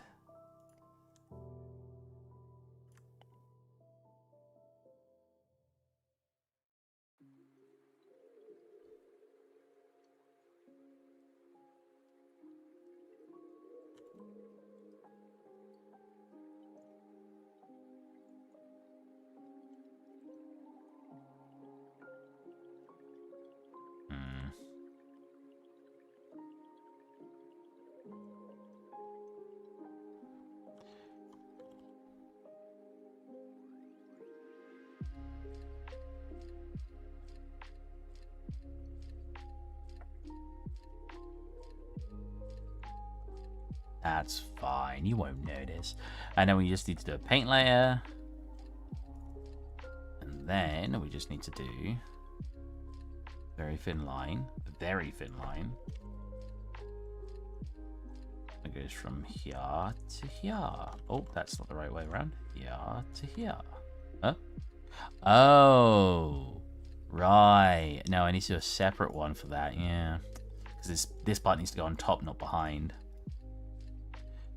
Let's go from here to here. Oh, that is actually too thick. No, make it like he was here for a while.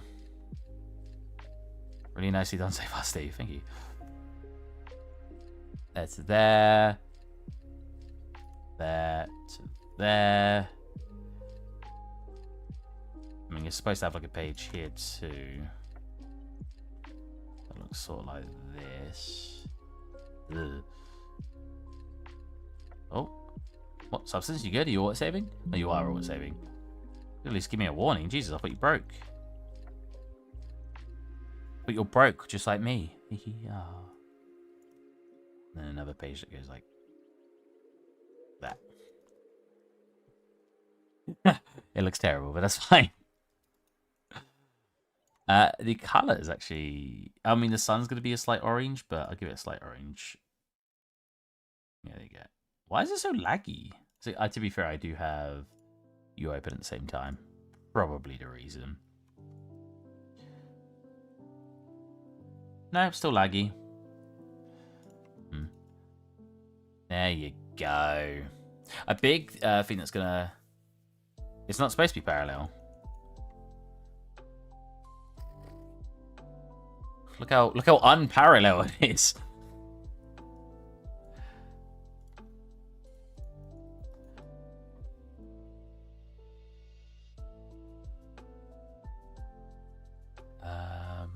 This is just a grey colour for now. Yeah, see, it's got like a tone on it, and I think that's just been caused by the... well, if I was to actually make a scene, I'd basically make the sun slightly orange tinted. So even though these look grey in the image, they are very slightly orange. Actually, you can tell easily. They are very slightly orange. So... I think that's just going to come out when I just do a sunlight and I make it the sunlight very slightly orange. Hanging sign, is that on? It is. Oh, there's the word books on it. I'll do that later. How's the new rig? Pretty good. Doesn't really feel much different for actually... Actually, no. In Unreal, it feels a lot different. Everything else was about the same. But I think that's because most things you use is CPU rendering. And the CPU render was an upgrade, but it wasn't like an insane upgrade, right? So... was what, 20% faster or something? It wasn't like huge. I mean, I could check it. Oh, I'll check what some benchmark sites say anyway, which I know aren't the most accurate all the time, but they're something to go by. Oh yeah, I think it did move because I keep hitting. Oh my god, I just moved it so much. Whoops! I keep hitting the chat by accident. Well, that was a i990k. Whoops, that's not i9. 90k plus 5.7 14700k. It says the difference in performance here is 33%. So that's not like massive, right? Whereas my graphics card 1080 Ti versus 4080, and this on user benchmarks claims to be 135% faster. So whenever I'm using something that requires my graphics card, I can definitely feel the difference, but it's definitely not as strong for CPU-based things. Things are rendering faster. I noticed in Sony Vegas, the things were rendering faster. But yeah, it wasn't like a night and day type of thing. It was just a bit better.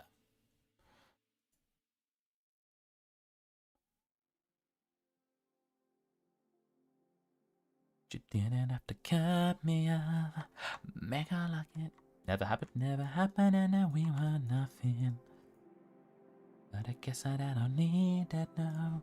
Now you're just somebody that I used to know. Somebody. Next one, we just want to go like this. It's gonna be another roughness, a roughness-less scene. It's a weird sentence. I think. Anyways. So this is a lot of lines on it that I'm going to have to make at some point. But for now, we're just going to get... Again, we're mostly doing base color. I don't even know why I drew the book and everything, because I don't really need that.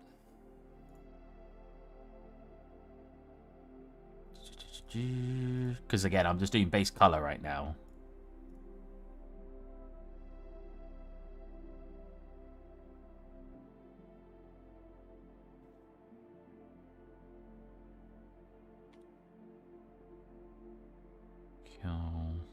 Lastly, this, which is like almost white. Like, yeah, it's basically it. It's like that. Yeah, cool. Single core. I don't think the single core is that much different.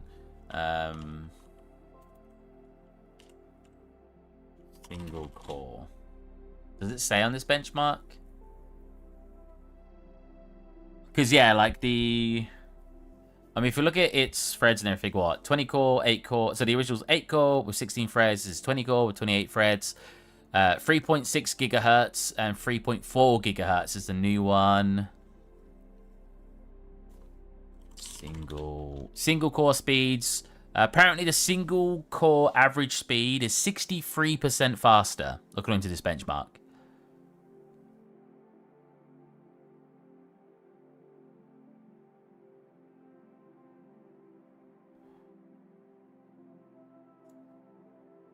God, the difference, this is a 3-month-old card I've got now, a card chip I've got now, and the one I had before was 63 months old. So that's what?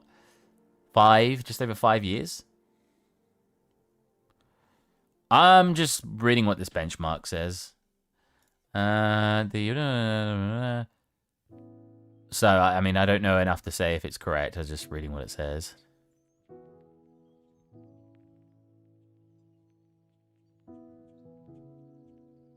I'm not really understanding what it's talking about.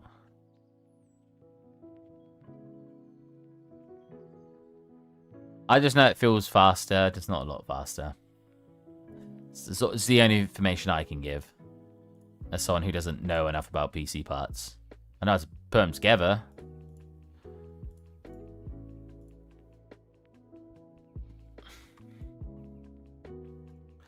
Oh, leaves. Oh, so this one's going to be... Oh, that's interesting. Oh, that's really cool. This one's going to be really interesting, right? Because what we need to do here is we need to basically...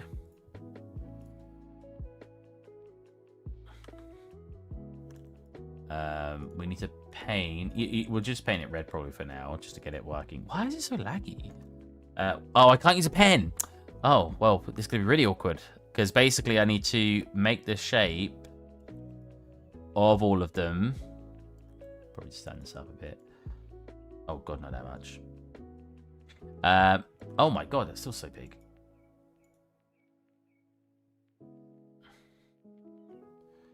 I need to basically make the shape of all of them, right? And then when I'm done, I need to come into here. And I need to go to... Maybe when I'm done, I could always do it as I'm going, but it always confuses... Well, it doesn't confuse me when I'm going. It's just awkward. What am I looking for here? Here. And we want a opacity. And then in opacity, we turn it on. Oh, wait, is this not painting the opacity? Oh, yeah, it is. Oh, wait. Oh, right, and I would need the background like that. So this on... Or this on top of it. Yeah. So that way I can then paint where I want the leaves to go. And that's basically how I'm going to have to do... Well, how I'm going to do the leaves. There's obviously different ways to do it, but I think that's just going to be the easiest way to achieve what I want. I mean, I can just select the color now.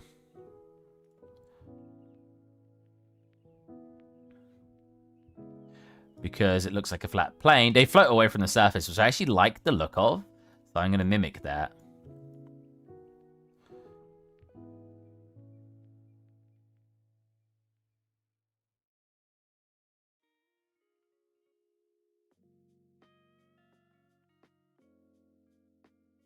And I can do the black line myself, technically, but I think they will get it automatically. This definitely needs to be more down. As much as they do float from the surface in the picture, I think it needs to be, like, here. And then cut some of that off like this. Same with you. Just come in a little bit more. And then cut that down. But yeah, I think with the outline shader, they'll automatically get the black line. But if they don't, all I got to do is basically duplicate this layer and do what I've been doing. Do that, do a filter, do a blur, and then do a levels. I hope it doesn't keep that white outline though. Oh, I guess you know what? I fixed that by making this black. There you go.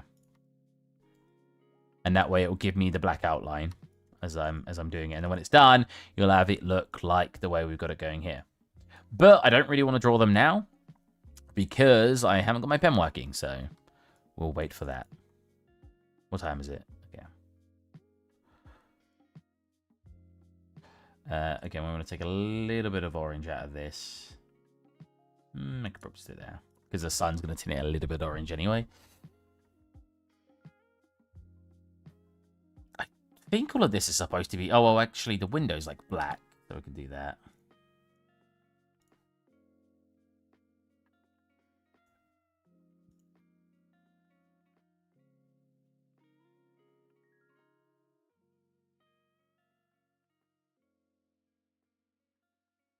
And then the handle and the thingy basically look like the same texture. Or same color, sorry, not texture. See, yeah, look how orange it gets. And then, again, I'm probably going to add these later. I keep saying I'm going to add them later than I do them now, but basically there's like little lines across it. Why did my keyboard just flash in color? That was weird. It's like one here and one here. And then there's like a dot here. We need to be bigger than that because you won't see it. Yeah. 2.05. Dot here. And that's basically it. And then that's just like some black lines. Like that. I don't know if that's supposed to be simulating as reflective. I'm not sure.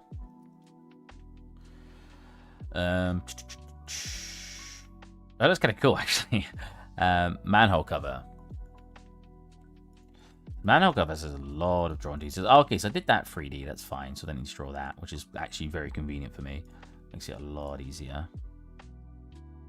That's that color. I want to make it slightly brighter around here. A bit more, I think. Yeah. Then we want to do a line. These are black lines now. I'm going to do my first line. Well, actually, we can mirror. So this is the problem when putting it all into the environment or all into your substance at a time, is when you want to do stuff like mirroring, right? So if I had this in as a separate model, which is how you probably should do it, I just find it more fun doing it this way. But if you had it actually as a separate model and you're texturing it, you won't have to, when you go to mirror, it automatically put it in the center for you. Because the entire environment's in here, what I have to do now is when I go to mirror, which I'm being blind, where is it? I swear it's usually up. Oh, it's because I'm not drawing. Yeah. When I go to mirror, I have to basically manually pull that over and get the exact number I'm looking for. So it's roughly in between. Well, it could be nice if it wasn't going... Oops. It'd be nice if it was going so high. But it's 0.2? Nope, where was it? I'll put 0.02. 0.022. Ah, there you go. Like that. And now when I want to draw my line across, we have a perfect line. So this one's actually very thin in the middle. I don't think that's quite central, actually. No, it's here, right, where it's central. It's slightly rotated, so it's kind of hard to tell, actually. But I think it's slightly to the left. Which is what? A lower number? Oh, wow. 8? Yeah, about there. Doesn't need to be perfect. We're not trying to make a perfectly drawn scene. Too thick, way too thick. We'll make it a tiny bit thinner that actually won't see it from far away because the texture just won't render. I could be Everything's slowly acting up right now. Typing taking a while to see what I'm writing. Oh, I hate when that happens. I feel like Google, Google Chrome has been running slower. And I know a lot of people who don't use Google Chrome, and they'll probably tell me, yeah, just swap to Firefox then. I don't mind. It's been running really slow. Oh, yeah, that's not mirrored because I'm going to go here. I'm going all the way over there. It's close, but not quite right. So what? It needs to be more to the left? No, right. It needs to be more to the right?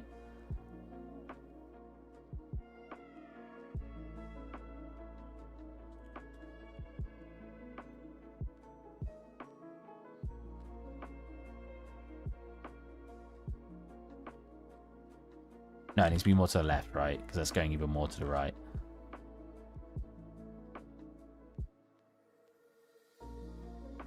Yeah, that's good. Still not quite there. It is again, it's the problem when you're doing what I'm doing, where you're putting everything into the scene at once, because you'll get basically these small issues that you have to deal with. That's good. Yeah, that's good. I will redraw the center line as well. But it's just the price you pay to do it in a more fun way, and I do prefer doing it this way because I enjoy it more.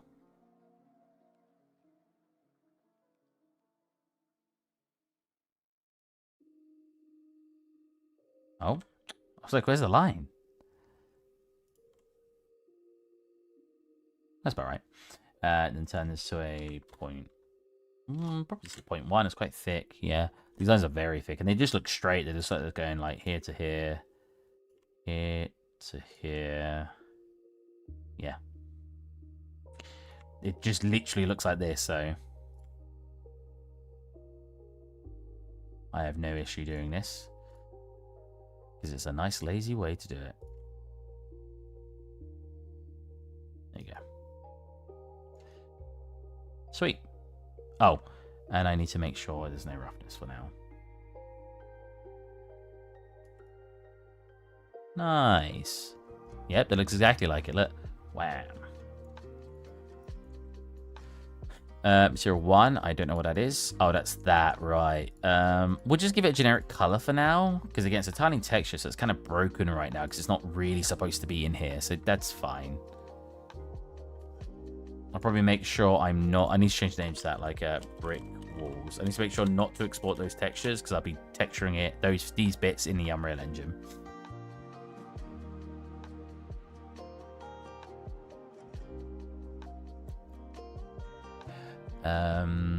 What we got next? Plant pot.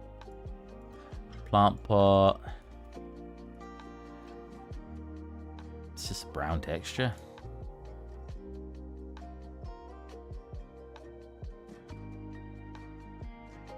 Again, probably a little bit lighter, because the sun's gonna give it a bit, not lighter, but a little bit desaturated mostly. I'll try to reboot back. What raises your texture? Everything right now is just set to a 1K. So that's all 1K at the moment. But I'll probably export them as I'll probably go through it and export them as the texture resolution they need to be as I go, like when I go to export. So I'm pretty sure this is 1K, right? Oh no, 2K. Wait, is it everything's 2K or is it just that? Oh, I must have oh no, I turned it up for that because when I was drawing it's easier to work with a higher res. You could probably, because of where we're rendering it from, you could literally get away with that. 256. I mean, that's a bit overkill. 512 works perfectly fine as well.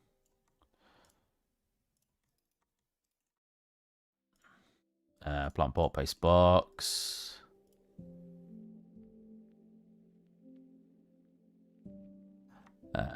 Red.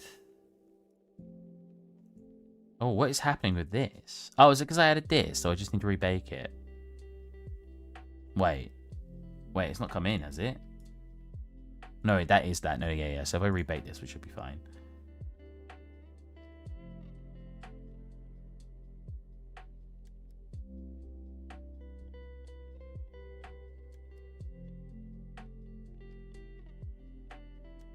Yeah, cool. Oh wait, no, this part's still broken. Okay, interesting. Why is that?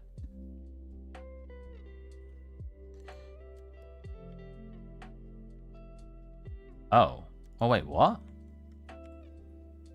Well, it's not unwrapped like that, despite it being, having an edge on it. Oh, no, it is. Wait, is it? Beauty of it is being able to work in 4K then exports. Yeah, basically, I can make everything 4K and then manually pick that I want to. Some parts 512, some parts 1K, some parts 2K. Oh, yeah, this is unwrapped weird. Hold on a minute. Oh, so let me... I don't need these, right? Let's see. Yeah. Are we good now? They look good, they look good. They look good, they look good. Is this on it too? That's good. In here? Yeah? What you could actually do with this scene, if you wanted it to stay flat color, is I could be in Blender, I could make everything on the same texture map and then just use a whole color atlas. And I don't even need, like, because what some, I've literally seen it in some packs, what they'll do. Oh, wait, I need to select the whole thing.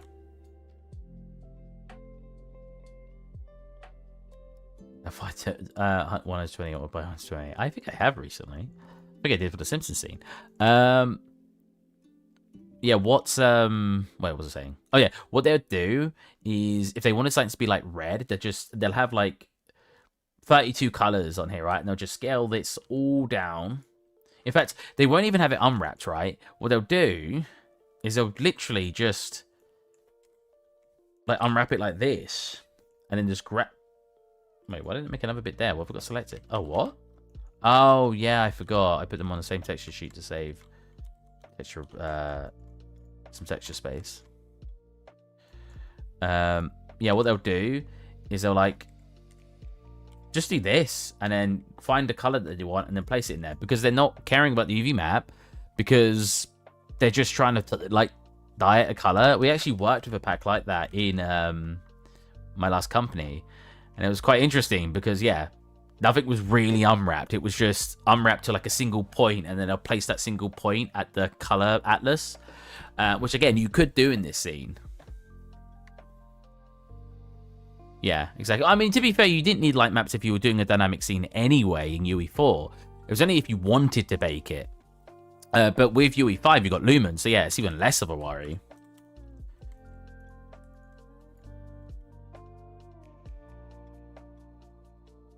But admittedly, even if you did want light maps, I guess you could still do this and scale it down. But you just have your light maps, because light maps automatically generate. It will scale it up for you in the light map when it generates, so you're fine. I'm make sure I re-export it because I can't remember if I actually exported it when I was doing psych. There you go.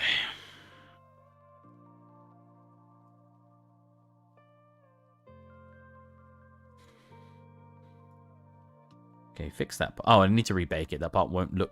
Did that re-come in or not? I didn't see anything change.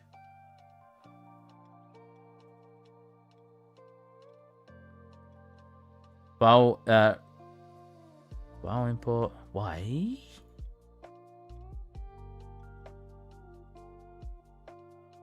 Oh, I didn't select the floor, that's why.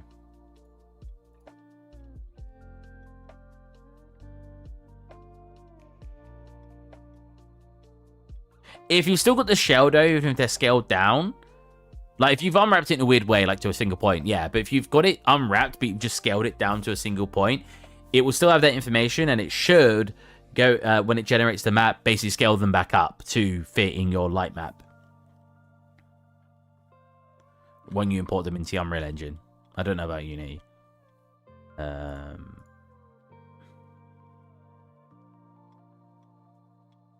Yes? There you go.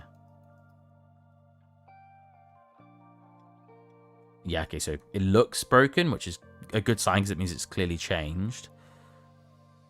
Wastebox. Bake. Wastebox. Bake. Yeah? Yeah, nice. Oh, why is that part dark? Is that just AO? I hope that's just AO on it. I hope. I hope it's AO. Where's the AO channel? Okay, it's just AO. That's fine. It's fine. Why is it AO? Hold on a minute. Oh no, because if it was back-faced... Yeah, if it was back-faced, you wouldn't actually see it in... Oh no, it is back-faced! Ah, you got to be kidding me. Invert. inside, I guess. Yeah, it's fine now. Wow, I didn't think I could see backface meshes in Substance because I just saw one earlier, like with the bin or the box. Like, let me go back in. Oh yeah, I can see inside it now. Is that because I changed to the alpha channel one? That might be why. Wait, let me actually export it. Unity not having nanites is a real bummer.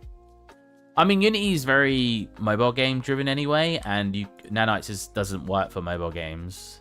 So, I mean, it's not the end of the world for people who still want to make mobile games on it.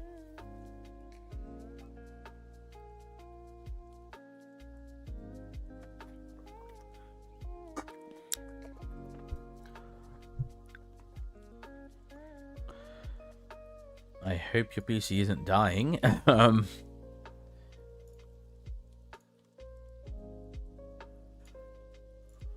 Alright. I like how it zooms out to the whole thing. I used to... Oh. Excuse me. I used a gradient system for a game jam once using... I did that recently. Using Project Map into... Yeah, I literally did that for a literal game jam a couple of months ago.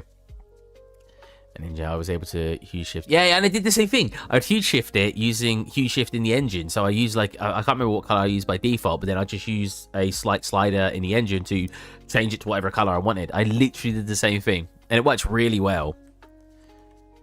And when I think I made a separate mask too that like had like a circular gradient. And then, because if I wanted it to be gradient, you know, in a circle, I then put it in there and hue shift the color there. And it all could use the same master material. It was actually really good. Oh no, I haven't rebaked it yet, have I? I'm blind. Oh my god, where is it? I am pretty blind, to be fair. And I'll cover Postbox. Please bake properly. Hey, nice.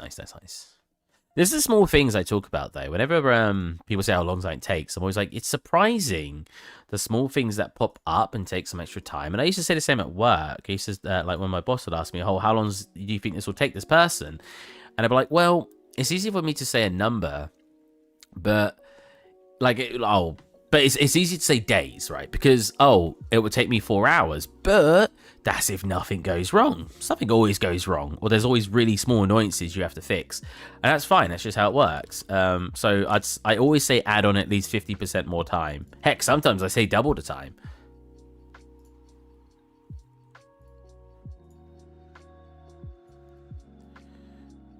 Again, we could, if we really wanted to, go into more this kind of style, where we generate our shadows and stuff.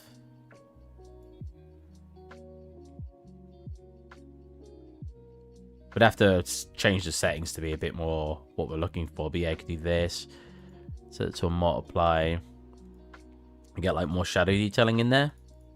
And then we could also do the other way around, where we do a highlight. We grab the parts we want to highlight, like the edges like this. Set it to a overlay. Make sure that's white.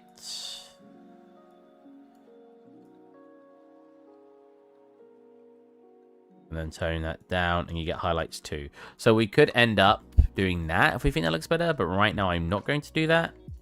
And we're going to see how we go along without doing that until we get it in the engine. And because we really need to see what it's going to look like with our, because I'm going to do another edge detection shader like I've done in my other scenes, well, some of my other scenes, where we do, because I did it in this scene, where we have this one has a really thick one, so we're not going to do it this thick, and this one has a much thinner one, so it's going to be more like this. So we're going to actually have this edge on this piece as well.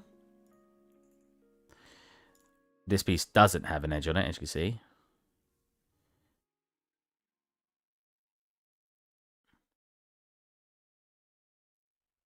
I've been doing sprites in white for 2D, then hue shifting. Yeah.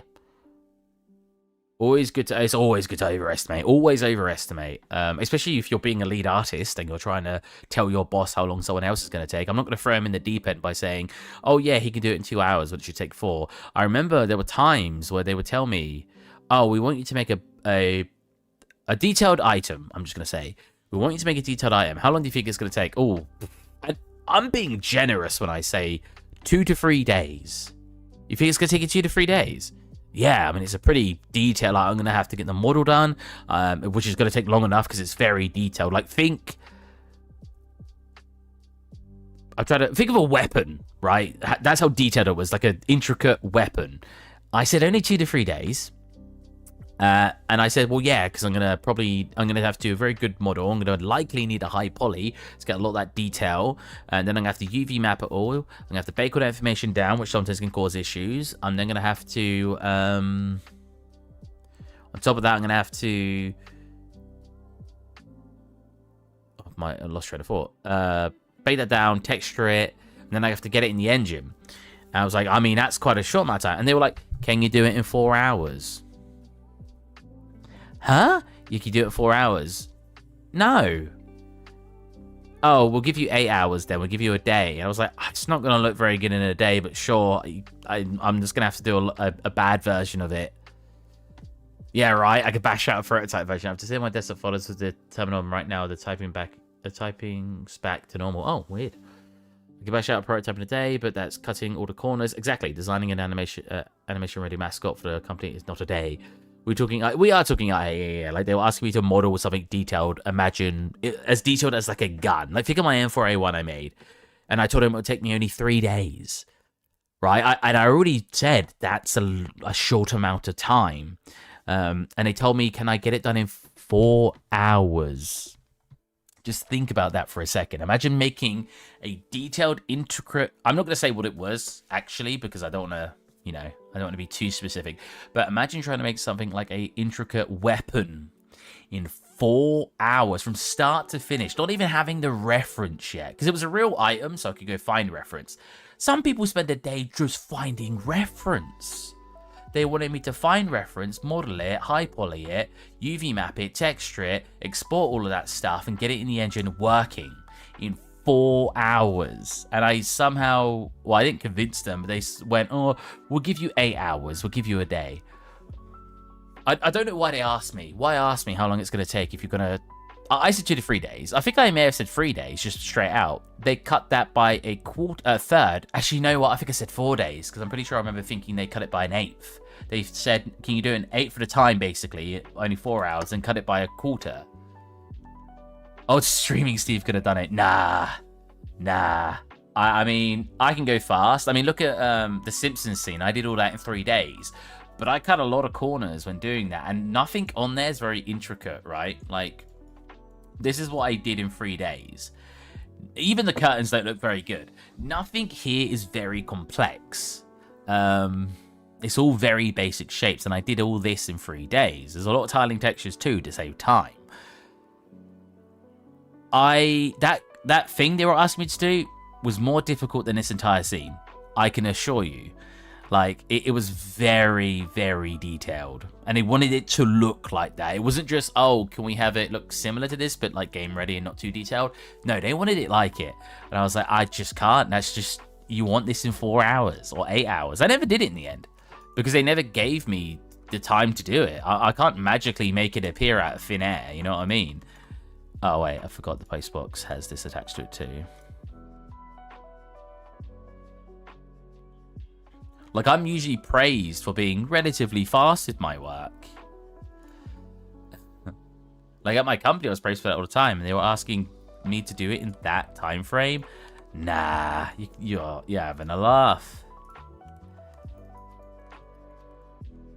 It's looking quite nice just having the colors. Annoyingly, like I said, these are tiling textures, so we haven't got the ambient occlusion stuff being baked here.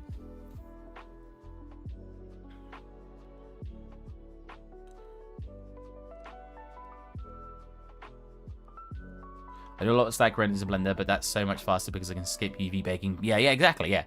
That's the thing, was I think in a job I worked, I'm not going to say where, I think in a job I worked, because there wasn't really any artists in charge, they couldn't understand that there's a lot more involved than just modeling. And I think that was it at the end of the day. They just didn't understand that modeling wasn't the only stage, like low poly modeling.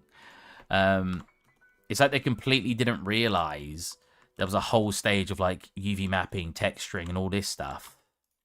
We're gonna have floating billboards for this, or floating decals for quite a lot of sections, as you guys have probably noticed.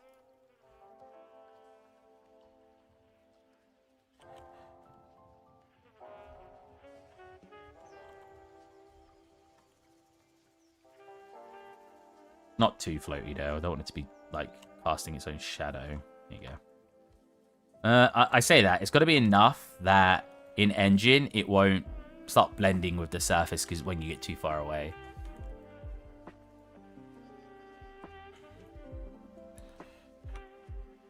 That's good.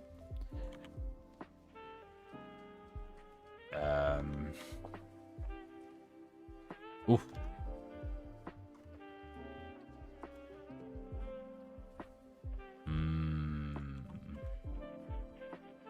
Oh, wait, I ain't got the sign in there. Wait, is the sign in there? Oh, sign's that. Oh, it's not changed the scale. This only needs to be like this. This can be like this. What's really really funny, though, is like, you can literally describe someone how long something's going to take. And depending on who you work with, I like to believe some companies would completely understand, especially if you're working for a lead already and he's asking you how long something's going to take. I like to believe some places will be very understanding. But yeah, sometimes it's just like, it's rough.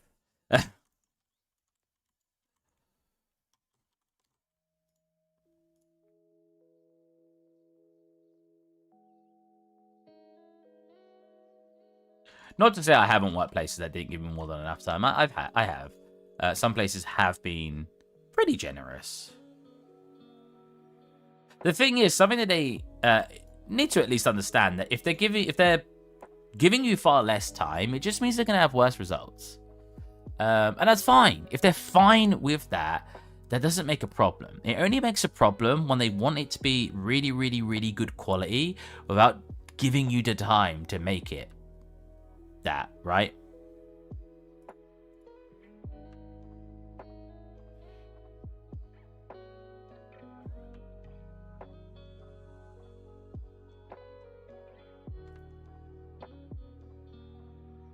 Yeah, I feel like a lot of the detail in this scene is just going to be made in engine with all the lighting, which is why I'm not too worried right now with how low lacking of detail it might be, because I feel like all that detail is going to come in when I thingy. When you modeled the Notre Dame building, I think it was longer than that. I thought it was 3 years.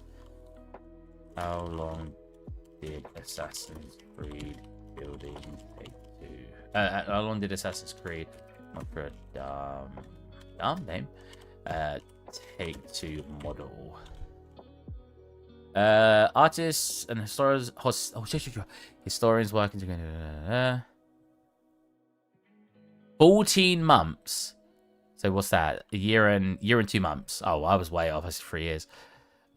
Which is still an insane amount of time, right? That's one building. And don't get me wrong, it was amazing. I've seen pictures of it. It looks so good. But it's still a year and it doesn't claim it was just one artist either. I remember saying there's a woman who worked on it, but I think she was the lead of the project of doing that one building. So I think she had a team.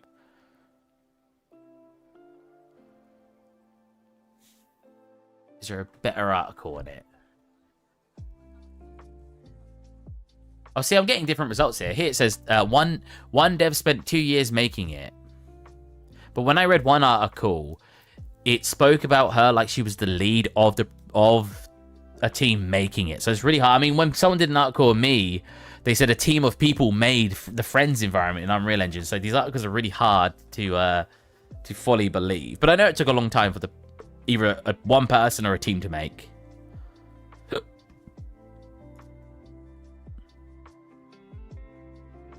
Yeah, it's crazy. Like, it takes a long time to make good, like, quality things, man. Sometimes you're not given that time. And I get it. If there's not enough time for him to make it, that's fine. My problem is when they want it to be the quality of like, oh, we want to, you have 4 hours to make this thing that we want to look as good as if you spent 2 weeks on it. That's when it's a problem. When they want you to make it look as good as what you can make it in 2 weeks and 4 hours. If they're fine with saying, oh no, we understand it's not going to look amazing because you're only spending 4 hours on it, that's fine. But it becomes very stressful when you know they want it to look amazing in such a short time frame.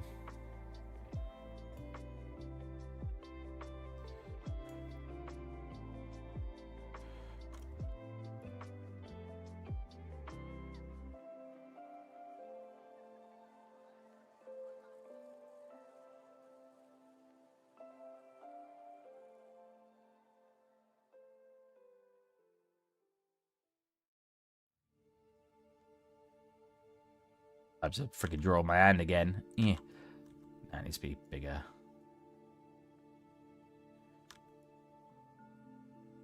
Bigger. Smoother. Oh.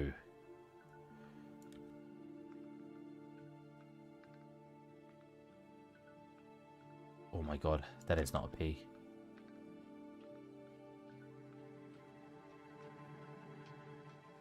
Friends were talking to me yesterday about getting excited about games.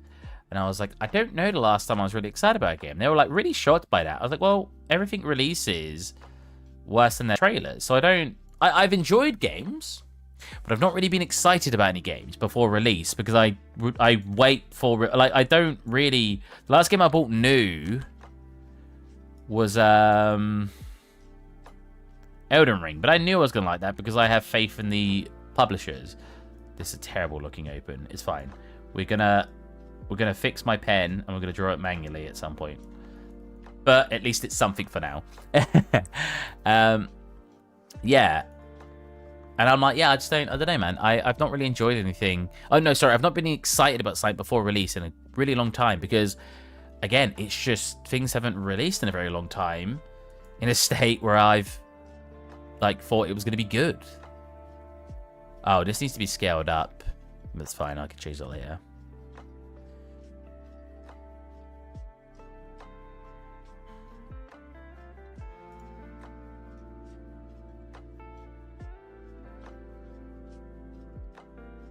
I don't know if you guys have been disappointed by anything recently.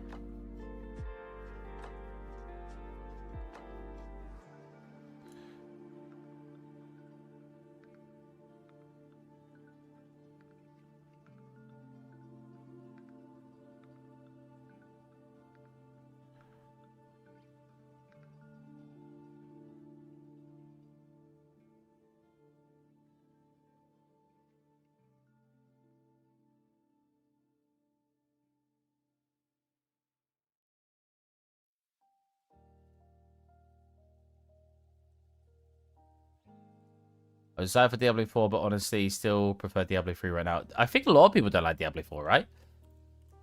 Diablo 4... But it's like, I don't know how people were excited about that, because the company demonstrated with, like, Diablo Immortals and stuff that they won, and, like, with past... Because it's Blizzard, right? With a load of stuff they've released over, like, the last decade, they've not really released... Well, actually, when was Diablo 4? Diablo 4 was, like, their last best release, right? Diablo... 3, sorry. Release day. Yeah, 2012. I don't know. The company's like lost faith to me. So, but people were still like, "Oh, I'm super excited about Diablo 4." I'm like, really? Because I don't know. The money, the company's really caring a lot about money recently. Yeah, it's got a 2.2 on Metacritic. A 2.2. That's nuts. Is it on Steam?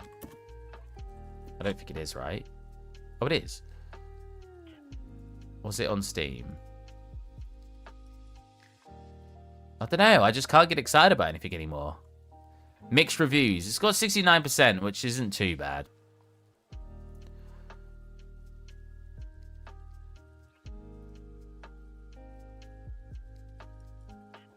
Terrible. Don't waste your money. Oh my god.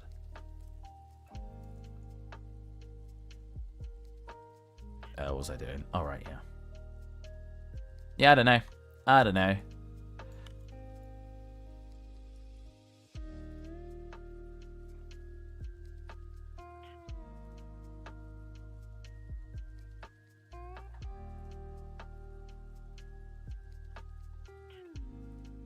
don't really mind if its spit is at the back. Yeah, that's fine. And then we just need to color that in. Oh my god. 5? Oh no, way too big.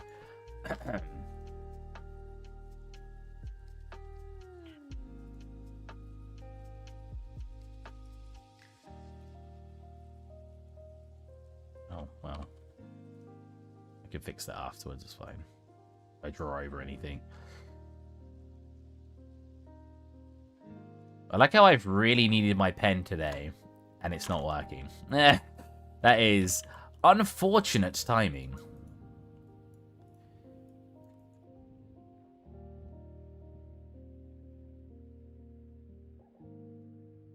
Oh, I'll have to fix that in a bit too. It actually comes to more of a sharper point on this bit, so I should probably do something like this. Oh yeah, it looks way better. It looks so much more like it. Same with like over here, it comes like over there. Actually, no, it doesn't, that's fine. I do think this needs to be more like this though.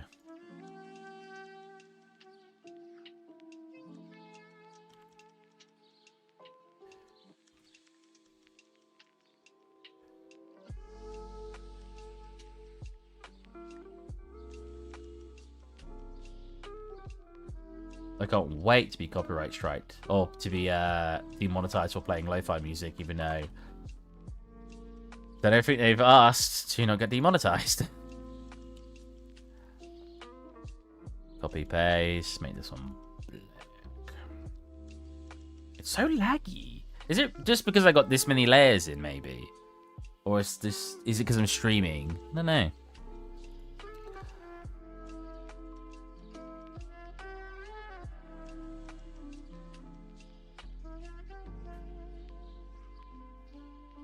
It's good, but I think it needs to be thicker.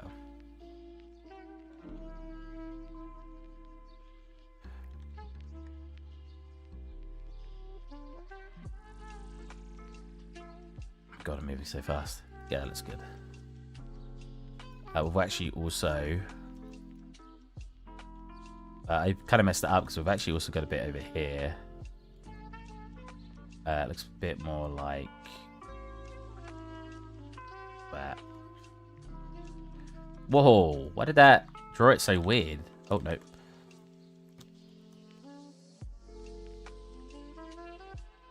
Yeah, that's more like... actually, no, it's like this and then like this.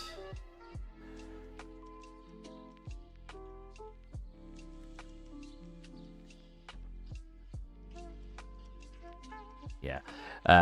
Which means we've got to kind of delete that one and recopy it. Make this black again. Filter. Blur. Levels. Turn off that blur. There you go. Looking good. Oh, whoa, where am I? Looking swish. And then it's got like this overlay where it gets a bit more orange. It's like, just like lines. I don't really know how to describe it. Ooh. It's going to look so cool. I think the tree's going to look so cool when it's done. It's got a bit of a specular in it right now.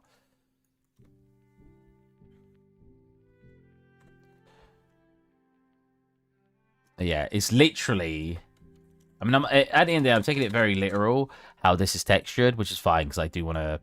I am trying to mimic how it looks. It's kind of the point. It's not even that. It's even thinner. It's like 0.1. Like a circle. Wait, why can't I see it? What? Oh, because I got that on now.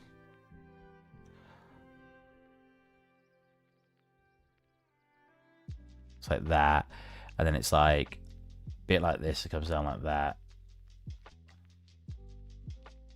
Yeah, and then Jesus, it's really changing sensitivity out of nowhere. Like, look, it's fine here, and out of nowhere you'll be doing something, and whoa, look, whoa. It's really unsure where to put the focal point when you're doing stuff. And then this is like a slight orange. So we do that, and then we're gonna do this. Yeah, kind of like that. More saturated, like here. Yeah, that's it. That's good.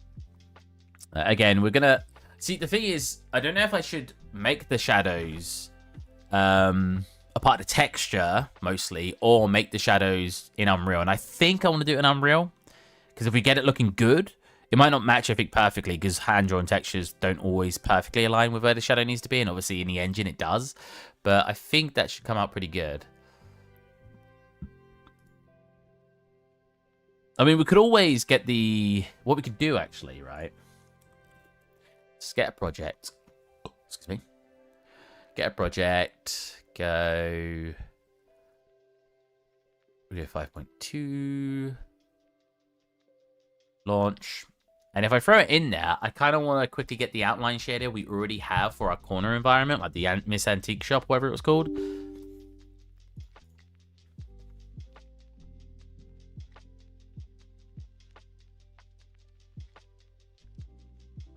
I went to go gym today, and I went out and it was spitting, and I was like, oh, okay, I won't bring a change of clothes. I'll just go in the clothes I'm going to work out in, because I might get a little wet, but that's it. Freaking, I got like a third of the way there, and it hammered it down. I got like close to the gym. I was like, I can't go to the gym now. I am soaked. So I had to come home. I had a nice walk. I almost did 10,000 steps, but I was like, man, I wanted to go to the gym, and I was too wet. I should have went with what I was going to do originally and bring a change of clothes. I was like, God damn it.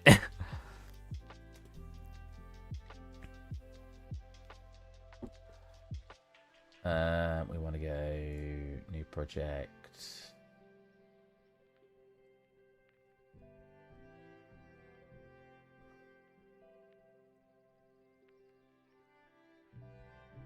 There's not a like the blank environment in Unreal is weird because it's not blank.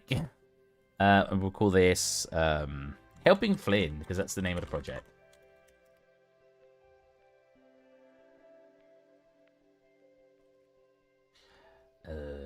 Let's actually put it in the file I store my fixed stuff.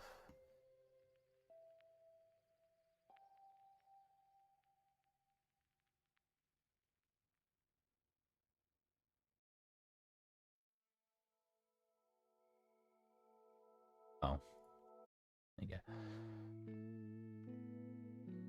Oh, you can actually see I'm doing it in the other mono. I wasn't even paying attention.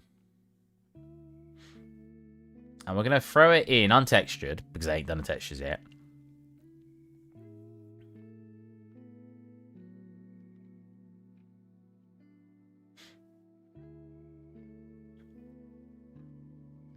God, I need this.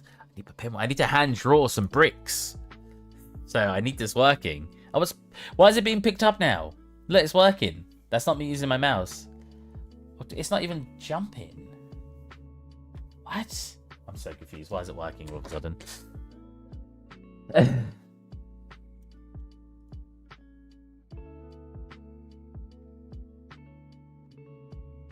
So what we want to do is we also want to load up my other environment, because I want to grab... I want to grab the shader I use to make the outline. I just want to see what the environment looks like with it.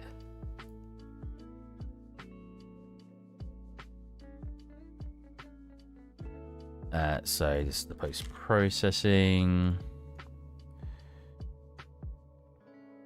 It's the blend, sorry. Blend. Oh yeah, I'm in post-processing, then blend. So I got two. I had one that controlled the interior and one that controlled the exterior, which works really well. It gives you a lot of control, a lot of freedom. So yeah, if I just do this, I'm gonna go action, go migrate. Don't need to save anything. Yes.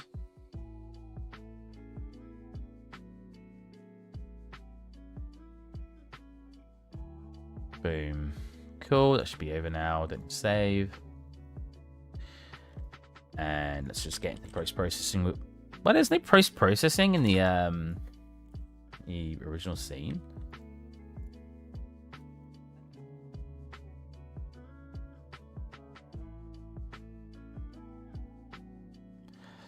You know, we're gonna create a new.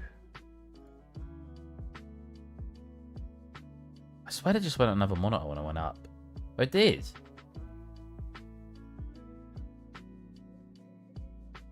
What? Okay.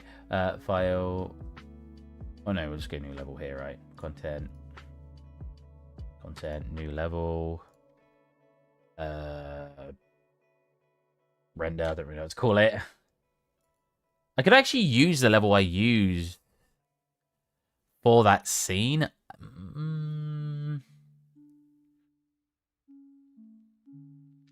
Yeah, I mean, if it's already pre-set up, why not? I obviously need to change a lot of settings for it, but it saved me a lot of time. If you actually want to have a render scene just for rendering like singular assets, it's always really good to have one of those. I have one of those in my Unreal project, or in one of my 5.1 projects. It was when I rendered the cannon. I now use that scene to render all my props because it was just really helpful. Yeah, so let's just call night. Night. Oh, but I don't want to migrate any of the assets. So what if I just do a duplicate? Call it empty. And we'll go in there and we'll delete everything we don't want, and then we'll export that over. Or we'll migrate that over. So I want to delete lots of stuff here. I can delete the lighting because I can put my own in afterwards.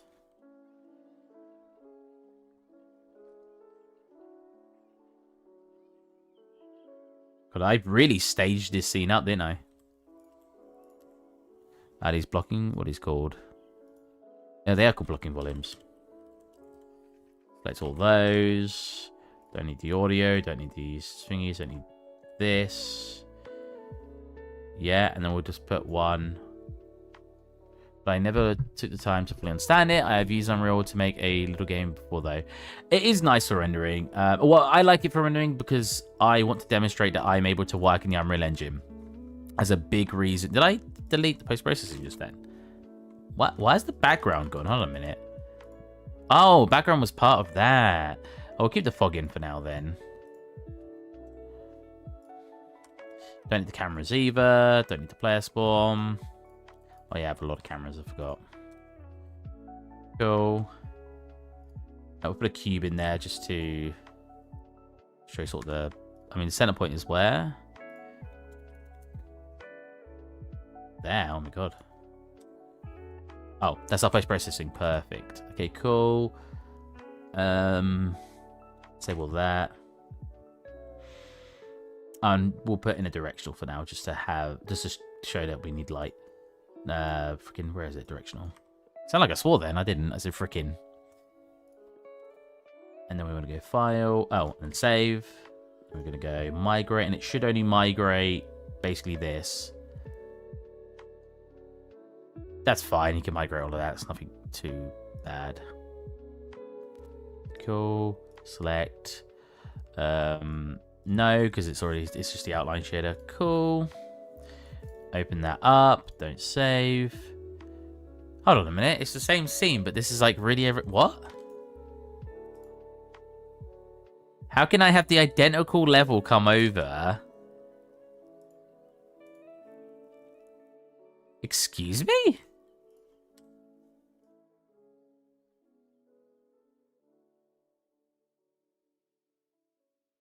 Oh, it's my order exposure. What?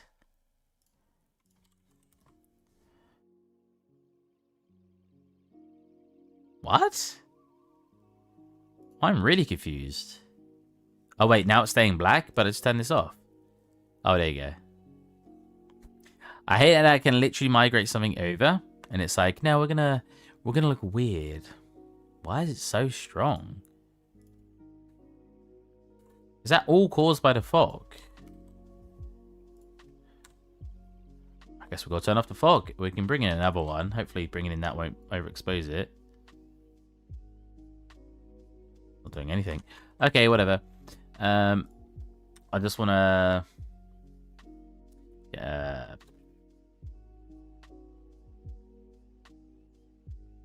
Sky atmosphere? Yeah, just get a sky atmosphere and we'll keep it really basic for a second. Whoa! Why is it overexposed? Is that overexposed? No, that's not overexposed. That looks fine. Cool. I thought it was about to keep getting brighter and brighter. Just throw that in for now. Uh-oh. Did it import all as separate pieces? Oh, it did. Oh, no. That's not the worst thing, because what you can do is you can select all that and drag it all in and you get your scene. And it just means they're all separate, so if you want to change them, you can actually do that. Alright, so why is one of the post-processings not working? This is supposed to show inner lines.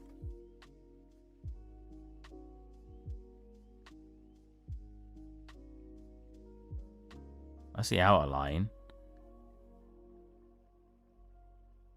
I mean, it's the outline's working. The outline's too thick, obviously. We'll fix that up. You could always set it to 200, it makes it thinner.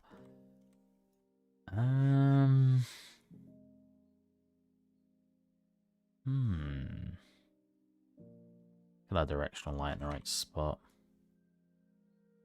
Oh, it looks so cool lit, doesn't it? Have we got sky light or just sky atmosphere? Sky atmosphere, sky light. Change that slightly blue. Make our directional light slightly yellow. Put there. Man, I love just throwing it in. Like, it's not a lot going on, but it still looks cool. Why have we not got our inner light, though? Did I have to do something specific to get that to work? Oh, you know, no, that shouldn't be the reason. If I hide that, yeah, it just gives me my outer ones. It doesn't give me my inner lines. I don't know.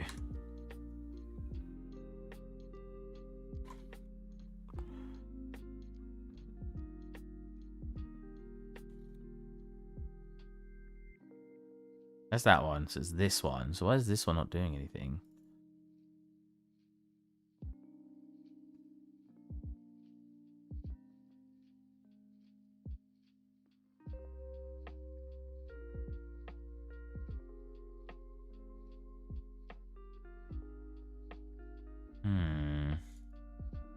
Let's look back up our old scene. I don't remember having to click something and disable something, but maybe I did. I don't know what it would be. Because, yeah, look, we've got our inner lines here.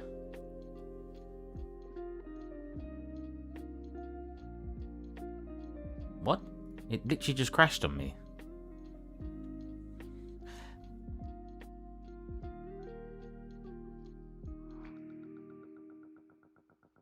Let's try that again.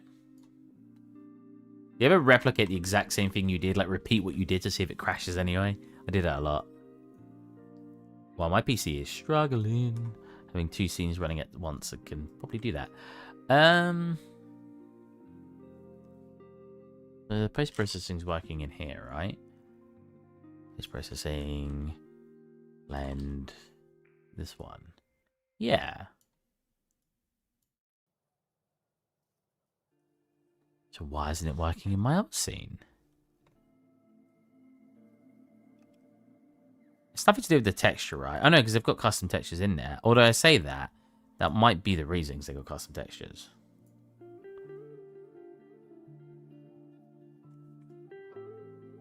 No, it's still not doing it. Okay.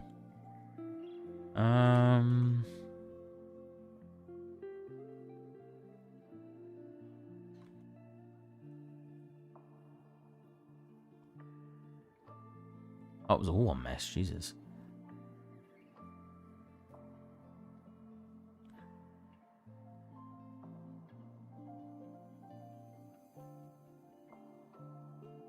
Don't see any changes coming up. Except for just the base material. I'm very confused. You're gonna crash on me. Oh my. PC, are you good? It is. I've got a lot open. Like, I gotta admit, I do have a lot open, but Jesus. That was the whole point of getting 64 gigabytes of RAM.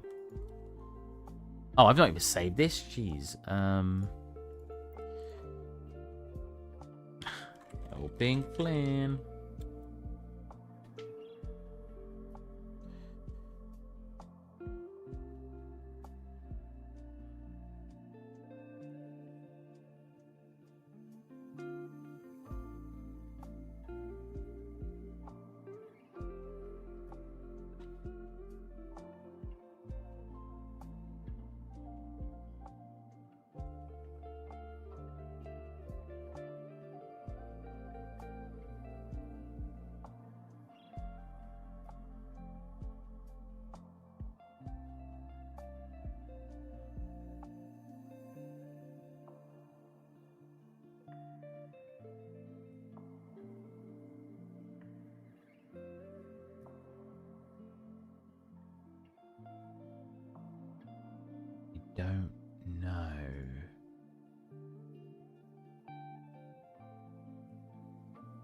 don't understand. Like, I'm very, very confused. Why is this not working? I don't think I have to tick something. I don't see anything needing ticking. Oh, well. Oh, stop crashing. It's just crashed twice on me.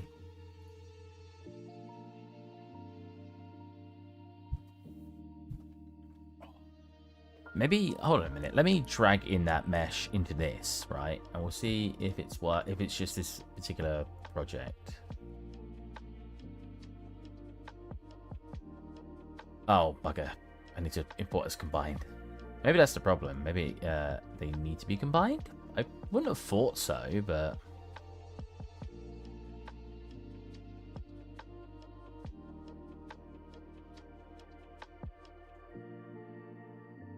Oh yeah, it's not doing it here either.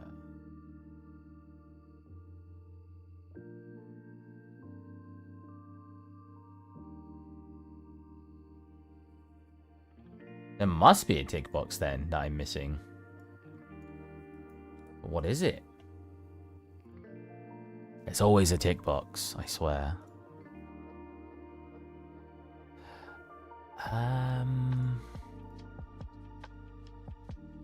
If I drag this in, no.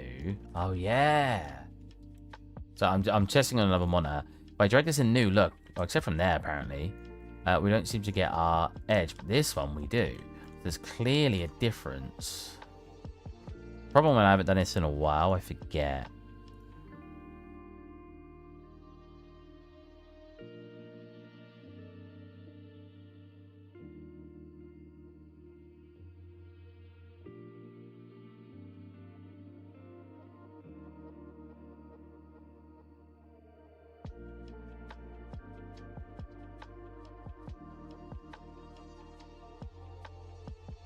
Does it keep changing location when I do that? But sometimes it's fine when I click between them, and sometimes it moves.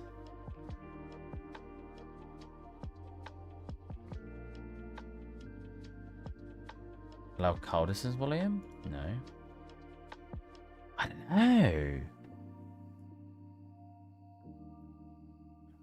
I don't think it's the materials, because this has all the materials. Enable gravity, constraints, advanced. That's in all physics. It shouldn't be anything in physics. It shouldn't be anything in collisions. I mean, car shadow shouldn't be ticked. It's fine. Effect. I mean, I don't see any arrows here to say it's been changed.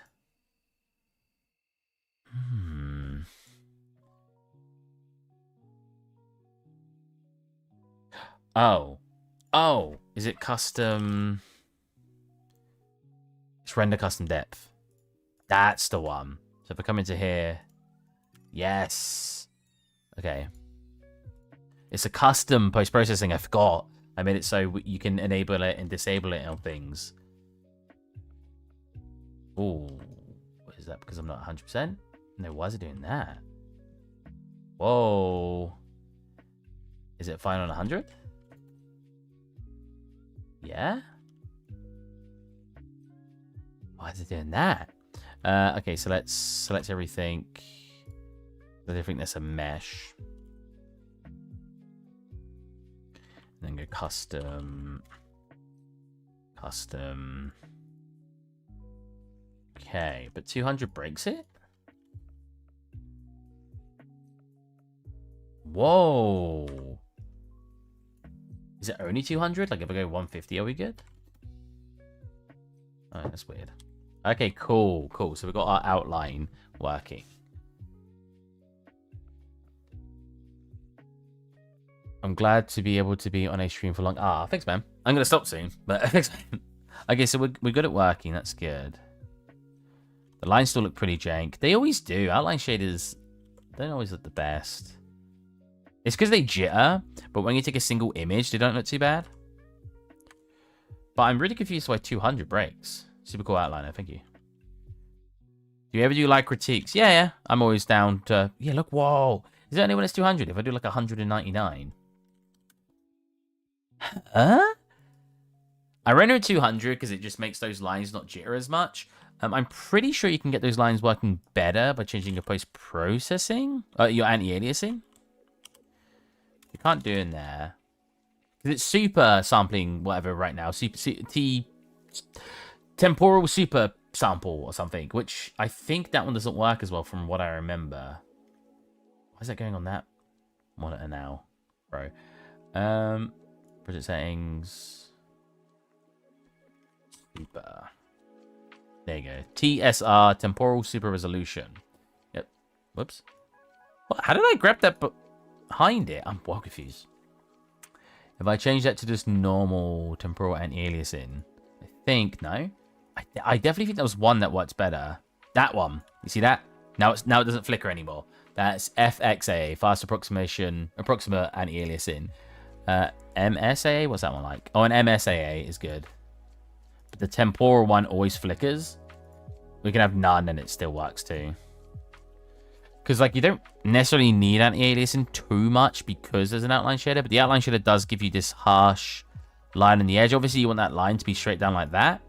But looking at from certain angles, you'll get this. And I've never been able to find a good fix. I've researched it a lot as well, but no one can find a good fix. So we can just do that for now. That needs to be two-sided there. But that looks pretty good.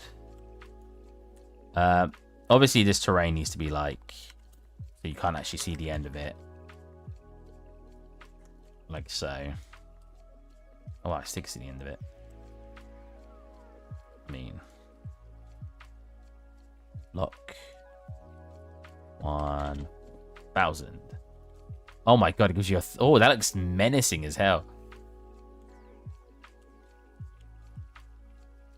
Hide that, and that's the sort of angle you're gonna want.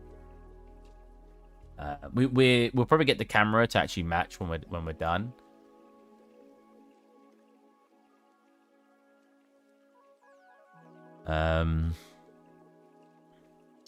See, that's the problem here. Is we're not getting the line here we wanted. We're getting or here. Because we want a line generated here, like here as well. It seems to be doing it in some places, but not others. It might just require me to change some settings. Blend.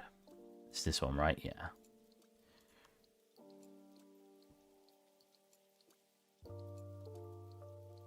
Yeah, see? So already that's doing some more to it. It's making it thick. Oh, that's just making it thick. Oh, no, that's not just making it thick. This one's the thickness. If I change this to, like, that's thickness. We don't actually want it super thick anyway.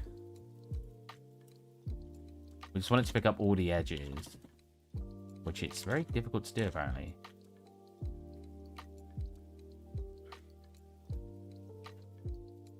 Ah.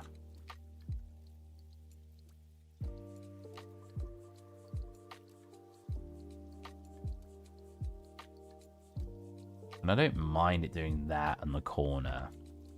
Like this, you can see that like the outline. But the problem is you don't have it there. So I might actually have to manually put in some outlines. Because we're not getting them here.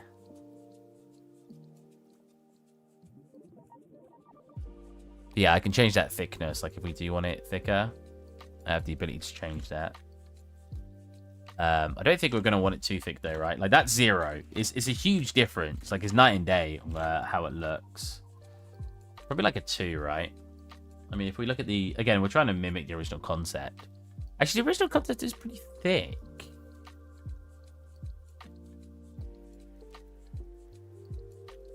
What I'm going to need to do as well is make it look wobbly. To make it look more drawn, which you can do, but I forget, by using a noise. Yeah, I forget. I'm going to have to look up how to do that. But that'll make it look a little bit more drawn as well. But yeah, it's interesting because we're not getting the line here. Which I was really hoping we would get. You actually hide the floor, you'll get a thicker outline there. See that? But I obviously want these shadows. Oh, that is interesting. You're not getting like any like he didn't draw any casted shadows from the tree. That I've actually made that pretty accurate. Look at this. This is cutting all the way over to here, like it is here. I did that pretty well, just off of eyeballing it. This part's pretty bad.